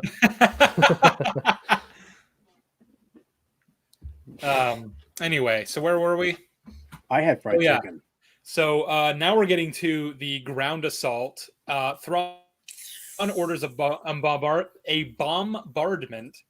and he says, and I quote, "Rain hellfire on top of them, or upon them." He's taken no prisoners. He wants them dead. So they start going toward the fortress, and the Chimera is bombarding them with lasers. And not a single one of them hits them, knocks them off, anything like that. It's totally kosher. Yeah, I want to, like, we should really, like, make it clear. An orbital bombardment or whatever from a Star Destroyer. Like that has the power, or it should, to like level cities. And yet, yes, for some reason, that was like literally the conflict in the Rebels finale with this exact ship. yeah, with this exact ship commanded by the exact same admiral. Also, I'd like to point out that these lasers, these turbo lasers, are designed to be able to like intercept fast-moving enemy fighters during combat and engage other large like star frigates. And apparently, they are unable to track and target two guys on effectively horses going in a straight line. Yeah. Well, actually, if you look closely at it, it looks like he's like he can track where they are, but then he also predetermined where the lasers should fire down on. And like if you look at it, like at the circles that represent the lasers and the circles that represent the mounts, like he's intentionally putting it in a way that they'll be able to easily avoid it. So it's like, are you trying to let them get past this? I mean, why not just pre-sight the door? So the second they're at the door, you can blow them to smithereens. Star Destroyer aerial bombardment was set to stun. I can't stress this enough. In 0 hour, the rebels, like Sabine by proxy has like given them the means and the schematics or whatever to build like a shield that they can put around the rebel base, and they're able to get it up just in time. They're able to get the shield up just in time for Thrawn's bombardment from space. That's shooting at the rebel base, and like it's like, you know, it's taking all the power that they can possibly muster to make sure that the shield doesn't break, basically. And even then, because of the sheer precision and accuracy of the Chimera's laser cannons. Well, and again, and even then, it would have broken. They would all have been killed had Thrawn not deliberately called off the assault before they broke through. And the only reason he did that was because Tarkin gave him orders to capture them alive. Yeah, he wanted them prisoner. He would have just killed them all. And also, guess who was outside of the shield's protection, riding on a speeder, not a mount, a speeder, who managed to get hit by the Chimera's bombardment and almost died? Kanan. Yeah. He was lucky to survive that. No, exactly. Balin Gertz, the Venators destroyed Kamino in the Bad Batch. One Star Destroyer should have obliterated Ahsoka, Sabine, and Ezra. Yeah, pretty much. Sheev. Do we want to address that last comment from Fernandez T? Let's see. This is what happens when you make your franchise. Oh my god. Yeah, he's just trolling. Oh my god. Okay. I guess let's troll. He's a troll. I don't know. Let's just address this politely, regardless, just so it's covered. Fernandez, I have no idea what your intentions were. So if you were just trolling, just roll with the punches here. Anyone who seriously makes a claim like, "Oh, this is what happens when you make franchises female," or like, "Oh, this Disney wokeified Star Wars," like if that's seriously arguments you're making, I'm so uninterested in your opinion because all that tells me is that you're an idiot. Yeah. No, this is what happens when you give Dave Filoni more control. This is what happens when you give him a TV show. Yeah, this is what happens when hack writers are given TV shows. This is what right, happens when it's an issue of bad writing, not fucking politics. Yeah. Okay, I'm guessing he's trolling from that last comment. Yeah, he's trolling. Okay. I'm talking in general. Women are stupid. He's either trolling or he's extremely stupid. I'm gonna do him the good faith, assuming he's just being a troll and not being an absolute ass. I mean, some women are stupid, like the women in this show, but the men are stupid too. Yeah, not because they're women, because they're written by Filoni. Actually, it just reminded me of a comment that I got on my Filoni video. I sent this to the chat the other day. Someone said, as much as I keep hearing about continuity, the real issue with Disney Star Wars is very simple, and that is that it's being run by someone who went viral with others wearing a t-shirt that says, "The Force is female." So what else do you need to know? I get those same fucking comments on my Filoni video as well. So much. It's insufferable. People pretend it's this dichotomy of Dave Filoni's the true Star Wars fan against KK, who's the evil fucking fascist woman. I honestly don't know if he's trolling, so I'm just going to put him in timeout. Yeah, it's insufferable. It's not a fucking argument. I mean, but hey, ever since that photo became public, I mean, all those YouTube channels get to use it in all of the thumbnails of all their videos. So even though it was a fucking Nike ad. Yeah. Context, anyway, what's that? I'm so tired of this shit. Like it's the thing that I find strange about it, right? Is like this is almost like the lightsaber stab thing. Obviously, a much worse version of it. But like these shows, they're not hard to criticize. There's a lot to tear apart. I don't know why we have to resort to these incredibly silly perspectives or like these incredibly political pieces of rubbish, essentially, to Sheev, explain weren't we away saying why that these things are exact thing bad. yesterday? What? We were saying the exact same thing in the Discord VC last night. What? Just that there's nothing to criticize that- without being silly. Yeah, there's plenty to criticize, and if you bring up fucking political bullshit, you're basically making everyone who criticizes the show look like an idiot. Well, I just like, you know what? What we need to do is expand this to everything, just to show how silly it is. Like, I'm gonna go to a restaurant and order a meal, and if it's like slightly overcooked, I'm gonna be like, "Fucking women!" Jesus. No, but you're right though. Like criticizing these shows is it's akin to like putting on a blindfold and shooting at the wall of a barn when you're standing like 2 feet away from it. It's like, yeah, you're not gonna miss. It's impossible to miss. they wokeified my tacos. That's why they were bad. I'd like to just deviate from this topic for a second to show TK keeps sending shit to the chat. Like he's been AI generating stormtrooper images, and this is one of the ones that he sent to the chat, and I just wanted everyone to see it. The fuck am I looking at? That's why does it have hair? This is fucking vile. I'm so disgusted. Why? Sexy stormtrooper, I guess. I think that's what he was going for. I don't know. That's not Truppenheimer. That's Truppenheime. True. Let's see. Here's another one. A stormtrooper 80s rock star. That's okay. These are all so beautiful. Weird. Why do they? Oh man, yeah. AI art is to AI art is great. AI is to art what Dave Filoni is to writing. That's cruel to AI.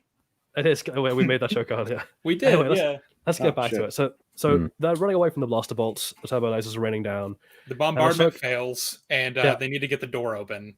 Ahsoka's like, everyone raise your hands, use the force, open the door. And Sabine adorably sticks out her hand as well, which I presume is just like, well, it's even funnier. Trying. She like didn't originally do that, and then Ahsoka was like, Sabine, help out, and it's like, okay, what's she gonna do?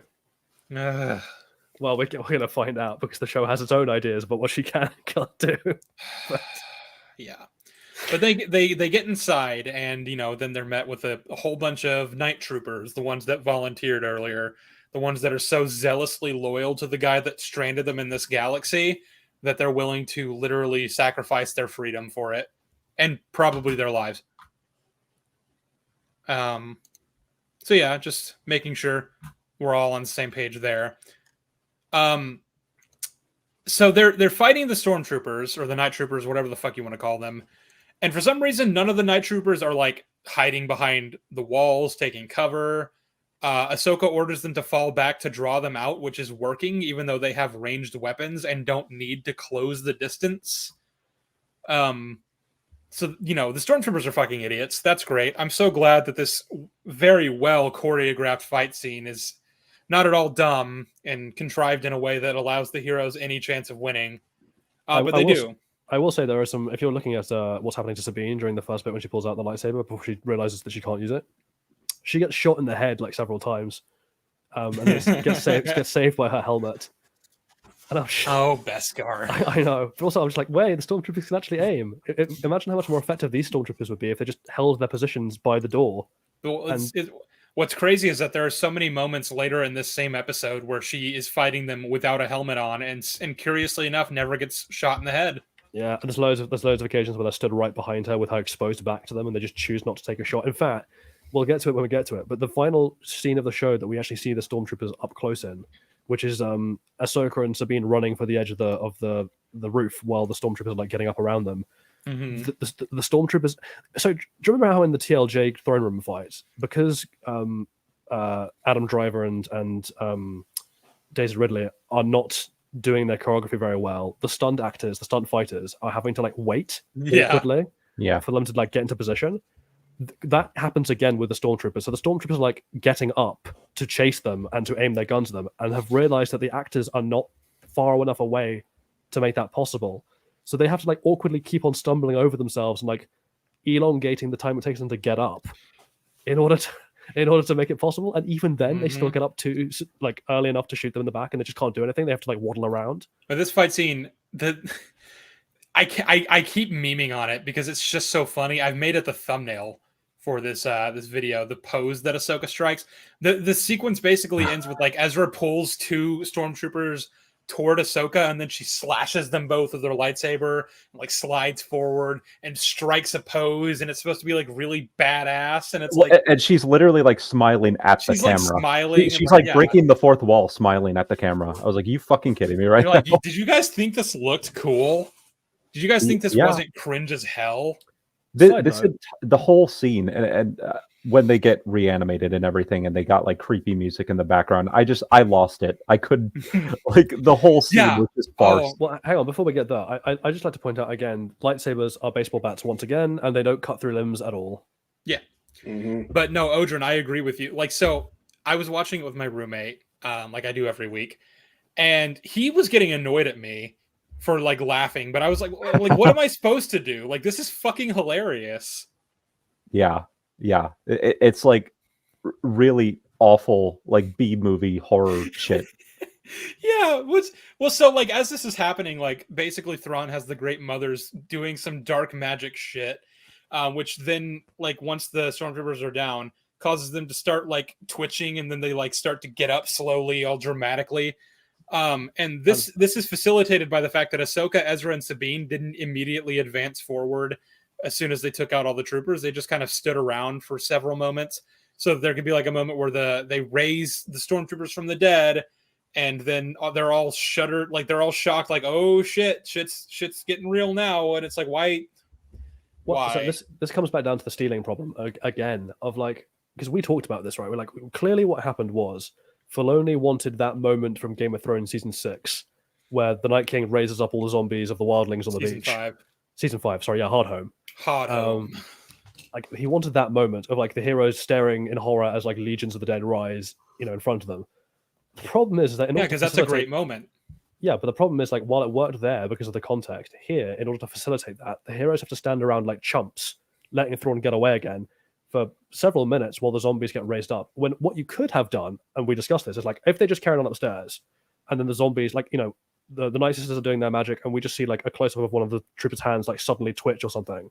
And we cut to the heroes running up the stairs and like trying to get through a door, and then they just hear sounds coming from like the dark corridor behind them, and like look around in horror, and you just see like hordes of these troopers just like running up the stairs after them in like a narrow confined space, almost like World War Z style. That would have been way scarier. Well, it's funny. I mean, even comparing to some of Filoni's own content, I mean, say what you will about the Nightsisters arc, but in terms of the mechanics of how like the zombies were in that Nightsisters arc, like, I don't know, I think they were a bit freakier than this for sure. Like the fact that they like let out this really shrill like shriek, and they're like running at you like full speed. They're not just like ambling around.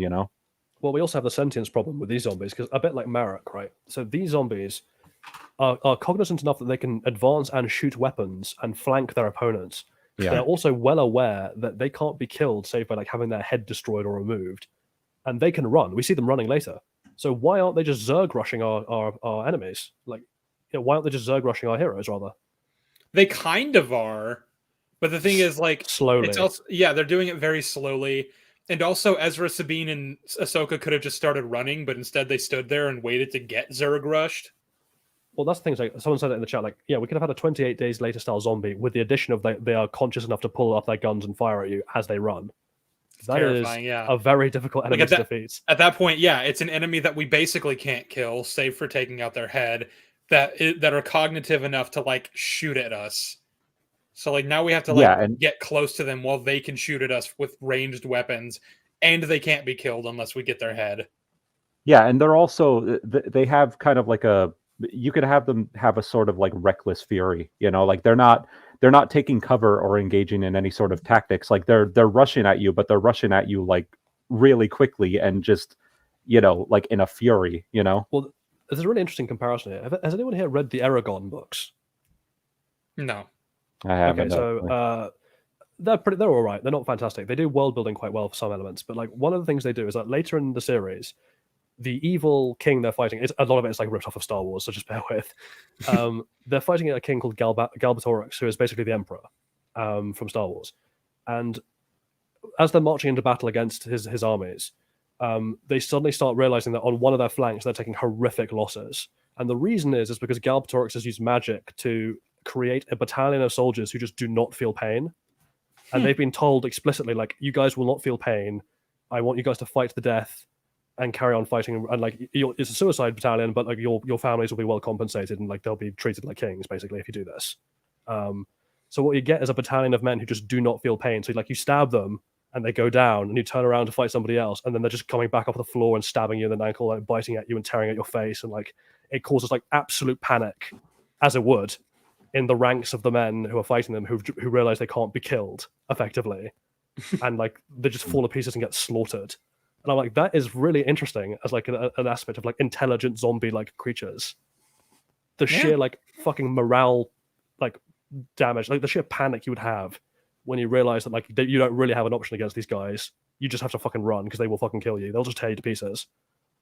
Well, and one of the things like that zombies people are like a really cool concept that are genuinely terrifying if done well.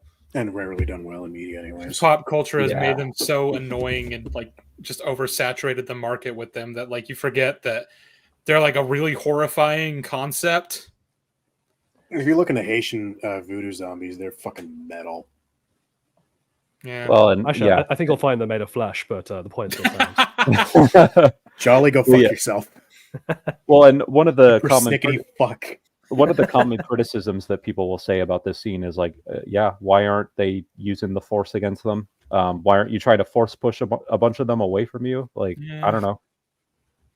Because the Force is a thing they forget they can use. At the beginning of this episode, we had it shown that Ahsoka can catch falling spaceships with the Force, but when she's fighting zombies or Morgan, she just completely forgets that she can do that.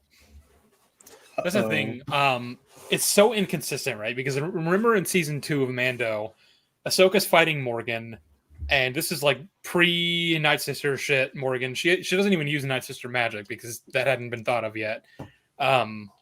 Like it's just Morgan with a staff. That's it, and she's fighting Ahsoka, and for some reason it's close. Like she manages to get Ahsoka to lose a lightsaber, and she like almost beats her. Yeah. So like if that's like an almost neck and neck fight between these characters, then this like super ultra powerful Nightsister version of Morgan should absolutely fucking wreck Ahsoka. Like it shouldn't even be a contest. Well, hang on, before we get to the Morgan bit, I'd just like to point out, so when they're running up the stairs and the zombies are chasing them, the zombies flank them from a secondary corridor, and Ezra gets grabbed from behind. And for whatever reason, that stormtrooper isn't interested in killing him, just giving him a big old hug from behind. It's like I'm a huge fan. Kind of like he tried to do with Shin. So.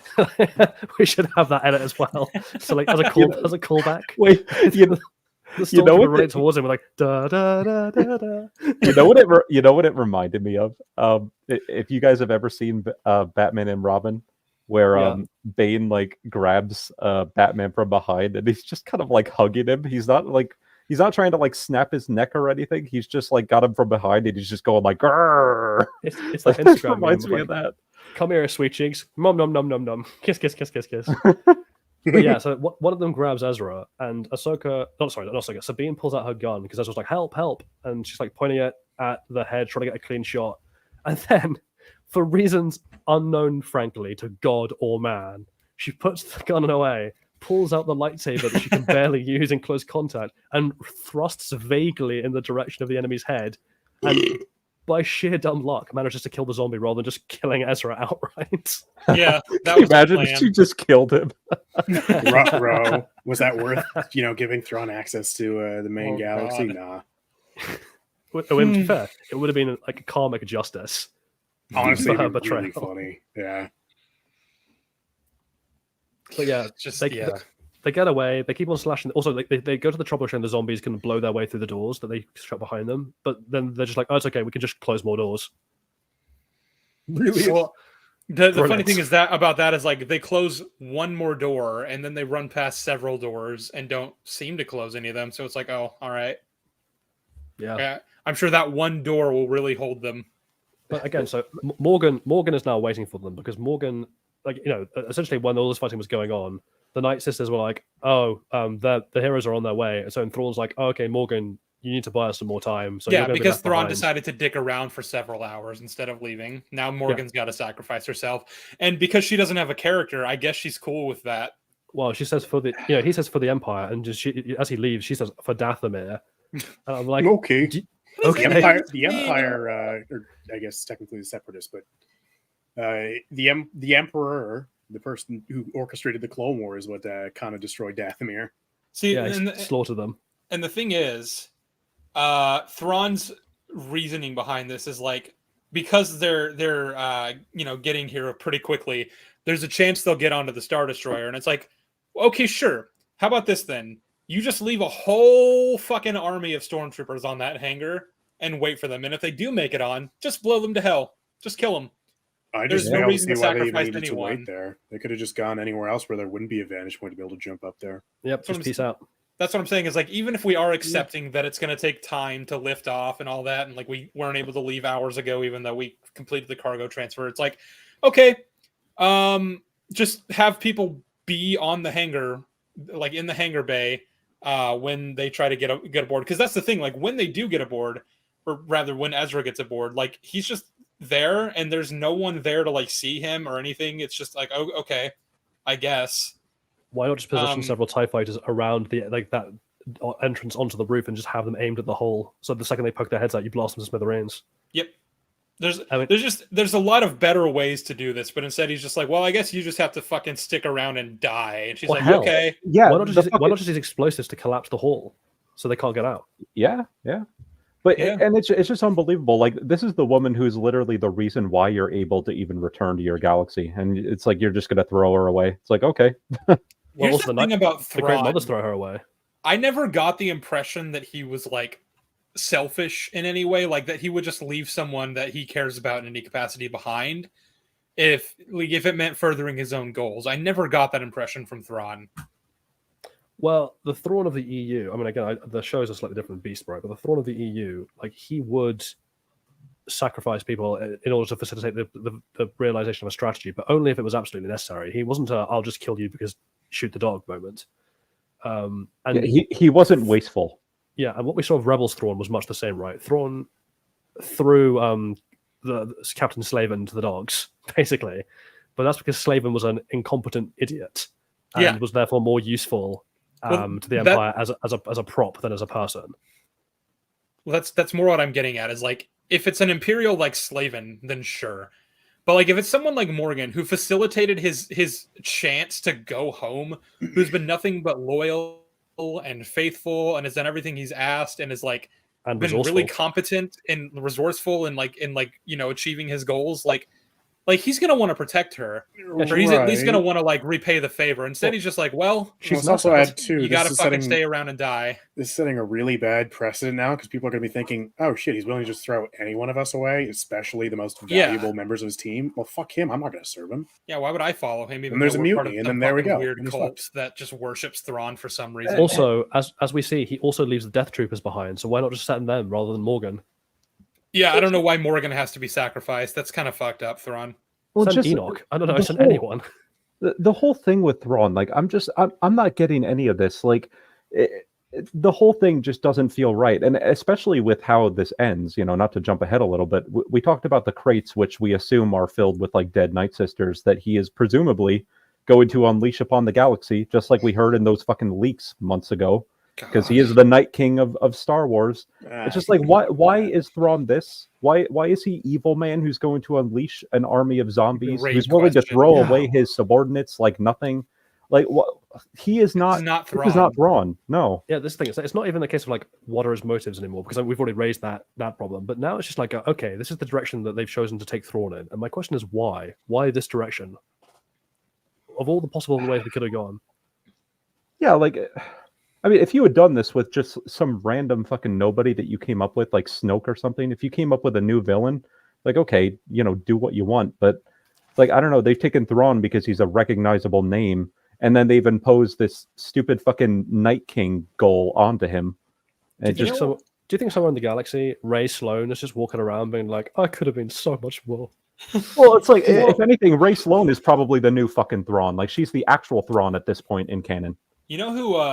You know the thing about the EU books as well, that again Dave Filoni has definitely read, is that yes, Thrawn is helping the Empire and he's trying to defeat the New Republic and take over the galaxy again.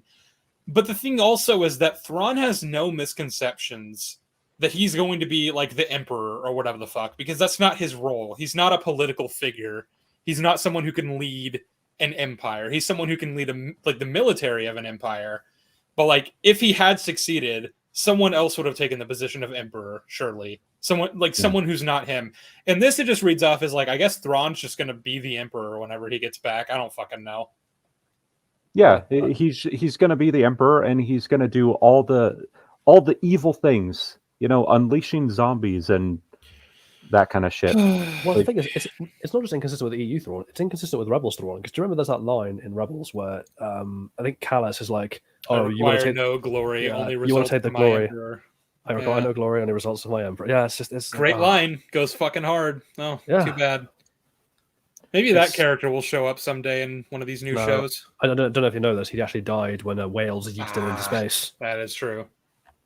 Well, this is the thing. I mean, there are still, I've seen some people who are still like holding out that tiny sliver of hope for some reason that his end game is still to protect the galaxy or the Empire, what's left of it, from some sort of wider threat. But with every passing scene that continues to pile all these like mustache twirling moments onto him, that just seems like it's becoming less and less of a possibility at this point. Well, also because if the ending of the show is what we think it is for Balin's story, I know exactly who the extragalactic threat is going to be, and it's going to piss me the fuck off. Oh god! But we'll get there when we get there. So for now, Morgan has been told when we get there. Morgan has been told, "You're up, kid. Sorry, lol. Peace out. Bye." And Morgan's like, "Oh, okay, for Dathomir, I guess." And she. And again, it's like she's not a character, so I guess this is what she's willing to do. Yeah, she takes Talzin's sword and she goes down, and Ahsoka, Ezra, and Sabine break into the room where she's waiting for them. And Ahsoka's like, "I will fight her. You guys go on ahead." And Morgan just lets that happen. I'm like, Morgan, wasn't your job to stop them? Wait, so there's a few things to say about this. First of all, she says, "You guys go ahead, and I will take care of this." And Sabine's like, "No, we're supposed to stay together." And I'm just being reminded of in episode 4. When Sabine was fighting Shin and she told Ahsoka to go on ahead and she'll take care of this. When it's like, no, you guys could easily just double team her, take her out real quick because it would be easy. In fact, we see how easy it would be for Ahsoka to take out Shin. She literally does it in episode 7 without even breaking out her lightsaber. And then you two could go up against Balin together and stand a much better chance, right? Instead, it's just like, well, I guess we'll have Ahsoka fight Morgan just by herself, and Ezra and Sabine can take care of their own shit. It's like, or the three of you could just take her out real quick and then continue on. Just triple team her and run. You won't. It's not going to take that much more time. But then, yeah, there's like that scene where like Ezra and Sabine just kind of awkwardly walk past Morgan, and she lets it happen. And like it gives me, in Game of Thrones, right, when the Hound like finds the Mountain and Cersei trying to leave. Yeah. Right. And like the Hound and the Mountain are so like fixed on each other that Cersei kind of just walks past him awkwardly, and the Hound just like lets her walk past, and it's like, oh, okay. Yeah. Except in this version, Morgan is both Cersei and also the Qyburn, and that she's just been like thrown into the rocks by Thrawn. It's just so stupid. But yeah, that happens, and then Ahsoka has a very badly choreographed fight, which everyone is for some reason creaming over with Morgan, which is atrociously bad. I don't know. They just did we even have them? Who knows? I saw people comparing this to like the Duel of the Fates choreography and being like, "Oh, this is so much better." Oh, kill me! Yeah, like, people say, people saying this is the best duel in Star Wars. Which, well, and honestly, like anybody who's saying that, like it just reeks of like the Star Wars thing of the week. It's like, well, no, it's the type of people who say this every time a Mandoverse, like anything happens in a Mandoverse show. It's the best X in Star Wars. It's the best Y in Star Wars. Like, and then, the next Star Wars thing comes around and they forget about it. And it's like, oh, no, this is the best duel in Star Wars. Yep, pretty much. Peak Ahsoka. I mean, the thing is, Morgan's actress, she is obviously, like, well-trained and stuff. So, the piss-poor choreography, I don't think is thanks to her, Well, this is almost like the Hayden Christensen thing from episode 5 again, of like, Hayden looked way more fluid with his movements. And actually, to be fair to the Ezra actor, whose name I'm forgetting, so I apologize. Emanis Fondi. Yeah, him. His movements as well. Again, like he looks way more comfortable with the choreography and like way more fluid and natural than Rosario Dawson does or Sabine's actress does. And the same is true for Morgan Elspeth's actress. Like Morgan Elspeth and Hayden and Ezra's actor, they all look way more comfortable with what they're doing. And so, like, they're being held back by the piss poor choreography of the person they're up against. Wasn't And Hayden also just a bad Christensen organization. taught swordplay by Christopher Lee? Yeah, he was. And I can't remember. So I think you can tell the difference there. Yeah. Well, There's yeah, also it was pretty there's- intense, like the training for, you know, in the prequels. Yeah, there's also the thing of, like, I can't remember the choreographer's name. It was not Ray Park, whoever they had for Attack of the Clones and Revenge of the Sith.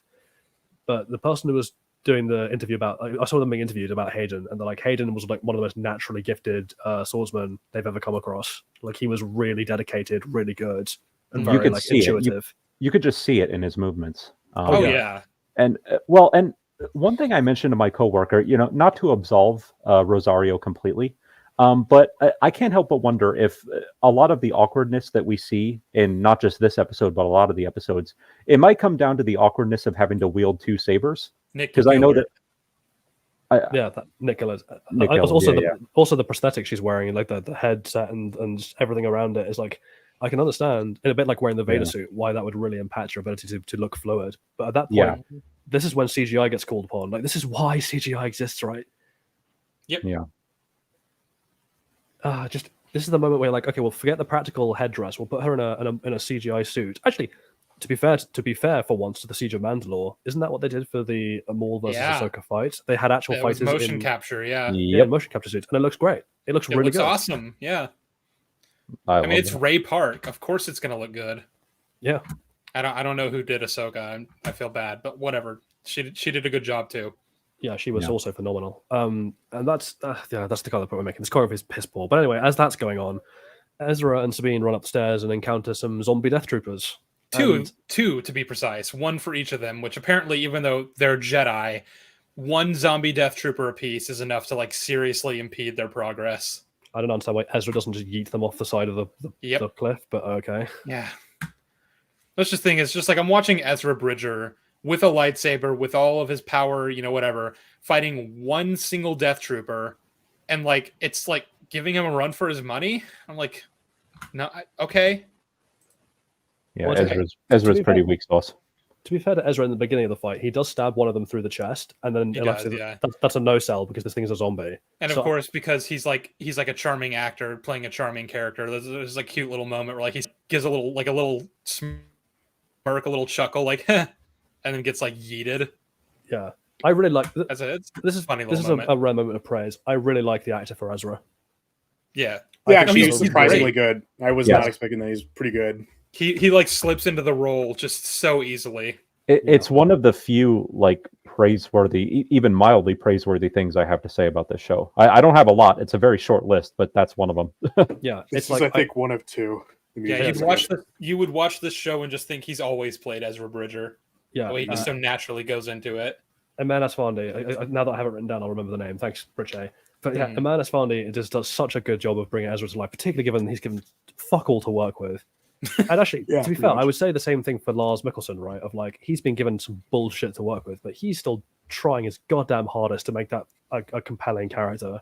Yeah, I would say those three, those two, and Ray Stevenson. Like they're in terms of performances, like they're the three standouts. I feel like Ray Stevenson he didn't have literally anything to work with, so he just decided, fuck it, I'm just gonna make this character. Yeah, it seems like.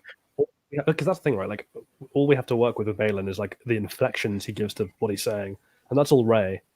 Like, he's been given really basic cookie cutter dialogue that doesn't mean anything. The only reason I'm just imagining Ray Stevenson reading the script, and he's like, I don't really know what this is supposed to be, but I'm going to do my best. I'm going to kind of just like try to make a character out of this. Well, yeah, like he could have dialogue about ordering a pizza pie, and he would probably find a way to like make it sound meaningful. It's like, oh, there is meaning to this pizza pie. You know what? I'm going to extend this to Ivana Sakno as well. Like, she has fuck all to work with, but there are little moments where I'm like, she's doing a good job there. Congratulations, Morgan. Well, and you know what? Got them.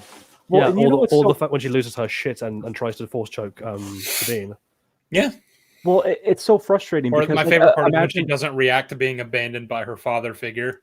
Well, imagine if these actors had been given like the material of somebody. I'm not saying it has to be Tony Gilroy. I don't want to bring up Andor all the time, but somebody Tony Gilroy could have been, yeah, him or somebody like him. Like, imagine what these actors could do, like if they were given direction and writing from someone like him. Yeah.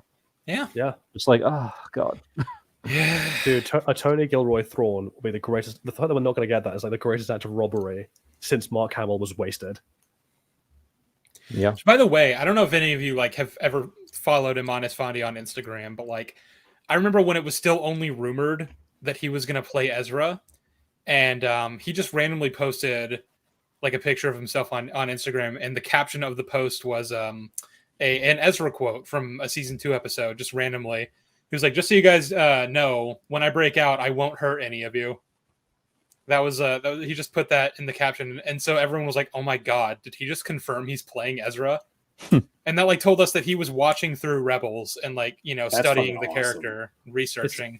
I just fucking love that. He did more than fucking the guy who played the Grand Inquisitor. Yep. What is this research you're talking about? What is it? What are you talking? He watched the show and saw the other version of the character he was playing. What the? You know what's fuck? really upsetting? You know what's really upsetting is like the amount of actors who so clearly want to be part of Star Wars who are legitimately fantastic and are just not allowed to be. Like even with the Grand Inquisitor, like Jason Isaacs wanted to come back and be the live action version of himself. They wouldn't let him. Like, Iman I can't remember his name again. Sorry, I forgot. Iman Esfandi. Thank you. Like he clearly gives a shit and really wants to be this part of this role. Ray Stevenson was so thrilled to be part of Star Wars. Mads Mikkelsen was thrilled to be part of Star Wars. Look, this goes on. Like Mark Hamill was so psyched to be coming back. Oscar Isaac was so thrilled John to be a part of Boyega's it. childhood dream. Exactly. Well, didn't he say that he like cried when he got the call that he was going to be in Force Awakens? And the thing is, like one of them who didn't even get it is like Rahul Kohli, who was the actor from Blind Manor, who was at one point it was rumored he was going to be Ezra, and he was really gunning for it. Like, and like Oscar Isaac, like he had to push JJ to keep him alive because he was that enthusiastic about it. It's like, so much enthusiasm from great actors, and it just gets squandered. And like, this is the thing. Like, I don't want to see Rahul Kohli in Star Wars, not because he's not fantastic, because I fucking love him, but I just don't want to see him ruined and wasted. It's almost he's too talented for Star Wars. Yeah, it's like you almost want to advise him to stay away at this point. Like, just don't bother. Well, it's almost like the when Rings of Power first came out, and people were like, "Oh, it was first announced," and people were like, "Oh, this huge, biggest budget TV show ever, Lord of the Rings," and I was like, Anya Taylor-Joy, who is a massive Lord of the Rings nerd and is like nailed on to portray an elf. She's not even been linked with this show, which is a real big red flag as to its quality. That her agent has clearly warned her off this. Yeah, it's the same kind of thing now with Star Wars. Well, and when it comes to the Ray Stevenson thing, and again, you obviously cannot blame Filoni or anybody involved in the production for him dying. I would never in a million years want to say anything I wasn't like planning that, on inferring that Filoni. God damn it, Ray! No, but it's frustrating, and it's just really tragic that this is it. They're done. We can't do anything more with them moving forward. It was the same thing with Carrie Fisher. And it sucks that their last project is something that I think is just so subpar, Yeah. Terrible. Yeah. I have so much to say about Balin and Ray Stevenson, but we should move on now to describing the events as they occurred. Yeah. So, Death Trooper fight is happening. Sabine is leveraged up against a pillar. She's being choked to death. And behind the trooper, several meters away on the ground, she's dropped Ezra's old lightsaber. And she, so of course she's fucked, because in order to reach it, she'd have to use telekinesis, which isn't possible. Yeah. So she reaches out her hand, and of course this isn't going to work. And then something happens, something that breaks everything. Sheev, would you care to explain? I mean, what's there to say, really? She reaches out with the Force, and for some reason, I guess she had like some kind of magnetic thing in her Mandalorian armor. It came to her. It came right into her hand. Also, I like the idea by the way that she felt like I like that she felt so her glad only someone option was picked to up use on it. Was the only person. Like, I like the idea that she thought the Force was her only option, despite the fact that she's got a gauntlet with a rope attached. She's got a flamethrower. Yeah, that's true as well. Well, she reaches out with the Force, and then she pulls it to her. She has telekinesis now. That's a thing. Well, and it's because here's the thing. I think we all knew that it was coming, because they kept building it over and over again. But it's just so weird how they made it happen here. Like it was just so casual. Like it's a blink and you can miss it moment, you know. Odrin. So Jolly and I have talked about this before, but like, it feels like Dave thought by having 2 scenes that set this up, quote unquote, that he was giving her like an arc, right? Like he thinks that this qualifies as an arc for her character. Yeah, she's overcome some great challenge that allows her to now, be a Jedi and use the Force and all this. And it's like, but what was that? We didn't. Yeah, what see changed? That. What was it that changed materially in her character from A to B that means that she couldn't do it at point A and now can do it at point B? Well, yeah, because that's the thing. I mean, obviously, we're on board with the idea of, you struggle with something. You have a character that struggles with something. They keep trying. They're not doing it, and then eventually they end up doing it.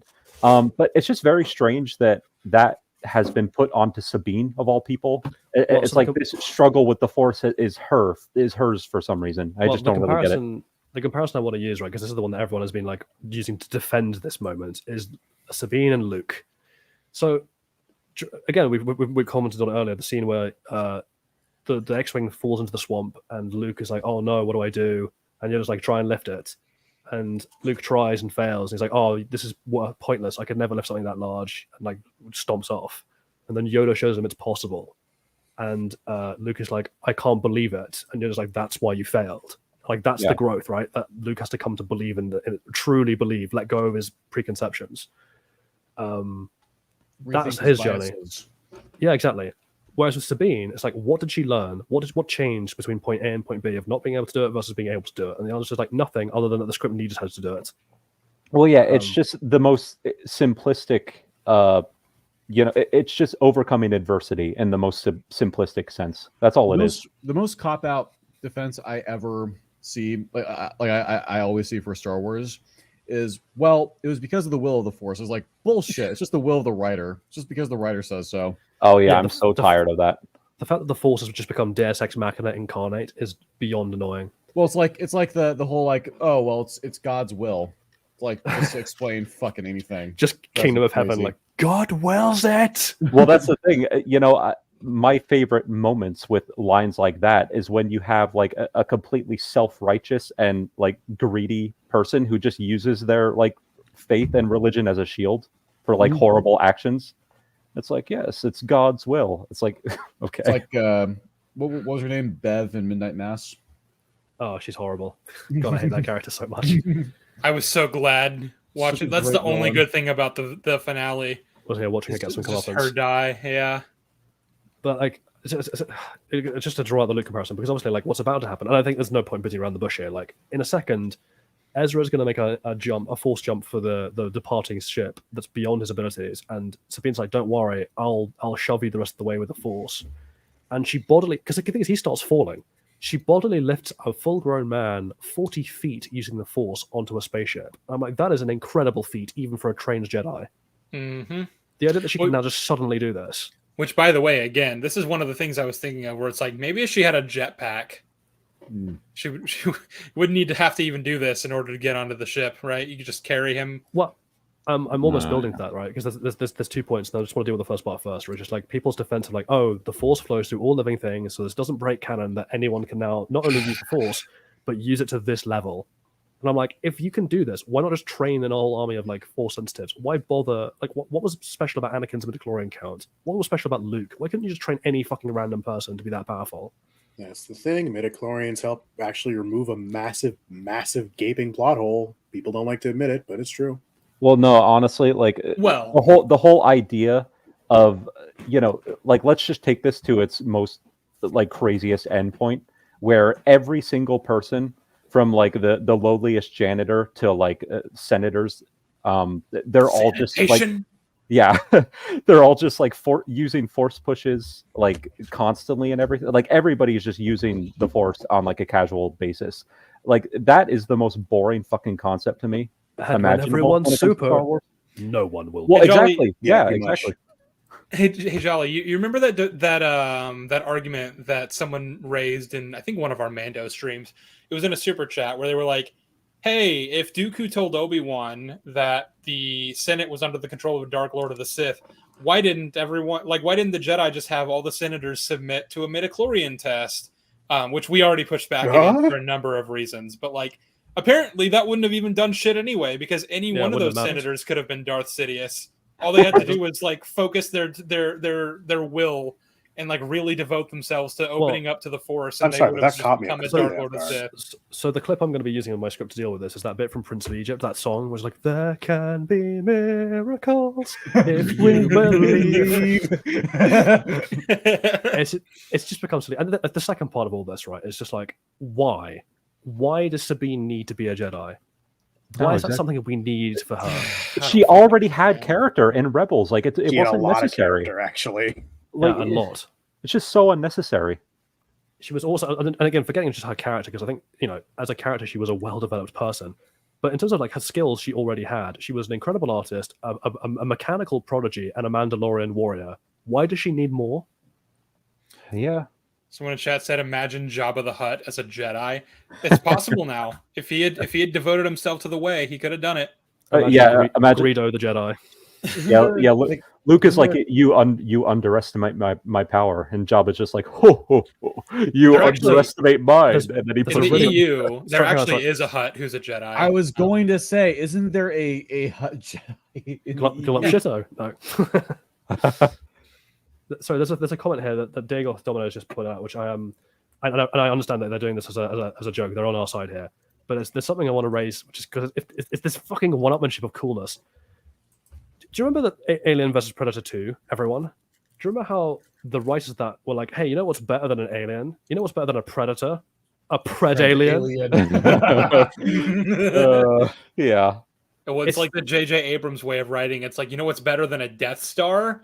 A fucking giant planet-sized Death Star that can blow up 5 planets. And you know what's even cooler than that? 1,000 Star Destroyers that all have Death Star cannons. You know what this reminds me of?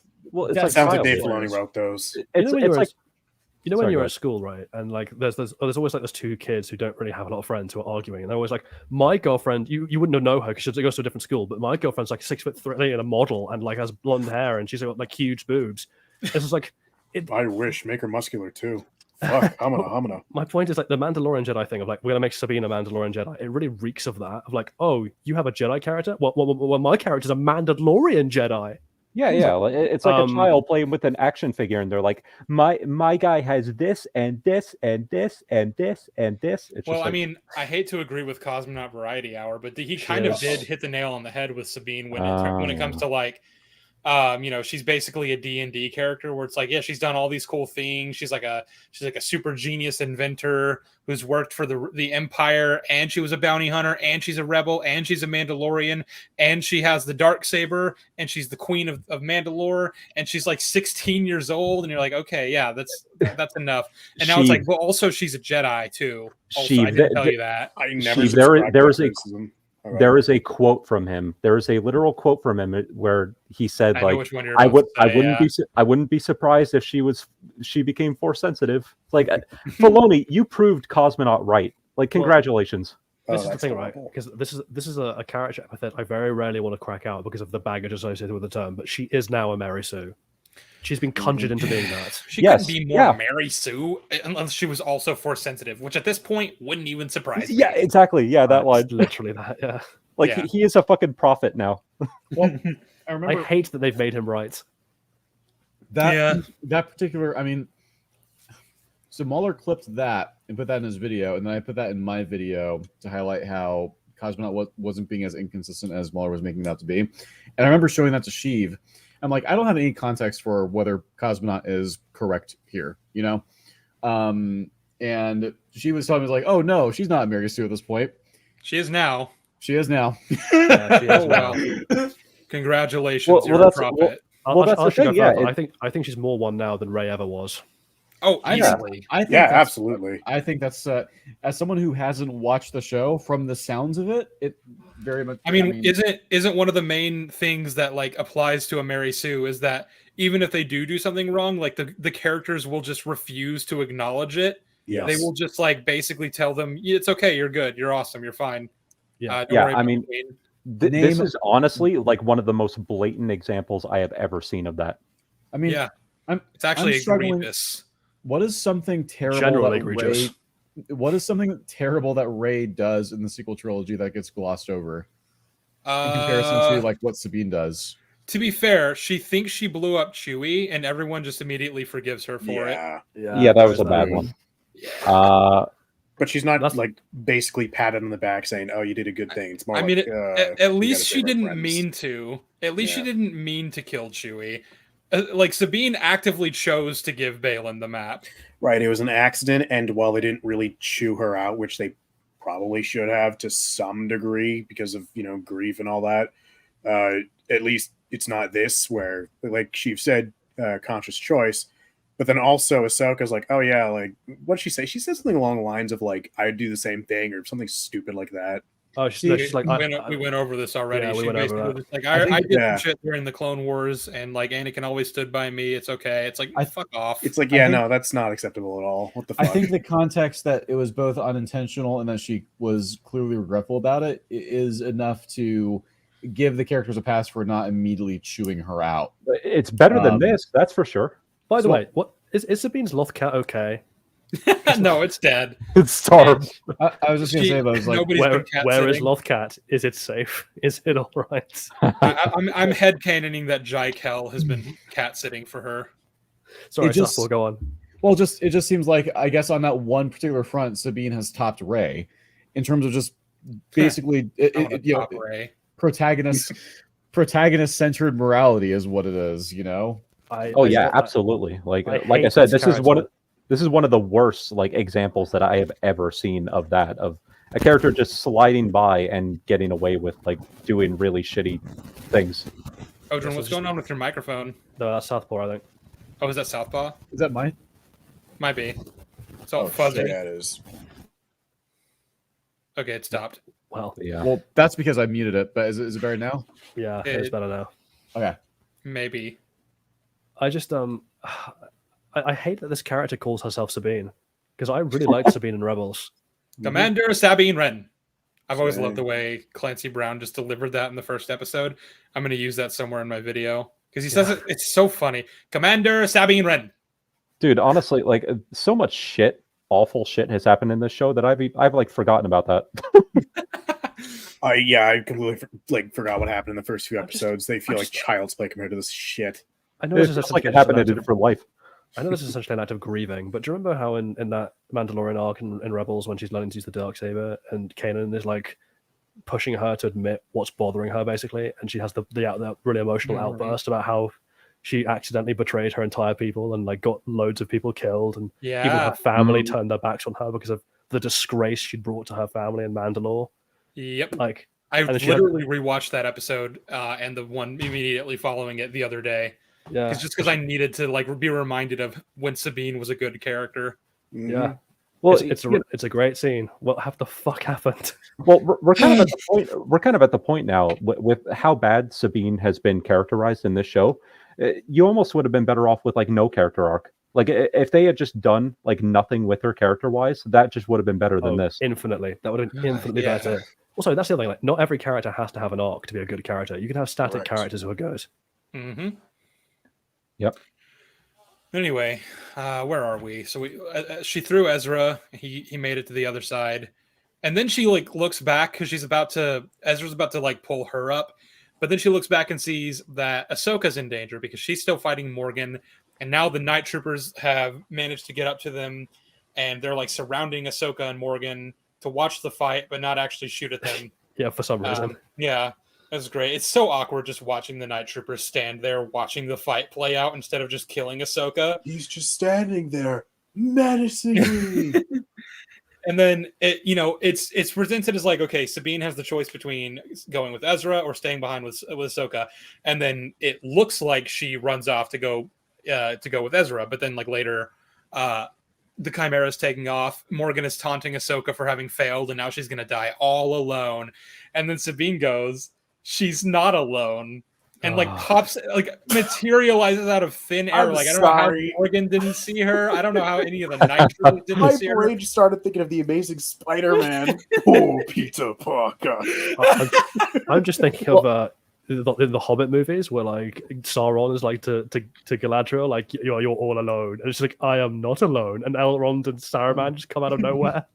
I was thinking more Infinity War when Proxima Midnight That's what I was says, thinking. "Yeah, dun dun dun dun." I'm surprised that music didn't start playing. Well, and like in a certain context, you could maybe do something like this, but in this case, she would have just been like at the end of a platform. Like there's nothing like obscuring her. Yeah, really. well, that's what I'm saying. Is like I don't know how Morgan didn't see her, since the direction Sabine would have been coming from would have been right in front of Morgan. Did she hide behind one of the rocks and wait for a moment to have like a dramatic entrance? Actually, Andrew, just put her helmet back. Just put her helmet back on and pretended to be one of the night troopers and just whistled and walked her way into the circle. Actually, Andrew, it's not Avengers Endgame that did the "they're not alone" line. That's Infinity War. Yeah. Endgame had the cringe A-Force scene, but also. God. I don't want to skate over this of what Sabine has just done, the choice she has just committed to again. So the reason that Ahsoka was like, and all of them were attacking this fucking place in the first place, was to get onto Thrawn's ship to stop him from leaving. That is goal number one. Again, we cannot let him get back to the galaxy, or there will be a war. That's all that matters. And Ahsoka is like, I've got Morgan. You and Ezra go and take Thrawn. Stop him from leaving. And Sabine throws Ezra into an entire ship filled with enemies and Thrawn and 3 Night Mothers. And it's like, actually, he's got this. I'm going to abandon the galaxy again to go help Ahsoka, making exactly the same choice I did in episode 5 just for Ahsoka. Yep. The galaxy is doomed again because I'm prioritizing people I give who are in my immediate sphere of influence. Remember when the clone child in Fallen Kingdom releases all the dinosaurs because they're clones like her? Also, then we have the incredibly shit choreography of Sabine dancing around suddenly incompetent, like beyond incompetent. They do the thing again. They do. Okay, so like in the last episode, I criticized Shin ordered them because they had Ezra and Sabine surrounded. Shin ordered them to fire. Then they didn't because Ahsoka rode in on her mount and took out like a few of them. And then instead of just continuing to fire because they were still in the same compromised position, they just started running around like headless chickens. Sabine shows up, says she's not alone, shoots like one of the stormtroopers, and then they all just start running around in a circle like they're in gym class instead of like just killing her immediately. It's like, what the fuck is happening? Captain Enoch was like, right, that's it, guys. You're doing it in your pants again. Captain Enoch. Wait, okay. Sheev, real quick. Do you still need me to turn my volume down? No, it's fine. It's just for some reason for me, you were significantly louder than the rest of them, and it was like grating my ears. Oh, well, I'm sorry. Yeah, fucker. Just don't like your voice, Odin. Oh, Sheev, it's not really judgmental. That's why I sent that to you over DM and didn't say it out loud so that this wouldn't be presented to where the audience could hear it. But here we are. Yeah, and then Ahsoka, you're just airing out dirty laundry publicly. Then Ahsoka kills Morgan. Well, yeah, that just happened. I cheered so fucking loud. You have no idea. Well, with a slash. We love to embarrass our friends on live streams.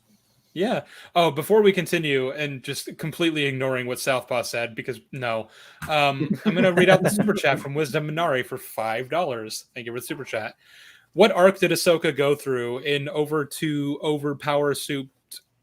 In order to overpower souped up Morgan? I miss when action was tied to character development in some way. Yeah, I do too. Me too. Well, she learned a lesson. I don't know what lesson, but she learned a lesson from Anakin a few episons earlier, and there you go. Lesson, yeah. She gained white clothing, which increases her. She upgraded her gear.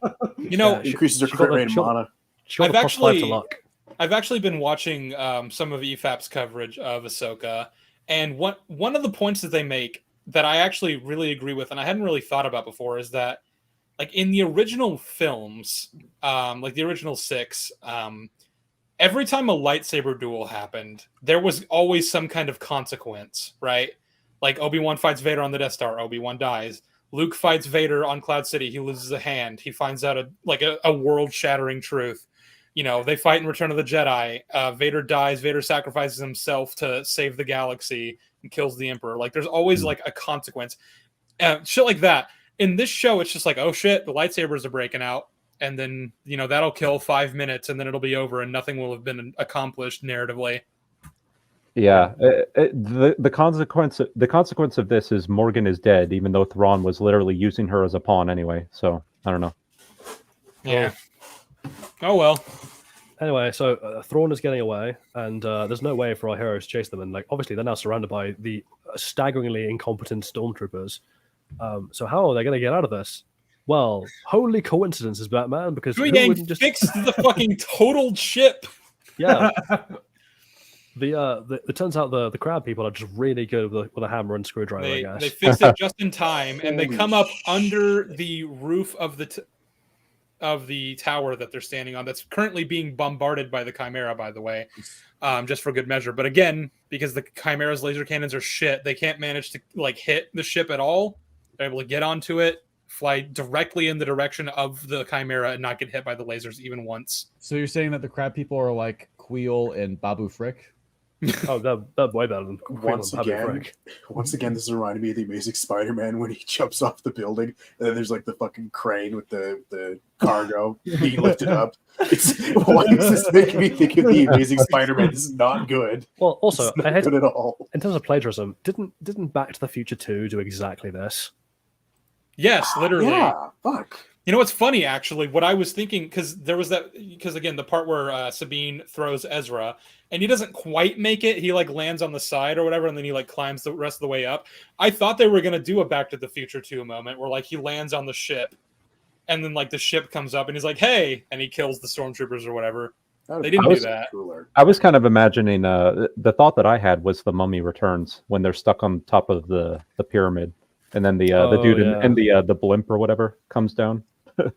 Man, I missed that movie. That movie was great. Yeah. Oh yeah, the Scorpion King CGI was amazing. Oh, look, whatever that movie is, you can't deny it's fucking fun. It's fun, yeah. It and the first one, yeah. The third one, not so much. That and Van Helsing as well. They're all like the same. I think it's the same director. Oh, I as well. love Van Helsing. I fucking adore Van Helsing. We need to watch that. So stupid. Those early 2000s like action adventure movies, they're so fun. So much fun. As part of our Halloween stuff, Sheev, we need to watch that at some point. Hell yeah. Oh, just the fucking Dracula actor is just eating the scenery. You know, he married one of the brides. The black-haired bride is actually now his actual wife, which is nice. She was a black-haired beauty with big dark eyes.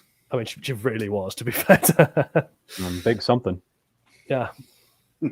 I love that bit where she's like, "Have you no heart?" He just looks like us. No. I want to live. Man, that guy's voice. Monster, man. I love that guy. Yeah. It's so operatic, that Frankenstein dude. Yeah. Anyway, so they have killed Morgan. They took out the Night Troopers. Hu Yang rescued them, and now they're flying toward the Chimera in a last-ditch attempt to. I don't really know what the plan is exactly. Like, what are you going to do against the Star Destroyer? Sabine's going to ram them again. Well, also, meanwhile, Ezra is now alone on the hangar. He gets a nice friendly heads up from one of the stormtroopers that are saying, "Hey, we're sending reinforcements to you." So he's like, "Oh, thanks," and then goes and drags the stormtrooper off so he can take his costume. Again, I don't know why the hangar isn't just stocked with stormtroopers just in case they do manage to get on board. You can just blow them to hell the second they get on board. Ezra will be dead. Because that involves logic, and we don't do that here. But yeah, and also, like, so the goal is to prevent Thrawn from leaving. What's Ezra doing? He's just kind of hanging out. He stowed away in the cargo hold because he realized that there were too many. He can't do this alone, I guess. So here's the thing. Here's the thing. Like, I fully believe that if Ezra confronted Thrawn in the bridge, like, of course he would immediately die. Like, he'd probably manage to kill Thrawn, but then, like, you know, the stormtroopers, the Great Mothers, like, it'd be too much for him. He would die. The thing is, though, can we think of any other time that Ezra was willing to let himself die in order to defeat Thrawn? No, not once. Is there any other point in the canonical timeline where he did that? In the finale? Yeah. No, it's never happened. Guess what? I never saw Rebels, but I know about that. Ding. I have never watched a single episode of Rebels. I've seen the clip of Obi-Wan finally killing Maul. I haven't seen much of Rebels outside of that, but I know that that's what Ezra did. Well, it's the reason why they're on this stupid planet in the first place. Yep. So yeah, my point is, like, because I'm just getting out ahead of that. I feel like people would be like, "Oh, but if Ezra did that, he would die for sure," and it's like, okay, and yeah, I agree with Andrew. He's in trooper armor. Just walk under the bridge and fucking shoot him. Yeah. Or alternatively, if he doesn't want to get killed, he could just pull an Obi-Wan from A New Hope and go and shut down the hyperdrive. Yep. Oh yeah, there you go. Yeah.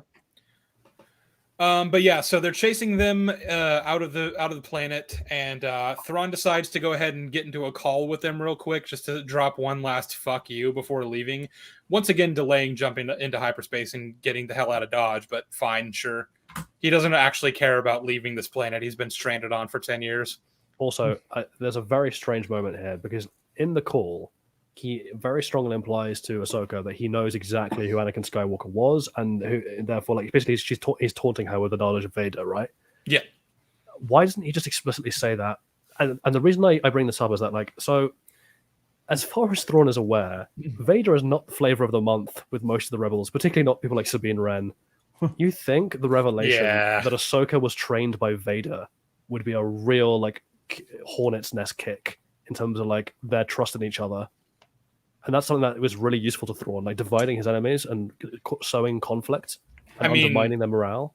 Less so that she was trained by Vader, and more so that she was trained by Vader and never told Sabine in all their time together. Well, yeah, and like devoid of something like that, this moment is nothing more than just like mustache twirling, like grandstanding. Like that's all it is. But you know, he said the line. He said, "Long live the Empire," which is, I don't know why he cares, but you know, he said it. So woohoo, line. Long live the Empire that I demand you clap. Clap now. Woo! Long live the Empire that, as far as he knows, like probably that he shouldn't be invested in. He doesn't give a shit. Yeah, shouldn't give a shit about. Shouldn't give a shit about. And as far as he knows, like it probably doesn't even exist anymore. Well, he knows it doesn't exist anymore because Morgan's presumably caught him up on that fact. Well, yeah, that's what I'm saying. Also, my sister sent me a fucking hilarious meme, which is like, you know, Thrawn, when he finds out Ahsoka is Anakin Skywalker's apprentice, like scared face, is like gets to the new galaxy. It's like when he finds out that Luke Skywalker is in the galaxy. Yeah, that'd be pretty funny. But then again, Luke is thankfully he has 3 witches whose magic capabilities have no like range limit in terms of how far reaching they are in space. So he could just have them sense out where Luke is and kill him.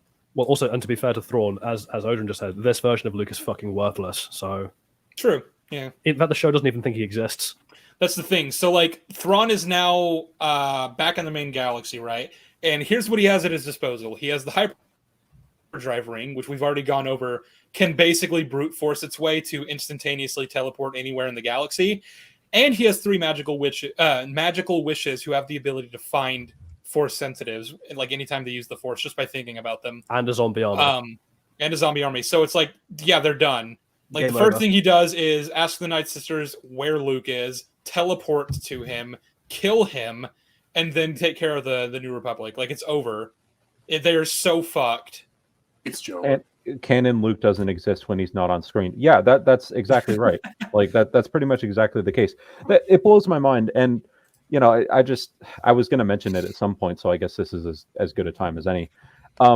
It's so bizarre in terms of how not just this show, but the other shows have gone about when to introduce characters and when not to. Like the fact that Luke didn't even get mentioned in this show, even though you would expect him to. Leia did as well. Yeah, exactly. Like you would expect him to not only be mentioned, but make an appearance for something like this pivotal. But instead, he showed up in the Book of Boba Fett for some reason. Zeb didn't show up in this, but he showed up in Mando season 3. Like it just reminds me, it's so misplaced, and like Disney Star Wars does this all the time. Like it reminds me of The Rise of Skywalker, where C-3PO is like saying that all these people are his friends, even though like he doesn't know any of them. It's just like you don't know like how to use these characters, do you? He should have done that. He should have done that in the scene where he subs in for Leia. Like he walks into the meeting with all the senators, and he's just looking around at them all in turn. And they're like, "What are you doing?" It's like taking one last look at my friends. Yeah. It just, I don't. That's just my rant. I can't get over it. Also, I can't wait for Peleon's reaction when he finds out his bullshit Thrawn is actually real again. Yeah, he's like, "Fuck! I was making all the decisions in the name of Thrawn because I didn't think he was actually alive, that he would ever actually come back. What fuck?" Well, it's just there being like telling everyone like, "Oh yeah, Thrawn told me to tell you to do this," and like then someone on his bridge is like, "Sir, we have an incoming call from Grand Admiral Thrawn," and he's like, "No, Jack, you joker, you." Puts him on screen. He's like, "Oh fuck!" Hey, Thrawn. Pelion like withdrew millions of dollars, millions of credits from the trust fund that the Shadow Council set up. Just by invoking Thrawn's name, and they're just like, excuse me. He's just been living in Thrawn's house. Like, like Thrawn goes to his house and sees Pelion wearing his favorite bathrobe and slippers. Hey, man! Pelion tore down all the priceless antique ancient alien art and replaced it with 70s porn decoration. No, he put up that neon beer sign that Michael wanted to put up in the dinner party episode of The Office. Yeah. He just he pawned off all of Thrawn's shit. Thrawn's just staring at it in disbelief, and Pelion looks at him and goes, Thrawn, I forgot you don't appreciate art as I do. Is it weird that that's actually one of my favorite episodes of The Office? That's the best episode on the show, objectively, so... I think it's The Office is just at its best, where it's just unbelievably painfully awkward. So unhinged. Yeah. Hang on, we're so close to rounding out this episode, so let's just get through the last bit. Well, then we got overarching stuff to talk about, so... Yeah, exactly. So let's get on it. All right, so Thrawn fucked off. He dropped one last deuce before hitting the road. And then, so Ahsoka and Sabine were just like, well, fuck it. And they just went back down and rejoined the crab people. That's just their home now. Yeah, which again, it's just Sabine did not face any consequences for the things that she did, but now it's well, fuck, we're up a creek. You've ruined everything. Found out. Ezra never found out. But what I'm mostly getting at, what Ahsoka should be thinking right now, it's we're stranded here. We have no way of getting home. Thrawn has gotten away. He's gonna fucking conquer the galaxy. All because of what you did. Maybe she was willing to forgive it because we still have a chance of stopping him. Now it's nope, it's all fucking over now. It's ruined. This whole scene is so fucking confusing. And Ahsoka's we need to move on from that, or she said we need to leave it in the past, or whatever the hell she says. I'm just what do you mean, Ahsoka? Why are you not trying to go find some Purgles, go seek out a Purgle or something, try to find a way out of here.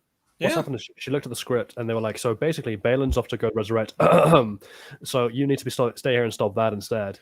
And Ahsoka was okay, that's my mission now. Well, she sees the owl, and I guess the owl is telling her hey, you're right where you need to be.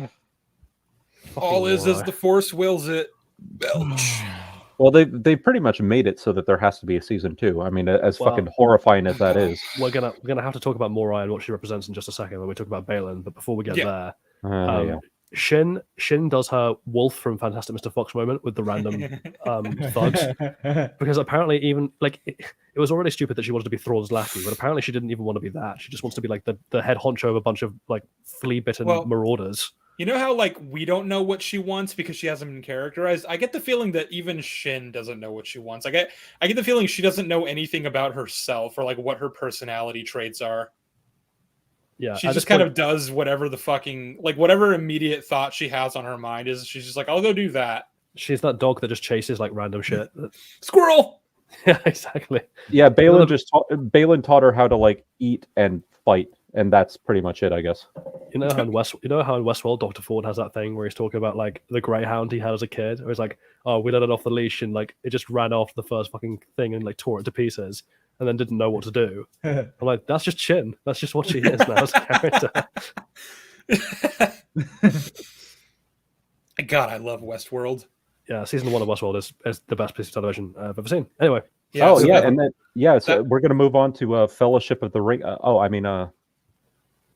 Yeah, the two statues. Well, before we get to the Fellowship of the Ring, we have to deal with Ezra coming. Oh yeah. Well, did we not want to talk about Balin's because that's the next scene up? True, but I think there's so much to talk about there. I want to leave it for last. Okay. Yeah. So Ezra somehow gets away from the Chimera. So the Chimera comes out and is at Dathomir now. That's where they've decided to hole up. Ezra, instead of going to stop Thrawn, going to kill him, using the element of surprise or whatever, he just leaves, somehow gets away, somehow finds the New Republic fleet, just in space. And then I assume he hails them, because he is escorted onto the hangar. I'm starting to think this is like New Republic standard protocol, though. Like when you don't know who a person is, you just allow them onto your hangar so that you can meet them with hostile force. Because this happened twice now in the show. Wait, no, hold on. It's literally no, wait, it's literally the same shuttle. Like this has to be Balin's shuttle because I mean, who else would it be? I mean, it's probably the same one, right? It could be any shuttle, like on the Chimera. I don't know. Well, but no. Well, what wasn't it like a red, like Jedi shuttle? I don't think so. I thought Maybe it was. I thought it was just the Imperial shuttles, the Lambda class shuttles, but I might be wrong. I could literally pull it up right now. Hang on. Yeah, I could be misremembering. I only watched the episode once because I couldn't be bothered. But I mean, if it is Balin's ship, wouldn't they just blow him out of orbit? Yeah, they'd be like, "Oh fuck, nah." Oh, it is a red shuttle. Exactly. Yeah, it's like Balin shuttle. They're pulling this shit again. Oh my god! Fool me twice. It's like, yeah, no, just literally blow him to hell. Wait, can you imagine? Can you imagine if they did the same thing? Or Ezra did the same thing? It's like, I'm a Jedi from the old Republic or whatever, and they're like, oh, it's a Jedi. Let's put them on. We're not falling for that shit again. Just nuke him out of orbit. I like the other way. He gets off the ship into a hangar full of enemy, hostile troops pointing guns, and it comes off the ship wearing full stormtrooper armor with helmets. Yep. Apparently he just has a death wish. And he doesn't take the helmet off either. Like Chopper figures out it's him for some reason. How? And goes up to him. But it's like, why didn't you just start with that? If anything, whatever. Because we have to have the reveal of taking the helmet off. Oh, it's so meaningful, especially in this scene where neither Hera or Ezra emotes about the fact that this person that they care about, that they haven't seen in 10 years, is now back to them. Back with them. I hate this photo you. Sheev, at least... Sheev, you do have that, but at least they do show them walking towards each other and finally embracing in a hug. At least they've got that. At least we had that. This or is do we? Sheev shared it was on I'm Twitter. pulling it up now. I'm pulling it up now. The image of them hugging, and I was like, why was this so hard? Why couldn't we do this? Aww. Yeah, here it is. And share screen. Right here, share. Was this so fucking hard? Apparently. Yeah, they couldn't just have this happen in the show. Well, so let's put this into perspective for any of you who haven't seen Rebels. She was basically his mother for years. Yep. For years. They saved each other's lives. He was a son to her. He recognized his potential to be good and to do good and to help people before even he did. Not to mention that, other than Jason, Ezra is the closest thing left to what's left of Kanan. And it also, we need to remind everyone, it's been, I think, about 11 years since they last saw each other. Yeah. So that's a decent amount of time. Because they last saw each other in the year of the Battle of Yavin, right? But the year before that. Or the year before that? Okay. The year before that, yeah. So 12 years. The thing is, she never really cared for him. Innocent or Fuck otherwise. Off, Jolly. No, but honestly, this kind of shit, it honestly feels like they have an aversion to showing too much emotion. Like this kind of crap, it's almost like it makes them uncomfortable. Emotion, we can't have that. I don't get it. He's like a son to her. Do you remember how after the battle of Yavin, when Luke comes back and he's so excited that he actually says Carrie rather than Leia, because they're trying to emote so hard in that scene, they're all just so thrilled to have survived and be back together. Yeah. Do you remember that? Do you remember when characters actually had reactions to things in Star Wars? God, I miss those days. Yeah, honestly, well, this is the thing. Remember the look on Andy Serkis's face when he said, "I can't swim," and Cass in Andor realized what that meant. This is the thing. To the people who always say that shows like this are peak Star Wars, it's the most Star Wars since the OT. It's like, you need to go back and watch the OT. You need to go back and watch the scenes where characters actually displayed emotion and shit. Well, I think you're forgetting. It goes back to that sentiment that I keep saying. It's like, if you actually like Rebels, like you say you do, if you like these characters, why do you feel anything other than absolute contempt for this show? I don't understand, and I really wish I did. Yeah, well, I mean, I said this to Yushi, right? My message where I was like, I don't want to pull out the not a real fan card because I don't believe in that at all. But what is clear to me is that most of the fans of Star Wars that I see on Twitter were never fans of anything more than the shallow surface elements. They're just like, I like lightsabers, and I like space battles, and I like, like big hulking evil lords. And I'm like, that's fine. That's not, I'm not, I'm not going to snobbishly tell you that it's not okay to like those things. You're perfectly entitled to like those things. But you do understand that for other people, there was more to it than that. It wasn't just those things. It could be that, or they could be operating like purely off of nostalgia and like nothing else. Like there's in the end, though, what's the difference? Yeah. But yeah, what ends up happening instead is the most bizarre fucking editing choice I've seen in a long time, where Ezra starts approaching her, to go in for a hug, and then it just screen wipes to the next scene. Before they even meet up. Yeah. They're like I want to say a solid 7 paces away from each other before the wipe happens. As the wipe happens, rather.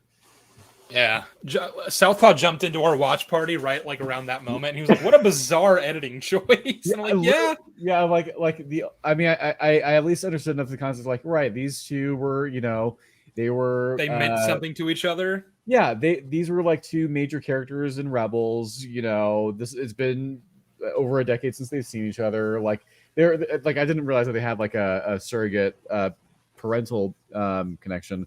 Yeah, I could talk your ear off about Ezra. Like, so his parents, I'm not going to go on a whole tangent, but like his parents were like political figures who spoke out against the Empire. So obviously they got imprisoned. And so Ezra was an orphan who had been on the streets of Lothal stealing to survive since he was 7 years old. He tried to steal from the Ghost crew because they were doing a job, trying to steal crates of food.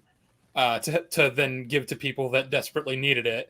And he was trying to steal it for himself. They ended up intercepting him. They took him on board. They showed him what they were trying to do, and he realized that he'd been selfish in a lot of ways. Like, I could be using my skills as a thief to like help people instead of just helping myself, that sort of thing. She recognized in him the capacity to do good and to help people before even he recognized that in himself. And whenever he finally realized it, whenever he finally started doing these things, like these altruistic things, like she was so proud of him. And it's like such a great moment. And isn't he the one also who comforts her after the death of Kanan? Yeah. Yeah.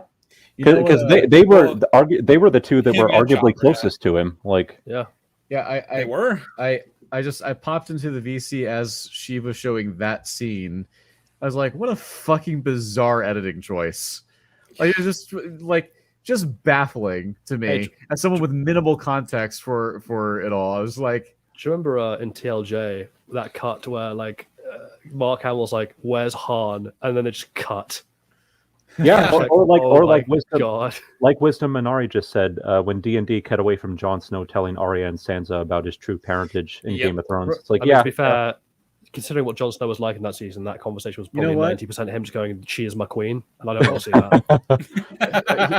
Here's the thing, Jolly, is like, that is a valid issue with TLJ, but what's hilarious is that in that movie, when Rey and Finn finally see each other again for the first time in a while, they run in for a hug, and the camera doesn't just cut away. TLJ did this better than even TLJ did this better. Rian Johnson recognized that the characters mean something to each other. Apart from Han and Luke.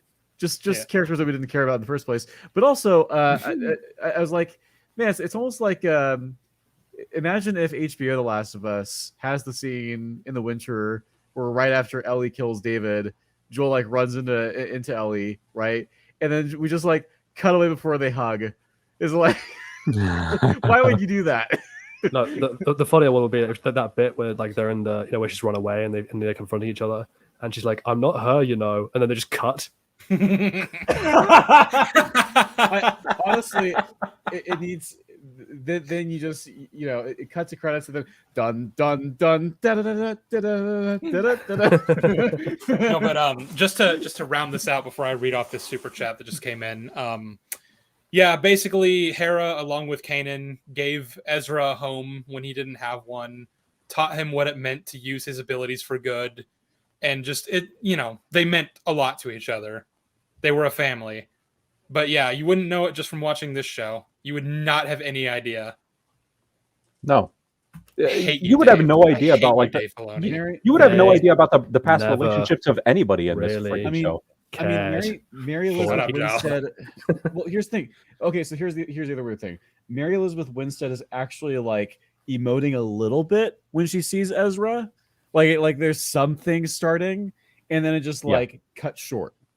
So it's like it's not even that. It's like no. So even just in this scene, even if you haven't seen Rebels, you understand. Like, oh, so they're supposed to recognize each other. They knew each other once. It's been a while since they've seen each other, and then we just cut away before they get to do anything.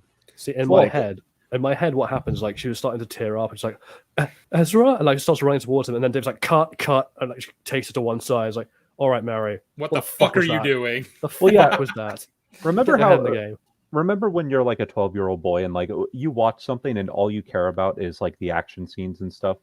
You know, like, whenever there's that wasn't what I was like. That was never me. Yeah, I don't know. Some people are, but like, any scenes where there's like any display of intimacy or anything like that, I imagine that there are probably some boys watching that who are just like, ugh, God, move on.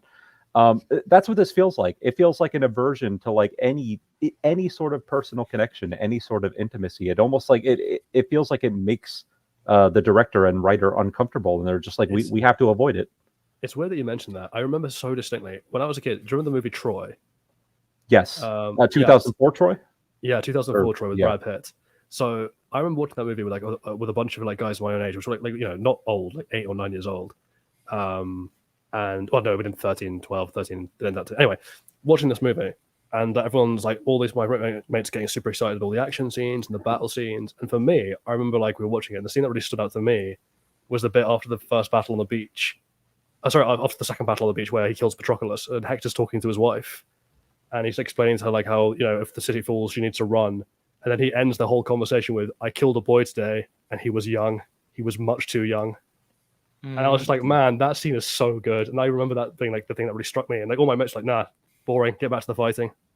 Yeah, because it's like he knows he's going to die. He knows that Achilles is coming for him, and it's like, yeah, it's a really somber. This could very well be like the last meaningful conversation he has with his wife. Eric Bana is just great in that movie. It's like the other scene where he's talking about like the first battle on the beach, and he's like talking about Achilles' spear throw. And he's like, the man who killed Tecton outside Apollo's temple. I've never seen a spear thrown like that. An impossible throw. And you can just see he's realizing that they can't win. That movie's underrated, in my opinion. Great movie, yeah. Yeah, it's got some great stuff in it. I'm going to read out the super chat, and then I'm going to answer the question. But bear with me because it might get a little sappy. Hey, Sheev, if you could go back in time and prevent Lucas from selling Disney to Star Wars to Disney, would you, or would losing Andor be too much of a net loss? I wouldn't, because I like Andor, but if I'm honest, if Star Wars, as bad of a state that it's in, like if Star Wars wasn't as bad as it is, I wouldn't have met any of the people that are in this call with me right now, or any of the other people that I consider a very good friend. So, nah, not worth it. Star Wars can go to hell. I like the idea that like you're like, no, I wouldn't change that because like I like Andor and I like all these people, and I'm just having like the hardest choices require the strongest wills. I mean, if I could somehow like preserve everything else that's happened and only like affect the franchise itself, then I would make that. I try and pull a Doctor Who and be like, the laws of time are mine and they will obey me. Yeah. Like even if it meant losing Andor and like Jedi Survivor, which I also like, I would make that sacrifice. Again, if it was only the franchise that was being changed. What have I sacrificed? That's fair. But again, like I think Andor is so good that I'd honestly be willing to just like let all the other bad Star Wars exist in order for it to exist. There's a lot of bad, Sheev. A lot. That's the thing. I like Rogue One. I like Andor a lot. I don't know if it's worth the destruction that was done to like Mark Hamill and Ford. It's not worth it. But what if us meeting each other is actually a canon event? What if there's something? What if there was? Listen, we could save Star Wars, but guess what? Toy Story 4 is still on the horizon. The Last of Us 2 is still on the horizon. I mean, What are you talking about? Last of Us 2 is going to be a masterpiece. Last of Us 2 was Yeah. great. What are you talking about? Did you see Last of CW Us video? We need a CW live action spin off of The Last of Us 2. Last of Us 2 was good. You guys are just dumb. Well, yeah, if we lived in that reality, we'd be like, well, we've gotten a lot of bad shit, but Star Wars hasn't been ruined yet. Hey, have you heard that Amazon has bought the Star Wars franchise? That's true. But that means they wouldn't have bought Lord of the Rings. I could potentially still go on my crusade against sacred cows if we're going to criticize plot holes, and then that could naturally appeal to you guys because you're actually consistent and you don't pitch a fit because I no, we would be bad faith too. So I just realized what a bizarre world that would be, right? Of like they'd swapped around, so Disney had bought Lord of the Rings and Amazon had bought Disney. Oh my god.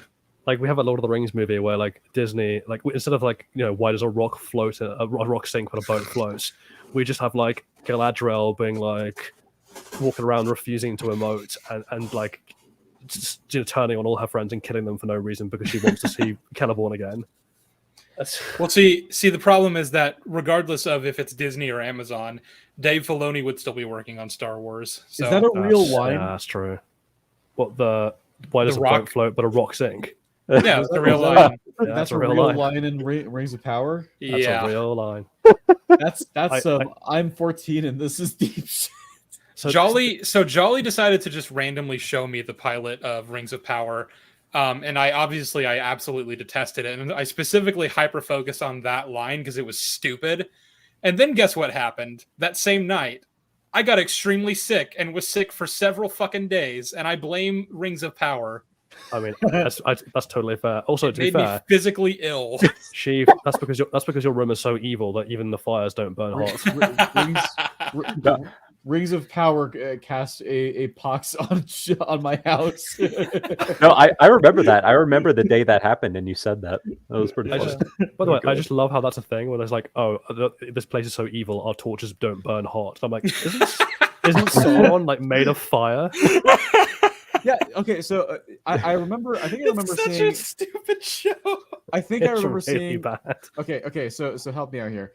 Like back in 2022, I think I remember seeing a tweet from Mahler reacting to the Rings of Power, saying something like, the Rings of Power's writers need to be like they need a refresher course on some basic facts, and then he says in all caps, "Fire clapping emoji hot."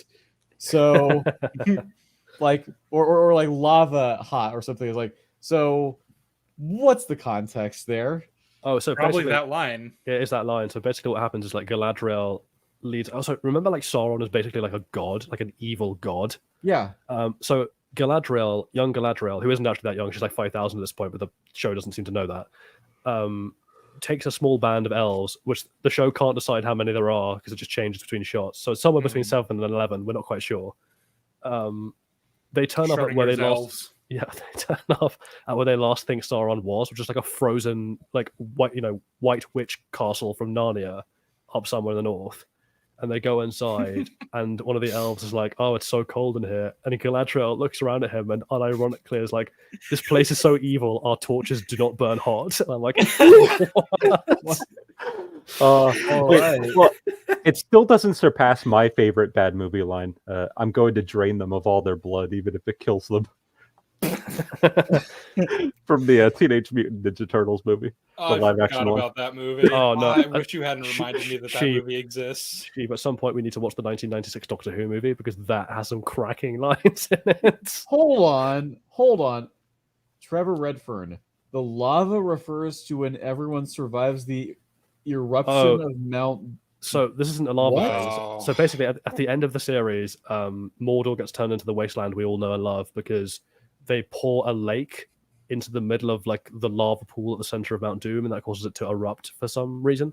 Okay. But the point is that Galadriel survives a pyroclastic flow direct to the face. like Star-Lord in Fallen Kingdom, huh? Yeah, it's like an actual pyroclastic flow rips through the village with everyone inside, and like Galadriel's out there standing in the middle of it and just completely fine.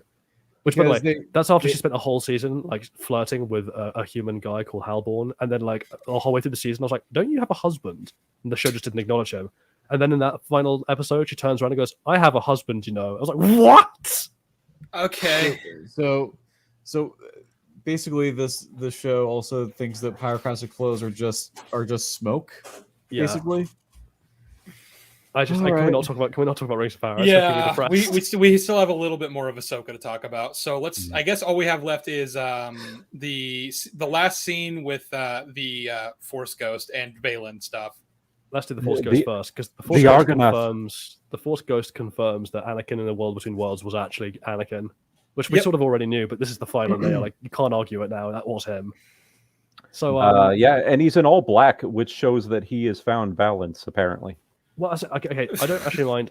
I don't care about the clothes color. I know. I just find that's just an amusing anecdote from a certain somebody. Well, of course, yeah. It's like someone will make a criticism of Ahsoka that's not even necessarily that great, and then someone else will defend it with just the most cope-ridden argument, because that's how they have to. That's how they defend everything in Ahsoka. Is like, oh well. Let me reference this random line from the films that doesn't really support my argument at all. But if you squint hard enough, maybe. Does that make all the context? Would that make that person a copa for Ahsoka? Yeah, Theory is certainly a copa. Sheev, I think you should kick him. Yeah, there we go. I kicked him. He's gone, and he's gone. Him back in this time, and he's gone. Oh my goodness! Oh, you lied. I didn't lie. Just like he lied about everything. Just like I lied about Kenobi. I lied, as I have from the very beginning. All right, so yeah, Force Ghost Anakin, he shows up. Don't know why he hasn't decided to reach out to Luke as of yet, or why he never shows up in the sequels. Again, I guess we're doing the fucking Shadows of the Sith explanation, even though that's nowhere in the films or the shows. And even though I've already pointed out that explanation is bollocks, and the very fact that he's here at all right now means that he could just tell Ahsoka what's going on. Mm-hmm.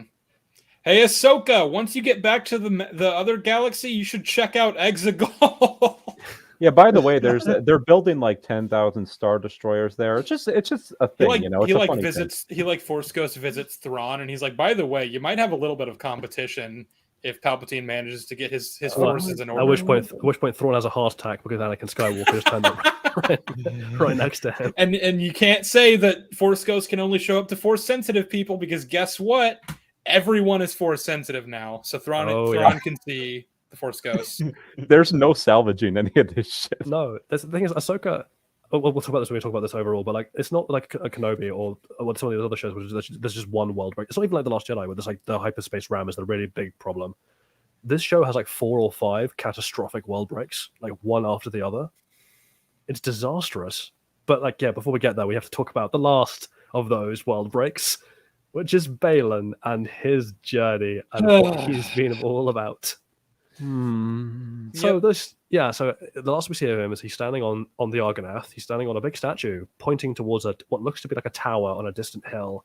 No, wait. The statues are the father, the daughter, and the son from. I was getting to that. Well, all right. I just wanted to describe the statues.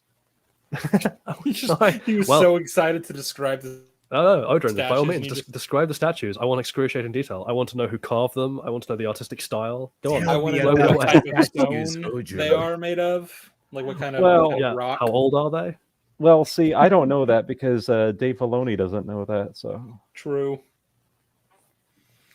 But yeah, it's the father, daughter, and the daughter's decapitated, but it's the 3 gods from the Mortis episodes. The best episodes on the Clone Wars. Oh God. I'm told. Yeah, most catastrophic, long-term, like world-building, breaking episodes. Well, also, this is where it gets really, really bad, right? Because like Morai turns up, so like the daughter's back. Huzzah! I don't know where you were the whole season, you fucking stupid bird. But sure. We still don't know what the fuck her deal is, really. Sheev R'gor. She's daughter. Do you not remember? That's all we need to know about her. She's the daughter, yeah. I am daughter. Reincarnated into an owl, because sure. I just like how when she hears in the first World Between Worlds with Ahsoka in the cartoon, when you hear all the quotes in the background, and she's like Morai in the background. Just in case you missed it, Dave Filoni plays that scene, which is like I am daughter. And it's like, oh, thanks, man. I like to imagine that Southpaw has no idea what's being said about anything right now, and that's even funnier to me. That's okay. I don't think he does. I don't. He's not following any of this. So I'm just here for the ride, and I'm here to say fight things like Topo for Ahsoka. Please, Southpaw, when please don't go. when the Please Mando don't go movie to the eventually Mortis comes out, Southpaw, I would be very curious for you to watch it. Sorry. Having not watched any of these other shows, the Mando movie. Oh, the Mando movie? Oh, okay. Yeah, I would be very curious for you to watch it, having not seen any of the shows, and just kind of get a litmus test of like how much of it you even understood. Well, okay. Well, the thing is, I'm pretty sure that the only Mandoverse show that I haven't seen is Ahsoka. Like I've seen but like in order to understand it, you'll have to have seen Ahsoka, Rebels, Clone Wars, and like probably all the other Mandoverse stuff. Oh. I mean, definitely given what we're about to talk about. So, yeah. Earlier in the season, I think it might even be the episode before last, Balin's like, my plans are to upend the cycle that I've decided, if I'm looking at history, that like this whole Sith Jedi thing just goes round and round in a big loop, which is a blatant ripoff of Darth Treya/Kreia from KOTOR, but just with much shittier, like, and hollower. Isn't that also Luke's arc in The Last Jedi? No, it's worse than that, because this is like talk about Luke. Yeah, this isn't like, oh, the Jedi need to end. This is like, we need to completely destroy everything that is like the foundation of the cycle. Anyway, in KOTOR, that was Kreia being like, we need to destroy the Force, like that we need to delete it from existence.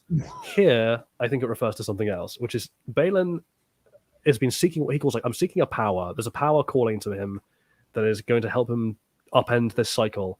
And now we have the Mortis gods. But the problem is the Mortis gods are already accounted for. Father is dead, son is dead, and daughter is an owl / part of Ahsoka. Make your jokes where you will. I guess that's why I question the concept that they're dead. Like, what does that even mean for them when they can just apparently reincarnate into different like forms? I don't know. Who the fuck knows? Like, yeah, they're like celestial beings, so I don't know. The point here is like there's a fourth member from the expanded universe who is unaccounted for, and that fourth member is someone called Abeloth. Right. So Abeloth is basically like a gigantically twisted evil dark side entity of like basically raw infinite power that was originally a human woman, if I remember correctly, who like fell in love with the father, and then she fell in love with the father, which was basically the stepmother to the literal dark side, light side embodiments of the Force. And she loved them so much that she wanted to live forever and be with them forever. So she drank from a magic pool, and it turned her into a fucking evil goddess who like needed to be stopped. So they imprisoned her in the Maw Nebula, which is where the Kessel Run is. And she was just there for hundreds of thousands of years. Right. Whereas now what we have is like a convergence of like Abeloth, the Zepho, the Dathomirian Nightsisters, the Mortis gods, and Balin's attempt to end the cycle. So we're gonna get Abeloth, and it's gonna be shit. Just FYI, sure. everyone. I think I said this to Jolly that like my theory is that, and that this was changed somewhere along the way. My theory is that the line "I trained you to be something more" was like originally meant to be like a setup for Balin is going to use Shin in some way as like, I guess, like a vessel for Abeloth. Yeah, because she needed to possess people in the original canon, didn't she? Yeah. I've even heard a dumb theory that Balin is, I don't know how the fuck this would work considering he was alive during the Clone Wars and during the prequel era and stuff, but someone has said that he's like a reincarnation of the sun. I don't know how the fuck that would be. Okay. He's not nearly evil enough to be that. Who is? Balin. He was alive before the sun died. Exactly. Yeah. That's why I've heard the theory. I think it's stupid, but I've heard it. Well, let's be fair. We're going to get because Filoni can't have original ideas, and he's just going to steal this fan theory, right? It's like Anakin will be the new father, Ahsoka will be the new daughter, someone's going to be the new son, and they're all going to imprison Abeloth, kumbaya, la da da da. Fuck off. Yeah, I'm so fucking bored. I just don't care anymore. Yeah, please just stop. Just stop making Star Wars. Just stop it. Also, I like how, by the way, that this means that Filoni is outdoing Rise of Skywalker, right? Because the Rise of Skywalker was like, oh, you think Kylo's bad, but we've resurrected Palpatine, the ultimate evil. I'm like, Abeloth's worse. Yeah. Like Palpatine can just enslave the galaxy and destroy planets. Abeloth is literally like the incarnation of all evil. Well, and you know, it's funny. One of the things I said while watching Andor was that it just blew my mind that one TIE fighter caused like more dramatic tension for me during the Aldhani heist episode than like 10,000 Star Destroyers in The Rise of Skywalker. And I would probably, I would probably end up saying something similar here. Like Abeloth, whatever form Abeloth takes, assuming that's where they're going with this, will probably be like less intimidating than someone like Dedra in Andor. Just a fucking Imperial officer. Like, how would you fix the Mortis gods? I would delete them from the canon. Delete them. Yeah, I would delete them from. There's no fixing them. They are so. They've like I'm gonna go over this in my Clone Wars video whenever that eventually comes out in 6 years, but like the Mortis arc in the Clone Wars fundamentally misunderstands the concept of balance in the Force, as originally intended by Lucas and just as is depicted in the films, and now because of that arc. And the way TLJ then interpreted that is now the Disney canon version of balance, and it's so fucking wrong. That's why you get shit like Force Ghost Anakin embodying both Anakin and Vader, as if that's what balance is. I have a whole section in my upcoming video where I talk about Balin specifically and what he is and what he could have been, and what he's not, and what he's probably now going to be. And I address this like fundamentally. I'm like the way in which this idea of balance has been interpreted and the way that Balin is interacting with it is so fundamentally fucked that it's kind of, it borders on the obscene. The thing that's so stupid about it, and like why it annoys the hell out of me whenever it continues to get pushed in canon, is that it's this idea that it's like, oh, we need equal light and equal dark. There's this equilibrium between the two of them. Both of them need to be around in order for there to be balance. It's like, right, but you've only ever shown the dark side to be like a poisonous, destructive force that just like ruins people and like destroys everything. Like, I don't quite understand like the necessity of that side of the equation. Well, it's also like, if this is the way it's going to go, right? Because obviously we've also implied that the universe, because the world between worlds did this, right? The universe is deterministic, and the will of the Force, like the Force has gone from being like an energy field with like abstract, like, that was a kind of abstract entity rather than anything concrete, to essentially being like a malevolent god who's just like dictating the will of the universe into an endless cycle of violence. And I'm like, at that point, I'm with Kreia. The Force needs to go. It's fucking evil. Well, yeah, it makes it also like inevitable and futile. Like it's really depressing to think about. Like nothing. One, if he's not even going to like permanently bring balance, whatever the fuck that means. Well, Rey was the actual chosen one now, canonically. So, but that and people have talked about this all the time, like when going into sequel trilogy discussions. But like nothing's ever going to change. It's just it's an inevitable cycle that's just going to continue. It's like the light will fall out of balance, and so you'll get more dark side users, and vice versa. And it's just what's the point? What's the point of having characters trying to make choices and actions based on their morals if you have this stupid balance that's always going to like happen regardless? Also, no one can exercise free will anymore because the world between worlds showed that the universe is deterministic. So, like, Kylo had no choice; he was always going to do what he did. Anakin had no choice; he was always going to do what he did. Well, that's kind of what I'm getting at. Yeah, that's what I mean. Like, yeah, see that's the thing with determinism. Like, it's fine to introduce that as a story concept. That doesn't necessarily mean that the characters in the world are aware that they don't have free will, so they are still making choices consistent with their characters. However, when you have someone like the Force Ghosts who are aware of the meta, in a sense, like they are in the world between worlds, they understand how time works. That's what you do now. It's like you're basically just like, well, the reason that Anakin didn't step in is because he knew that this was how it was supposed to play out, because he had the view that nobody else did, that the sequels had to happen the way they did because that's how the Force willed it or whatever. And it's like, just fuck off. Well, and and from a meta standpoint, us as fans and audience members, it makes it just really pointless to us, because it seems to me that like any content that comes out is just going to continuously have the Force falling out of balance over and over again, and then it gets restored temporarily, and then it falls out of balance again. It just, I don't know. This is the thing. A story without an ending is not actually a story in any really concrete sense of the word. It's because by definition you can't have a resolution to it. Therefore, the themes can't ever be paid off. Turn around. Yeah, I knew you were going to do that. This is what you see. But on the determinism front, I think it's important to make this distinction because in previous streams, and I stand by this, we've argued that just because a universe is deterministic doesn't make everyone's choices pointless. Yep. Right? No, So no. the differentiating factor is who/what is doing the determining.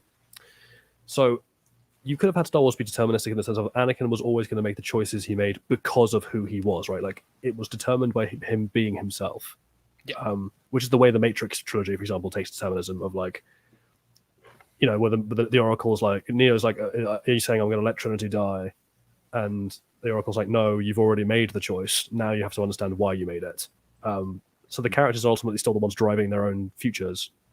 It's just that they were always going to do that because that's who they are. And that's also the God of War Ragnarok kind of interpretation of determinism. That's different from saying like there is an outside party puppeting around our characters like they're marionettes on a string. Like some kind of malevolent entity that is just like making them dance to its tune, which is what, you know, the Force now is in Star Wars, is that it's a kind of malevolent actor that's just parading people around. It's an evil deity that is drawing out this meaningless, hollow, and inevitable cycle of weaponized violence for its own ends, which are inscrutable and ugly, and that have no resolution. Yeah, Hurrah.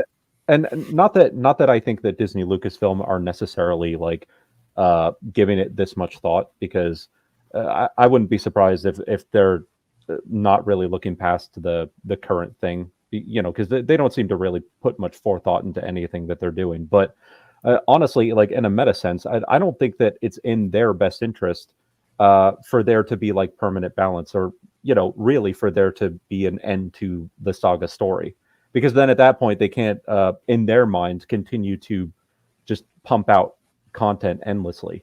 Like I don't think they like the idea of balance being restored or anything like that. Again, like I just want to know what that means at this point. Like how did like jokes aside, I guess if we are saying that Anakin wasn't the chosen one, that Rey was, like what did she do that brought balance to the Force? What happened? What does it mean to bring balance to the Force? How does killing Palpatine bring balance when the new definition of balance is the light side and the dark side have to be completely equal? What Odrin just spelled out about how this is like motivated by Disney, like needing to have a never-ending conflict so they can keep pumping out content, reminds me of the Joker's last line in The Dark Knight.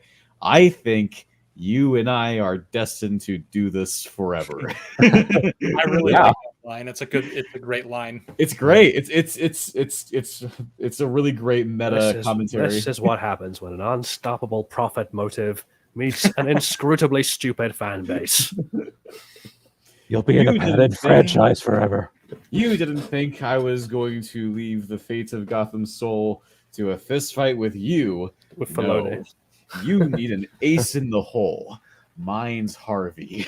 Filoni in his hospital bed, like talking to like Kathleen Kennedy. It's like, what was that name you had for me down at Lucasfilm? Say it. Say it! It's like, Two-Face. Filoni Two-Face. Yeah, that's a good point.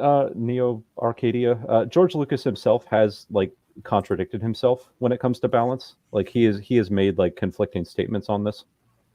Right. Yeah, true. But the thing is, that doesn't excuse. So this is like an author can be wrong about their own work. As weird as that sounds. Like, no, I'm not defending him. Yeah. I'm not defending him at all. I'm just saying, like, yeah, George Lucas kind of fucked up a little bit too. Well, my point is like, even if this was a mistake, even if Disney Star Wars was just carrying on a mistake that Lucas originally made, which isn't actually quite true, but let's just say that was the entirety of it.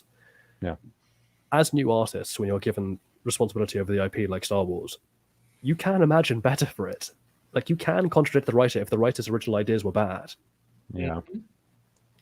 Yeah. I mean, honestly, the first, it seems like the first definition, and one that they probably should have stuck to for the sake of consistency, would be that the dark side is like a malevolent abomination that shouldn't exist. And so the removal of the dark side is what brings balance. Yeah.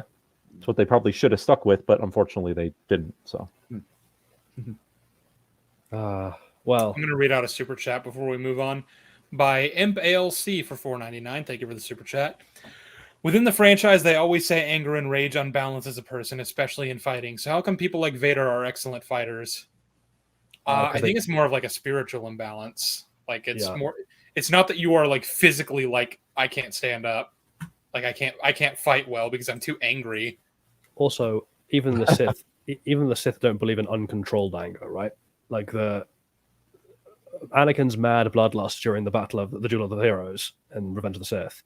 That was something I mean Palpatine would not be keen on. Palpatine was much more like, rage drives you, it gives you focus, but you have to control it or it'll control you. And like, yeah, Anakin does reckless, stupid shit because he's like run away with his emotions.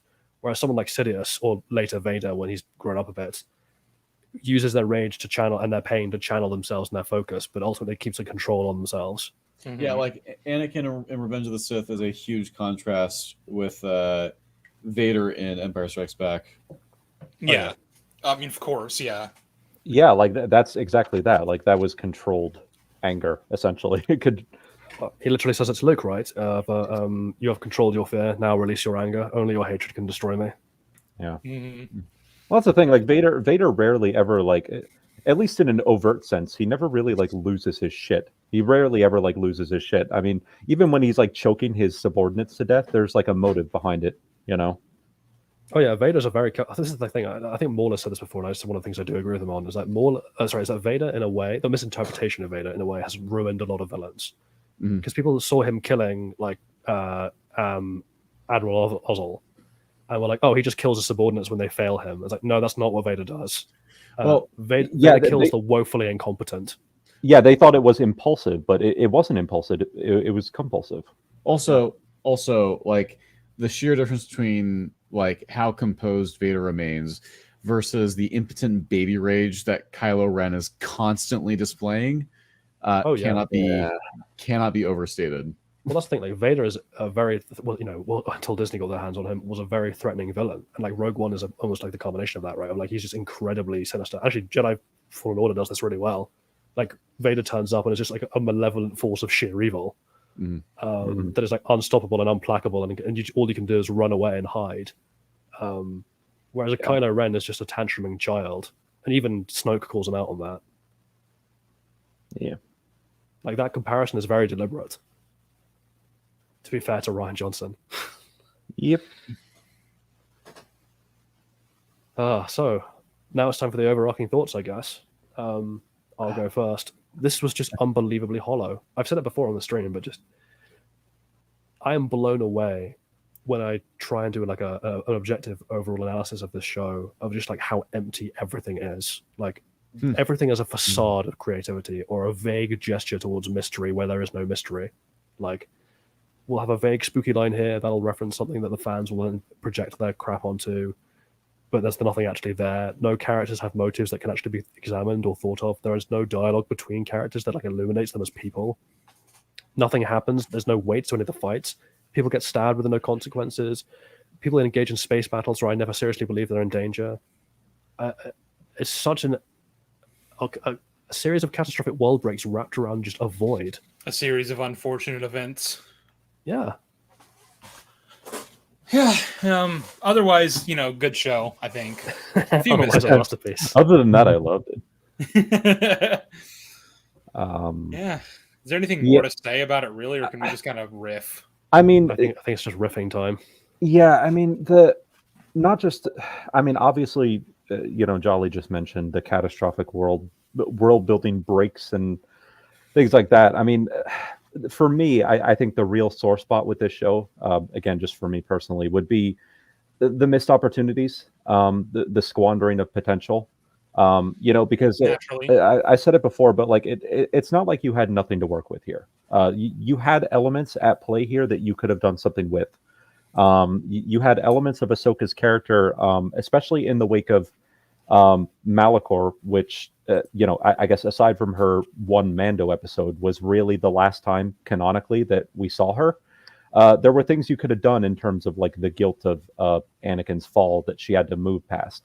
And her projecting some of those insecurities onto her relationship with Sabine, which is something that she could work towards, and something that Force Ghost Anakin could have helped her work towards. And so many different elements with the other characters, with Ezra and Sabine, their reunion. Ezra's potential, like what he's getting up to with Thrawn, as opposed to Thrawn just being like a complete mustache twirling villain because Filoni wants to make him the Night King of Star Wars or whatever. There were so many other opportunities, so many things that you could have done here that just fell by the wayside, and it's like an open goal that you're just missing, and that's, I think, what frustrated me more than anything. And aside from some decent performances from a few actors and like one or two other, a handful of other very small like moments, there was just nothing in this show that really worked for me. And that's my overall what I have to say on it. Sheev coined an excellent phrase, which I'm afraid I'm going to steal from my video, Sheev. But we were describing similar phenomena when you came up with it, which is the type of storytelling that the Disney Mandoverse, but particularly Ahsoka, indulges in. And I think what you said is you call it IKEA storytelling, where you're like, I thought you called it that. Oh, was it me? Oh, okay. Yeah. I mean, I'm happy to take credit. I thought it was you. But yeah, like this is IKEA storytelling in the sense of like it's do it yourself. You're not given like a story. You're given like pieces of a story, and most of the time, not even like the full set. Like half of the cabinet that is the story. And they plonk it on your plate, and they're like, "This is a bed. This is a cabinet. Go nuts!" And then fans work themselves into a fever trying to assemble the sparse skeleton that's been given to them into something that even vaguely is recognizable as a story. And they'll pluck headcanon by like paragraph after paragraph of it. They'll bend what actually has been given to them into all sorts of new shapes to try and force it to fit. And you end up with these like twisted monstrosities, each of which is different for every person, and each of whom is insisting that this is the correct story and that it's excellent. And the thing is, I'm sure some of them are. I'm sure some of the people's headcanons are much better and much more cohesively and well-written stories than what we've actually been given. But that's not actually what we've been given. Yeah, and like one of the, even what little, like original creative, quote unquote creative, concepts they came up with for this show, they turned out to mostly just be like mystery boxes, which is kind of what you're alluding to as well. And Balin, I think, is the best example of that. And for the record, I happen to still think that he's probably the best character on the show, but that's less to do with him being a great character and more to do with everyone else just being so fucking terrible.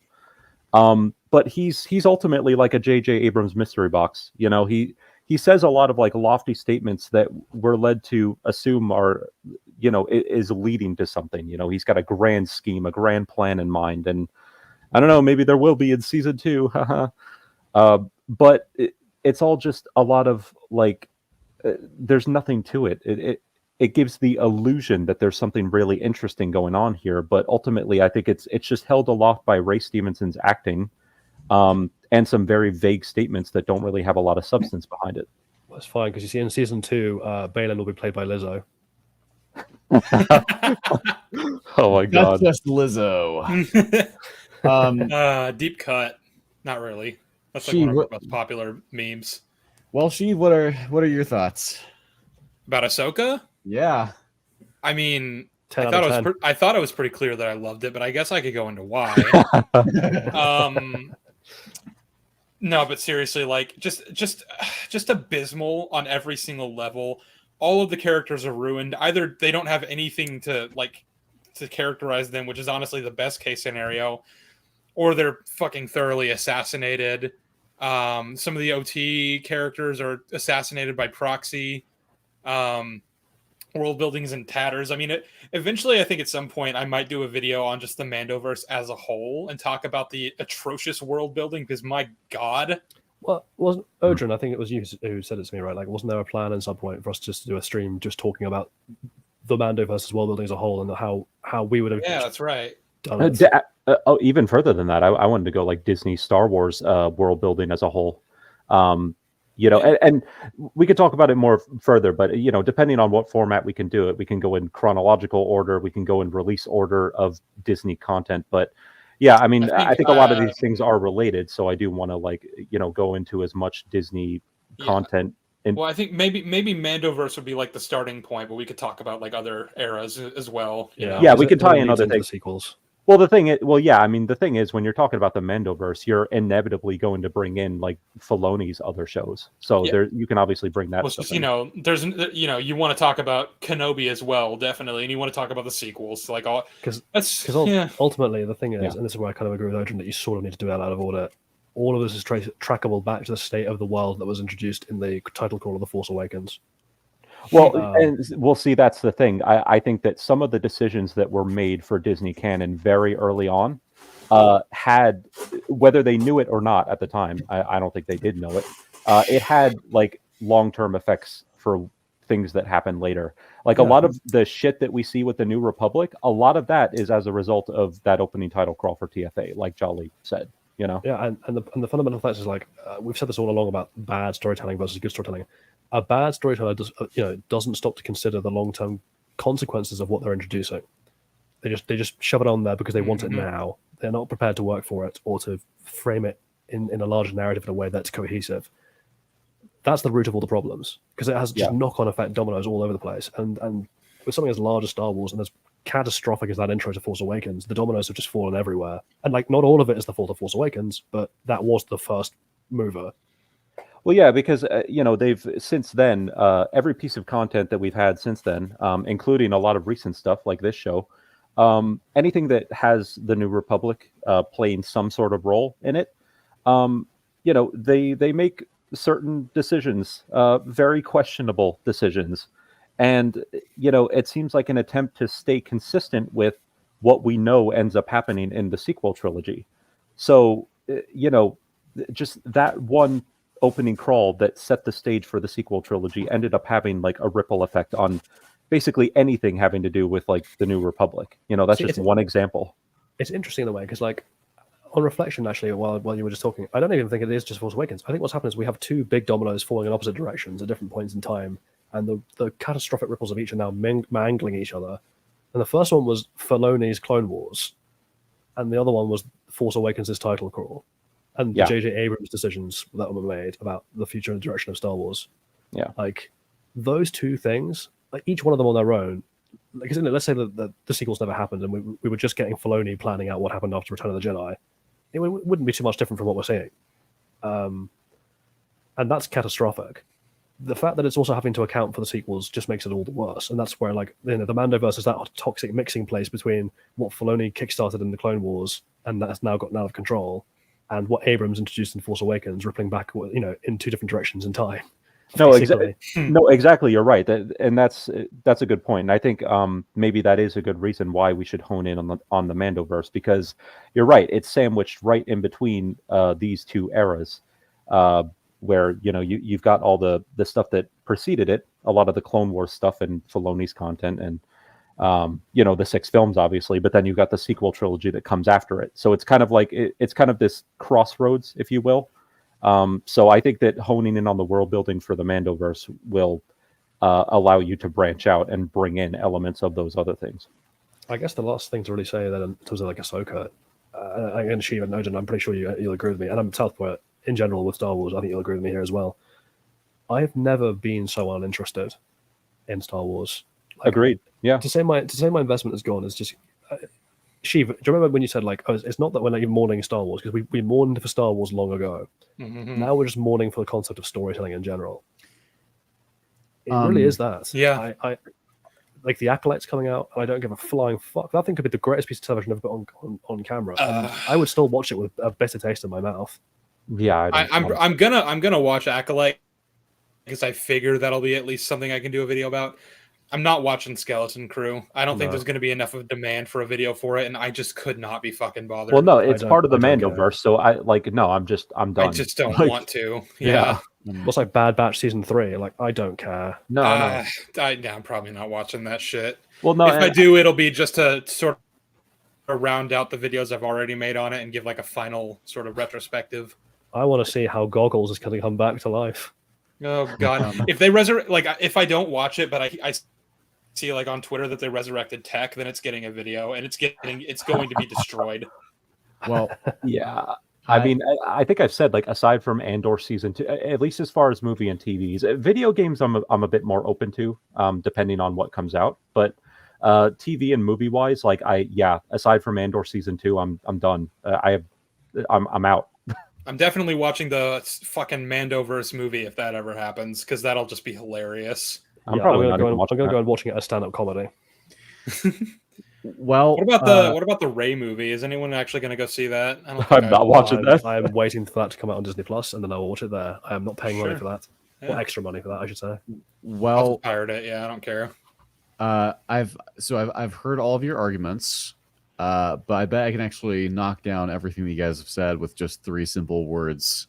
Oh, I liked it. Oh man, no, that's but mean. Also, can I get out of here, Joe? I just realized something. Right, so the director of the Rey movie is the same guy who directed Dawn of Destiny. No, wait, no, that's not true. It's No. James Mangold, isn't it? No, he's doing Dawn of the Jedi. Oh, right. So yeah, different. So thing. So his movie is oh my god, Dawn of Destiny guy is going to do the origins of the Force, which by the way, if Filoni does do Abeloth.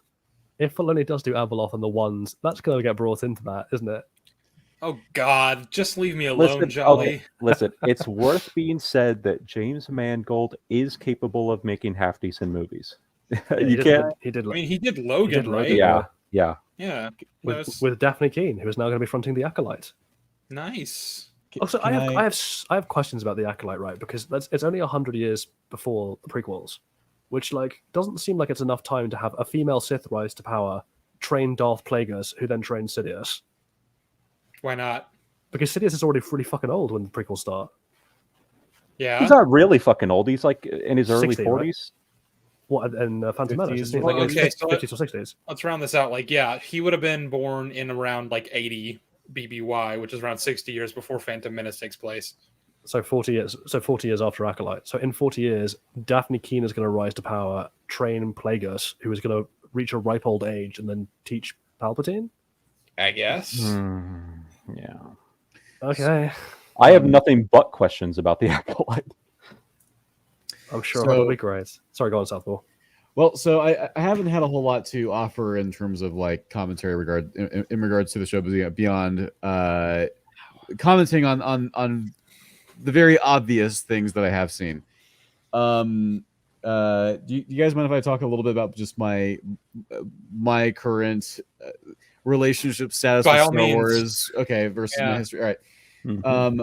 I've always loved Star Wars. The Phantom Menace, or as was said in the VC on accident last night because I was fucking tired. The Phantom of the Menace. The Phantom Menace was the first movie I remember seeing in theaters. I would have been, I think 3. I think because I would have turned 4 that year, but Phantom Menace came out months before my birthday that year. So, loved the prequels when they came out because I was a little kid.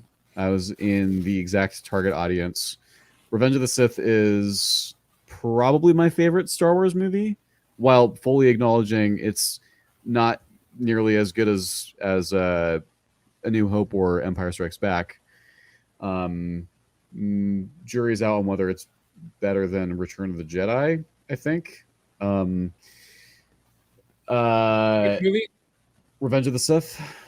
I wouldn't say so. But go ahead. I say them as roughly equivalent. Yeah, like I said, jury's out. I'm undecided. It's my favorite though. I that's the one I have the most fun watching. I spent countless hours. I spent countless hours playing the OG Battlefront 2 with my brother on the PS2.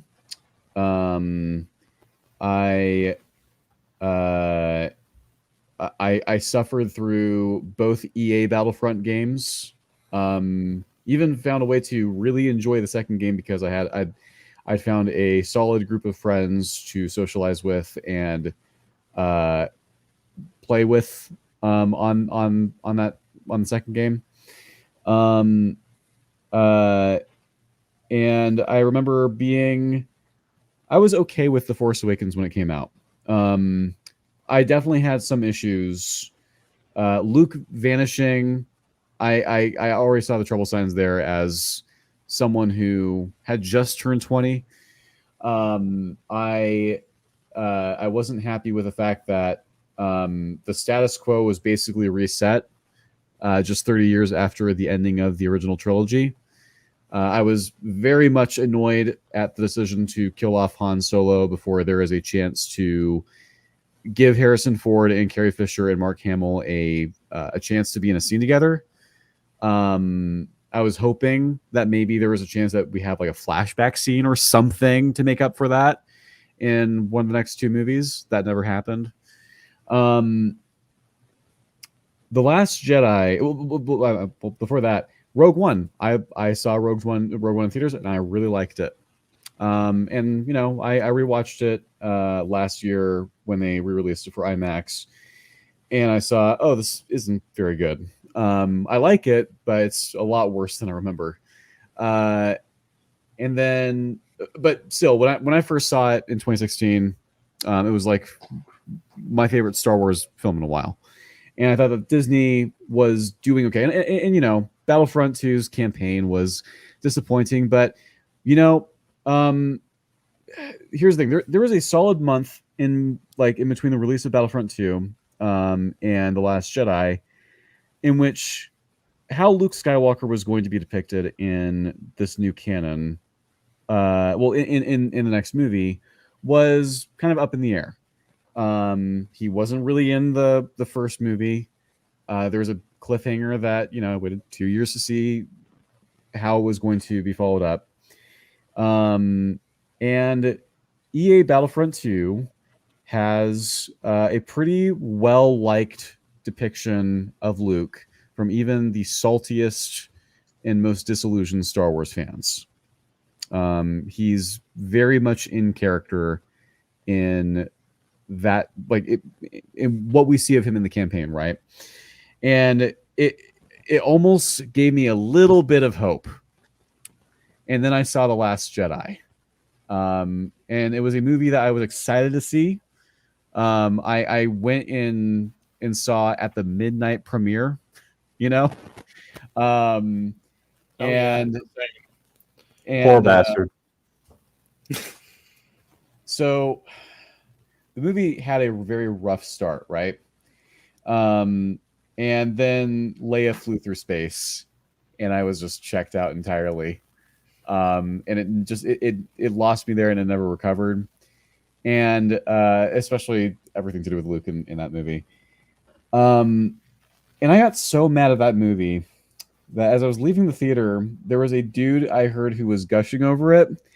And something you guys have probably figured out about me about this point is I'm very argumentative, and I can't seem to keep my mouth shut when I hear something I just cannot agree with or let slide. And so I got into an argument with a total stranger in the parking lot of a movie theater, starting at around 3 a.m, and this conversation went for at least 2.5 hours. We literally argued till about 6 a.m. in the parking lot of this movie theater after seeing The Last Jedi. That was the first time that Southpaw murdered, but it was not to be the last. Yeah. That sacred cow slaughtered. Well, this is the funny thing is, like, before The Last Jedi was The Dark Knight Rises that really pissed me off. I was fuming about that movie for years. But like I was rather miffed at what I'd seen, and I couldn't shut up talking about how much I hated that fucking movie. To the point where, you know, I found Mahler's content and got really sucked into that in EFAP, and you know, that's, you know, we all know how that's played out. Nowadays, with how Mando has played out in Book of Boba Fett and Kenobi, especially Kenobi, I don't give a shit about Star Wars. I watched Andor with Sheev, and it's great, and I'll happily rewatch it over and over again. And I'm hoping that season 2 is good. If it's not, we'll always have season 1. That's peak Star Wars, basically. It's like it's actually better than anything in the original trilogy, at least. So we did get that. He's correct. You guys can all fight me on that. I'm talking to the audience. I figure you two agree. Yeah. Yeah, I agree. Okay. Cool. I prefer the OT, but I'm not going to argue that it's better. No, no, I'm just personal preference. That's all I'm saying. I think I'd agree with Odrin. I have a much more personal love for Empire than I do for Andor. No, that's fair. I really like Andor. Mechanically, it's pleasing yeah. to me. I think I might even agree. They're so like it's the same for me in like both. Like I love Andor and I love The Empire Strikes Back. I think about the same amount. What Jolly said about how like he isn't like his he couldn't be less invested. That's basically where I am at this point as someone who once was a huge fan of this franchise. Just extremely passionate. As someone who grew up on the prequels and the OT, watched the fuck out of all the VHS tapes, read all the books and the comics, and like watched the Clone Wars and shit, watched Rebels, was a huge like hyper invested into all of it, got into the Disney canon. Yeah, I'm pretty much in the same state. I don't give a shit anymore. The people in the audience, the people in the audience asking where am I going? Like I'm just talking about my love for Star Wars dying bit by bit here. Okay. Mm-hmm. I haven't been talking very much on the stream, and especially with Ahsoka, like what I've seen, the bits and pieces that I've seen, I don't think that there's any like wider context that is being left out that fixes what I've seen, that makes it any good. I think that the character of Ahsoka has long outstayed her welcome. Insanely overused, overexposed. She's a victim of the same problem we went to earlier, of just like not having natural endpoints anymore, because she had her natural endpoint on Malachor. A perfect send off. Well, yeah, and this is something that I think we've said on some of the earlier streams, where she had a natural send off, but we were willing. We as fans, we who cared about Filoni's content and the saga at large, the films and everything, we were willing to make concessions. We were willing to be like, well, she probably should have died a long time ago, but you've got some opportunity here. You got things you can do. You can have Ahsoka meet Anakin's children. Like, wow, okay. Imagine the things they could do. Imagine the things they can talk about. But potential after potential just squandered with very meandering shows. You're ruining it. You ruined it. Exactly. Well, to be fair, like Maul is a really interesting case example of this, right? Because, like, let's be fair, he should have been dead on Naboo. Oh, absolutely, yeah. His survival is horseshit of the highest regard, but when he was brought back, he was given a great arc, and it culminated in a really beautiful scene on Tatooine with old Ben, which I fucking adore. And I'm actually going to use it because I think there's a huge comparison you can make between Balin and Maul in terms of their characters, or what Balin could have been. Trying to break out of the cycle, you mean? Yeah, exactly. Being trapped within, both being survivors of their respective like orders' falls, so to speak, seeing that the cycle is broken and trying to destroy it, but both doing so in ways that are fundamentally informed by an ideology that is born from that same order that they detest, right? Maul, it's vengeance. Balin, it's the idea of like conquering an enemy to achieve peace. It's all just. Sorry, just to conclude, it's like the point with Maul is like you can, when we make these concessions, if you're going to bring these characters back, if you're going to do this stuff and drag them out, at least do it for a reason. Yeah. Rich A says Ahsoka's handling is a micro example of the larger issue with Star Wars. Recognizable brands get milked over and over again. I think that's an issue. I think that the bigger issue with Ahsoka, or the more, I think the closer thing that there is to a crux to the issue with Ahsoka is this is just Occam's razor speaking. I could be wrong, but this just seems to be the simplest explanation. Dave Filoni is the creator of this character, as far as I'm aware, and has fallen into a very easy trap for juvenile and inexperienced writers to do when they have this OC character that they introduce, especially in a beloved. Why do people say IP. OC character? The C stands for character. Yeah. Yeah, it's his OC that he's just it's turned into what's considered like a creator's pet, As a sacred cow. It's a sacred cow. It's a sacred cow, but Yeah, I actually go into this in my video. I've actually sent Jolly the segment, the one about how she should have died on Malachor. I tacked that on stuff. Yes, I tacked that onto the very end of the video, and I guess just slight spoilers. It's basically just me talking about like, yeah, he got attached to a character because she was his first like OC, the first like introduction to Star Wars. They came into Star Wars at the exact same time, basically. So he's very attached to her. He just couldn't let her go. And what you get because of that is you break the world. You make her less and less appealing every time she comes back because she's long overstayed her welcome, and you undermine any kind of narratively beautiful or satisfying send off you could have given her years ago because you didn't want to let her go. Yeah, So I mean, her death would have been tragic. At the dying at the hands of Vader. Nobody's denying that it would have been tragic, but it would have been, the best send off for her. Well, it's the thing, right, of like, the quote from Age of Ultron. Okay, there's amazing how much Age of Ultron is going to come into my fucking script, by the way, for unrelated reasons. But that Vision quote of like, a thing isn't beautiful because it lasts. Yeah. Yeah. Well, and that's Great line. And to add on to that is like the thing about Cassian Andor that's really nice is that like his story has an ending. His story has a definitive ending. Well, hang on, by the way, you don't know that exploding actually means death in Star Wars. Yeah. Maybe Anakin reached through the Force and dragged him into the world between worlds. How can you prove that an explosion means death in Star Wars? Explain exactly. To me. Yeah. So now, but here's the thing. I remember him having the best impression on me, but like besides K2SO when I saw Rogue One, his first scene, him killing an informant because of practical reasons, like this is a great moment. It's like a morally gray like Rebel Alliance character. I love this, and seeing how he starts in Andor, and knowing what that builds to is like there is a clearly defined character arc here. Like I've now seen the beginning. Like I know what the ending is. I've seen the beginning. I have a pretty good idea what's going to be in the middle if they stay consistent, which I have no reason to believe they're not going to be in Andor season 2. Ahsoka, what the fuck is this character's arc? Well, so this comes on to the fundamental issue, right? Of because I think we disagree slightly on the crux of the issue. I think the crux of the issue for me is just like profit before art. Like, because ultimately Filoni is obsessed with his own character, and that's a problem. But he's only facilitated because Disney think it makes them money. Ultimately, like that's the sign off. I mean, yeah, because Ahsoka's a popular character. Everyone likes Ahsoka in the fandom, or at least they used to. The upshot of that, as you said, is like it's a game of diminishing returns, and there's the idea that they don't understand that is very revealing. But ultimately, it comes down to what we've been saying the whole time, right? We look at these decisions the writers make. We look at these characters that get introduced or assassinated or whatever happens.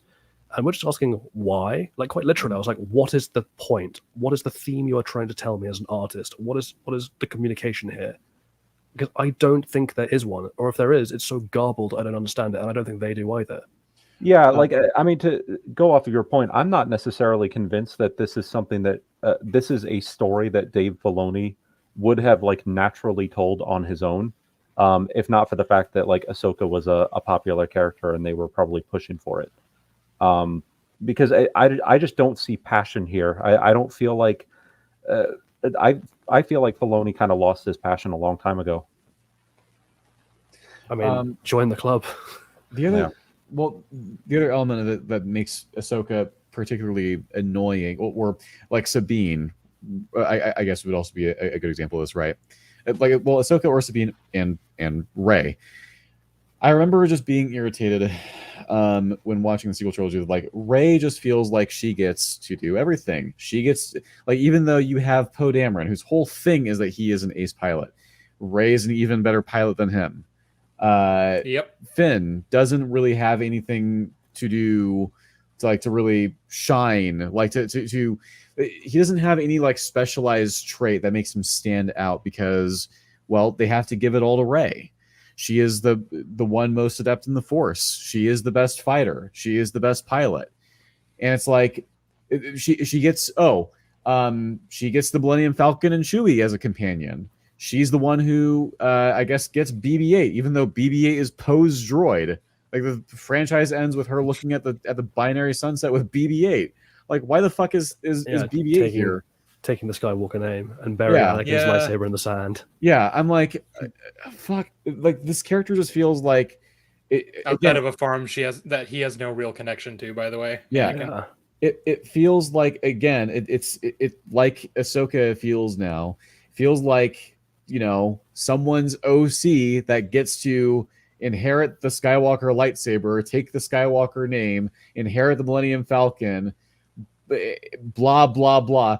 I'm just like, it's like you have more than just one character. It just feels like it feels like a 12-year-old's fan fiction. That's what it feels like. It's like hero worship.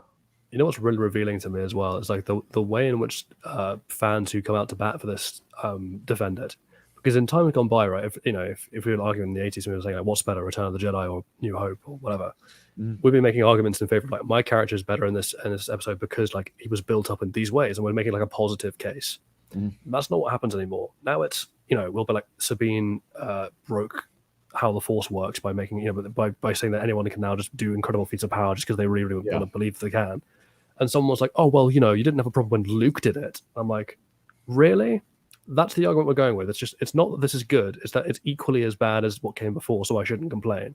Which, even if that were true, what a shitty argument. Like, what a really awful way of viewing media. But also, it's not true because context gets completely ignored. Yeah, it's like, well, it's literally that meme that C sent earlier in, I think, the Ahsoka chat. Hang on, I'll find it. It's ignore context to make a false equivalence and then appeal to whataboutism to avoid the actual point.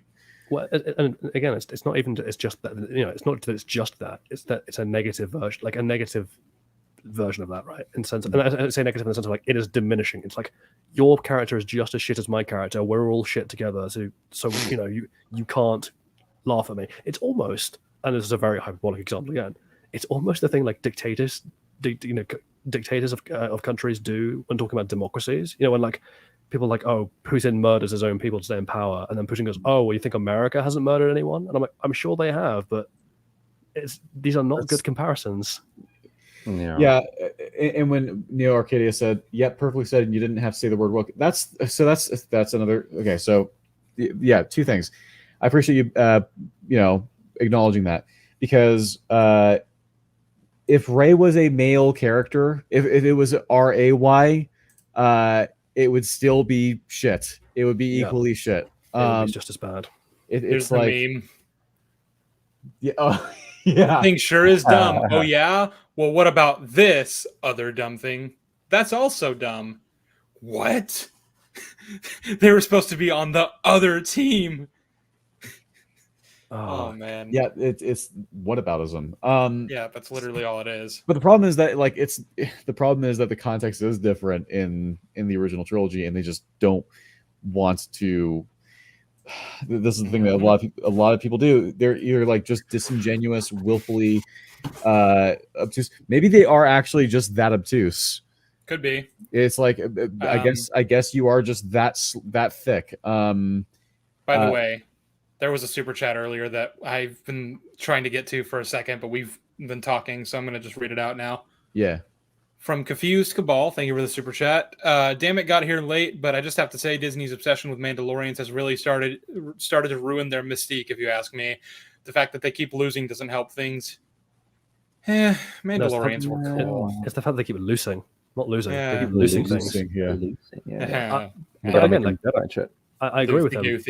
It goes back to what we were saying earlier. Like, the Mandalorians are being treated as cash cows, not as stories to be told. Mm-hmm. Yeah.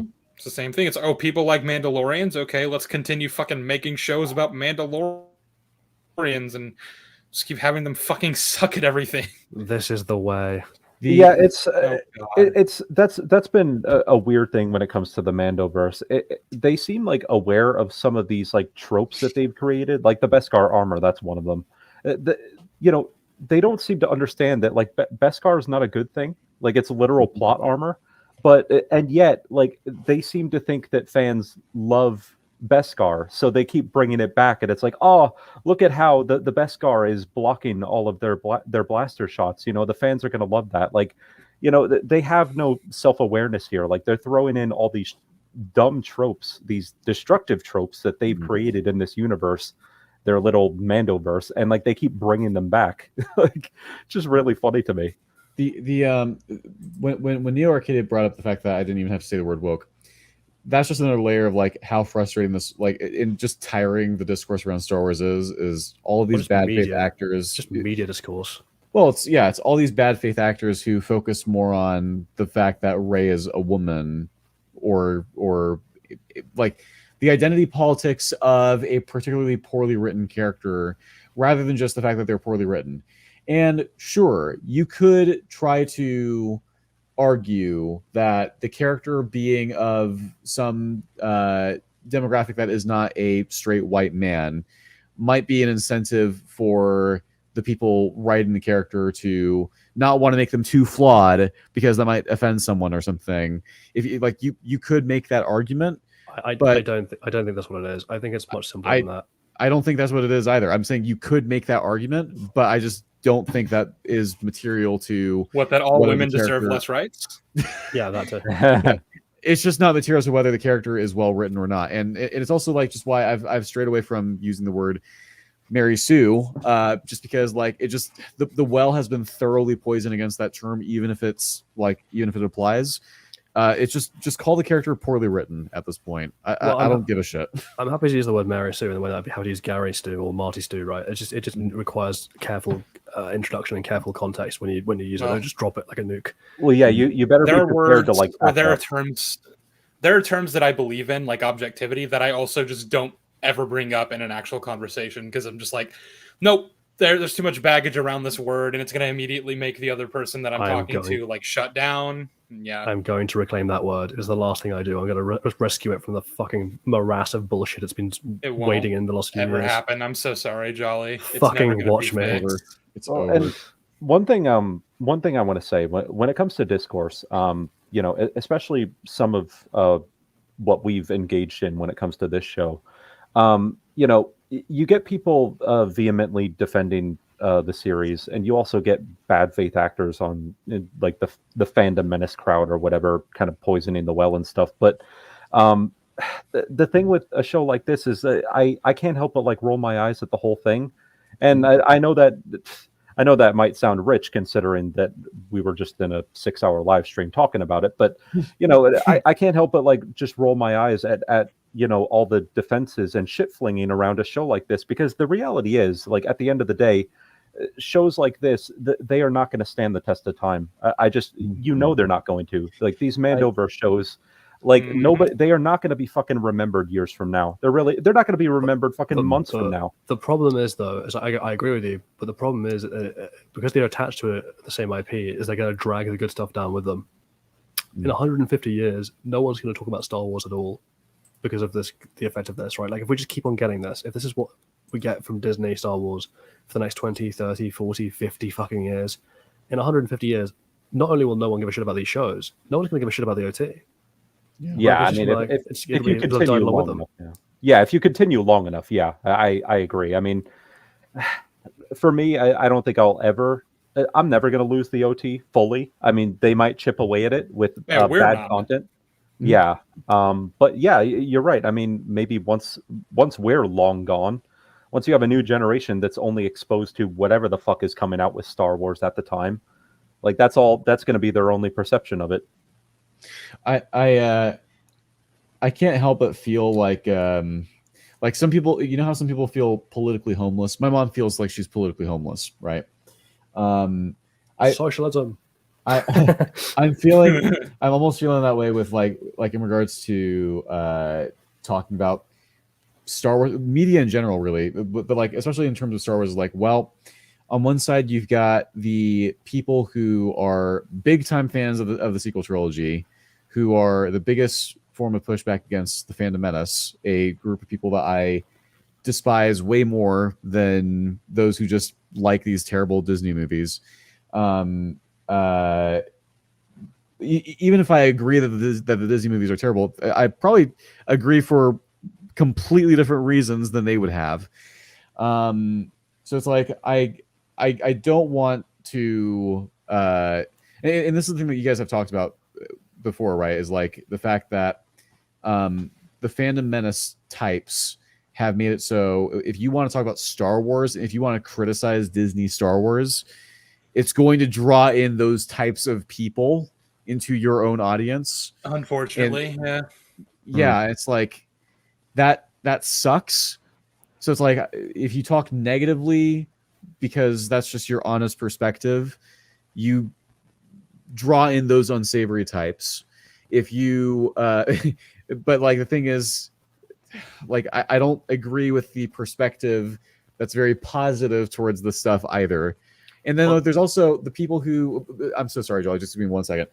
There's also the people who are the normies who see this and they go, well, that's kind of lame. And then they just move on with their lives. And it's like, well, I really respect that. I really admire that, but I'm not a normal guy. I really like this franchise and I'm really passionate about media. And so it's like, I think that those people tend to have probably the healthiest perspective on the matter, but they're also the least passionate. And it's like, I really want to find people who are passionate about this stuff, but don't want to embrace the toxicity of either side. Because I think even the people that are like anti-fandom meta are like toxic in their own ways. Like I've seen the ways that Sheev and others are getting attacked for criticizing Ahsoka and being conflated with the fandom. I'm going to just say, like, I've seen the way Sheev behaves. It's like, Yeah. I've seen the way Sheev behaves. That bastard. Yeah, that's I mean, honestly, you can infer how this was going to go. I want Charlie to have a chance to speak. Well, I was literally just going to, I think, summarize what you were saying, which is, if there's one final takeaway from this show and the Mandoverse as a whole, and the reaction to it from like the fandom from both sides, is that I feel like I'm critically homeless. There is a crying need to create a space for adult critical conversation that is able to talk with nuance about the architecture, the mechanics of storytelling, as well as the subjective side of things. You know, to treat both of those sides of media as the yin and yang they are, as the things that feed into each other, rather than as dichotomous enemies, which is just not true at all. And until that space is created, I'm sure we're not alone in this. There is a vast number of people whose only choices are to go to either an increasingly toxic circle jerk of right-wing lunatics who will say crazy shit like having a black person in media is wokeism and needs to be stamped out at core, and an extreme, for want of a better word, left-wing of bizarre shills who crow and clap like seals for every insane contrived piece of candy floss key jangling nonsense that is poured onto their screens. And both of those sides are really bad, and we need to grow up collectively as both a fan base and as a critical community, and try and aspire to something better. I think it will, and I think it will often flow downstream from content. I think the thing I've noticed is that a lot of these like really vacuous shit flinging contests, that you get, it'll happen from just a lot of really empty media that doesn't have a lot of effort put into it. Shows like this, or well, I shouldn't say effort put into it, but you know what I mean, just really creatively bankrupt media. Whereas, like, I don't know, I feel like when you get a show like Andor, you'll get like the natural sort of debates and discussions and analysis that I think we should be getting. For the most part, I mean, obviously you'll get some like shitty outliers as well, but I feel like with shows like that, you get people just talking about the show and its merits, as opposed to any of the other crappy discourse that filters into all this. I would like to think so. Unfortunately, I'm privy to watching the people who respond to Sheev on Twitter, and who comment. Again, I said for the most part. Well, so no, I agree with you. I think most human beings, I mean, frankly, just lack the ability to give that much of a shit to be one side, fanatically on one side versus the other. But the problem is that like when you are a casual person and you want to go onto YouTube and be like, I'm interested in seeing what someone thinks about Ahsoka, I'm interested in seeing what someone thinks about The Last Jedi. The content creators to whom you're exposed are only going to be on those extremes because the algorithm rewards that. We need to find a home for content creators who can be engaging in the same way as those zealots, for want of a better word, but who are much more careful and considered in how they approach media. So according to Richie, most of the people in those extremes are in the minority, though. But that minority drives the conversation online. Exactly. Unfortunately. Yeah, there's not enough people who are level-headed who care to have like adult conversations about these sorts of things, and also, like, in my experience, a lot of people who get involved in this sort of thing are far more driven by ego rather than honest exploration of Who ideas. would And you possibly be referring to? I have no idea. Here's the thing. There is actually multiple candidates for who that could be. It's me. He's talking about me. He is talking obviously. about us. Obviously. I mean, No, I hate the two women and I worms. want to kill everyone. Whether it's something like Arcane or Which is bad because of women. or a Spider-Man film, or Which is bad because minorities. or a Batman cartoon, or an old one-season wonder. If you disagree with someone on something and dare to suggest that they aren't nearly as media literate or knowledgeable as as their fucking livelihood depends on, they will make your life a living hell. And I'm so over these people. Agreed. It's like I want to talk about media.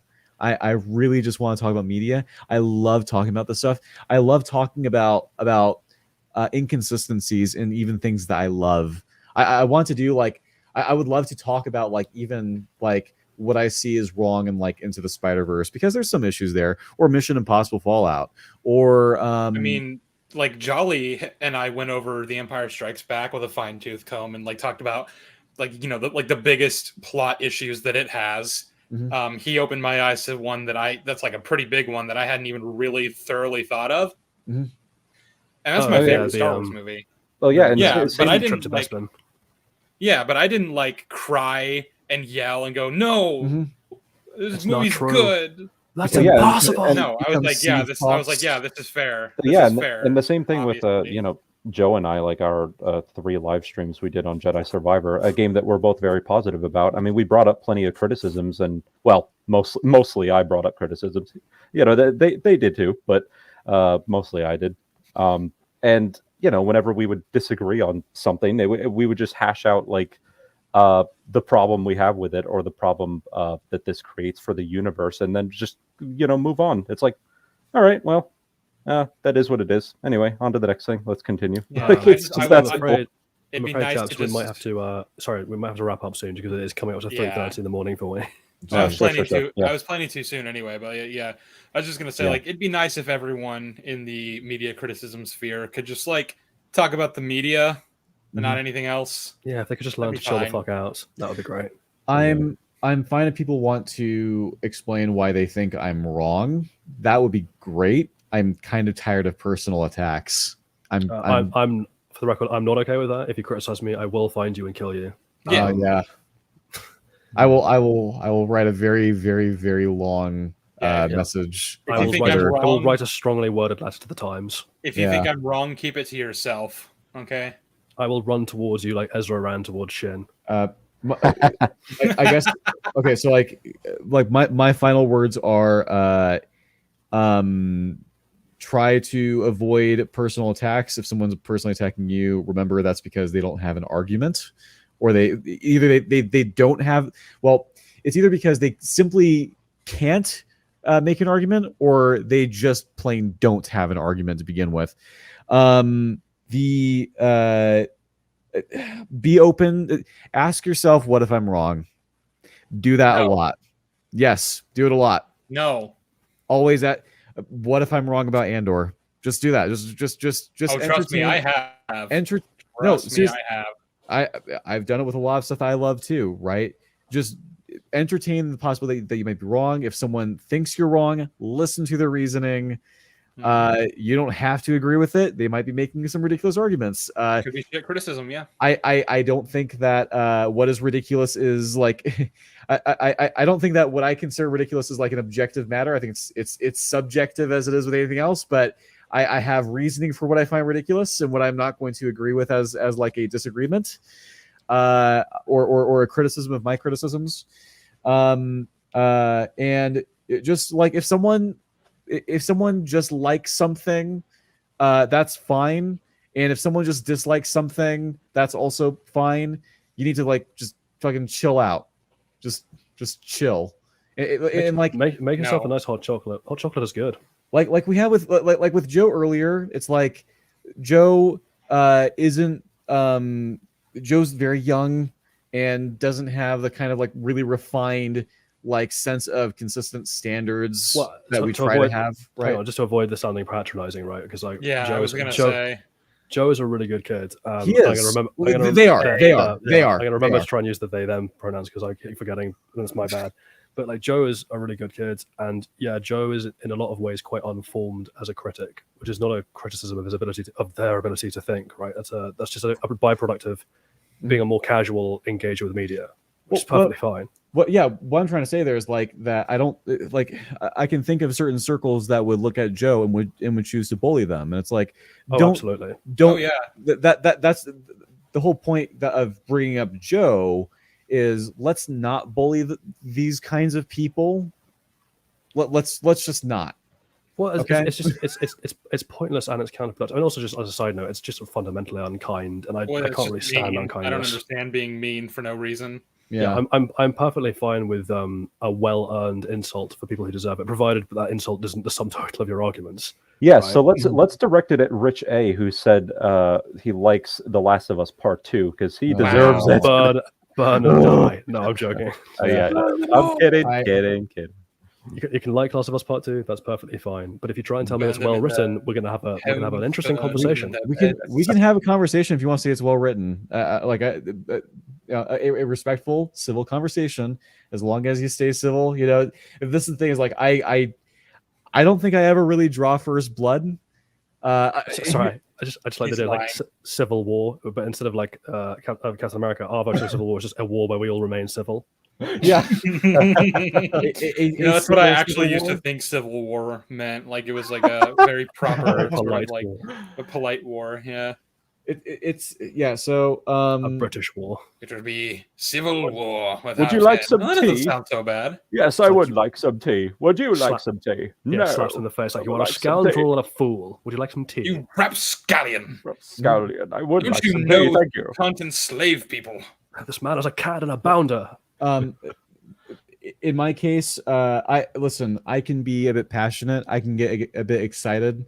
But like it's never meant to be like a really like mean-spirited sort of thing. I'm interested in having like discussions, but like it's a two-way street. This sort of thing needs to be a two-way street. Good faith discussions can only be had if both people are deciding to argue in good faith. As soon as one person decides to argue in bad faith, it's over. It's just the best option at that point is to just disengage, just leave, just walk away, just back away. Yep. And with that, I think we're going to go ahead and call this because Jolly needs to go to bed. I'm retired. Yeah, the Ahsoka saga has ended. What a great show. Yeah, so I guess just out of interest, everyone, out of 10, Sheev, Ahsoka, out of 10? 0.4. That's remarkably generous. Southpaw. 10 out of 10. No, it's too low. I'm going to just file a not applicable. Just because I didn't watch. Yeah, he hasn't watched. That's fair. Don't pull a YMS. Yeah, it's not applicable. But what I've seen of it is not impressive, and I have no interest in actually watching it. Unless if someone wants to make a 6.5 hour video tearing down Sheev and Jolly's arguments and proving with context and references why the show's great, you might get me to check it out. So. Feel free to put in that effort. I don't think it's going to happen. What do you think out of 10? 2 out of 10. That is extremely high. Wow. Yeah. I'm going to All right, 1.5, something like that. I don't know. Oh, you spineless coward! You can't change it now. You already committed. You've committed. Whatever. Yeah, fine. 2 out of 10. I'm gonna say negative root 2 out of 10. It has transcended real numbers. We've gone into imaginary numbers. I changed. Well, it's not a real show, so it doesn't get a real number. You know what? I changed my mind. It's a negative fuck you out of 10. There you go. Wow. That was edgy. Also, before we a go, negative fuck you is a positive, so it's like it's a double negative. It's a double. But also, before we go, someone said they're looking forward to my video, which is great, and I'm glad you are. Thank you very much. But you should know someone else is making a video related to Ahsoka. He's mentioned it a few times on the stream. It's Southpaw. Yeah. What? Yeah. This is news to him. Wasn't I told? I am indeed making a video. The most of my video will be covering the physics of hyperspace and how Ahsoka broke them. So if you like someone talking about the mechanics of storytelling in a soothing British accent, and you want to learn more about physics of higher dimensions and warp drives and hyperdrives, then please tune in. I hope it'll be interesting for everyone. No, cope and seethe. Yeah, and I'll reference it a few times in my video because he's gonna get into all that more than I plan to. I don't want to talk about the fucking hyperspace bullshit any more than I already have. Yeah, no, I'm like physics is so fucking broken. Yeah, I mean, I am looking forward to watching both of your videos. Personally, for me, I never want to talk about this show again. I'm done. But this has been fun. Don't get me wrong. I've enjoyed the streams. I do always forget to link channels and stuff in the descriptions of the streams. So that'll be updated if you guys want to check out Jolly's channel, and I'll put Southpaw's in there too. Yeah, and do bear in mind, everyone, I don't currently have any videos on there yet. This is the first video I'm working on. It should be done hopefully by the end of the week, and then I'm going to leave it unlisted for a week to try and sort through any potential copyright bullshit that might arise, and then it'll be hopefully out in time for the first week leading up to Halloween. Hopefully, so it'll be a spooky season treat. Well, hopefully it'll be out before my video, because in my video, the way I've written it is that yours is already out, and I don't want to be a liar, so... You're a liar and a fraud. I'm ready. My pants are down. Wait, Odrin, are you working on a video or anything? I've been working on scripts and preparation for 3 different videos for a year now. So that's fun. Okay. I see. So a lot of progress being made. Yeah, I get too distracted and I have too many other non-video things going on, but maybe one day. I'm planning to. The only thing I've done in the meantime is just the 3 Jedi Survivor streams I had with Joe. Yeah, so I will link the channels below. Again, Jolly doesn't have anything on his channel yet, but the sooner you subscribe and hit the notification bell, the sooner you'll be notified when it does come up. So that's a plus, I would say. Very soon. What a jolly shill. May I quickly talk about what I have in the pipeline? Yeah, of course. I mentioned at the end of my latest video, Civil War. I'm still going to get that done. Don't worry. Without end. I'm also interested in covering Batman the Animated Series. Still, that's the thing I definitely want to go over with Sheev and Jolly. That's in the same way that I'd like to go through the Clone Wars with with Sheev. What I also definitely want to do now is actually a very, very, very long video. It's going to take me a while, but I plan on doing a full dissection of the entire Raimi trilogy all in one video. Oh my. Yeah, all 3 movies, full-blown critiques of each movie rolled into one video. It's going to take me a while. Yeah. But I've given recent conversations we've had and things that we've found in just the first movie, a thing that I used to think was really good, and really I still really like it, by the way. I was like, ooh, this could make for a very fun video. So I actually I'm beginning work on it. I'm kind of getting sidetracked a lot, but that's something that's I'm going to try to amend things I don't stand by in my original Spider-Man 2 video, because there's some arguments I would love to just be like, hey, I was wrong here. I don't stand by this anymore.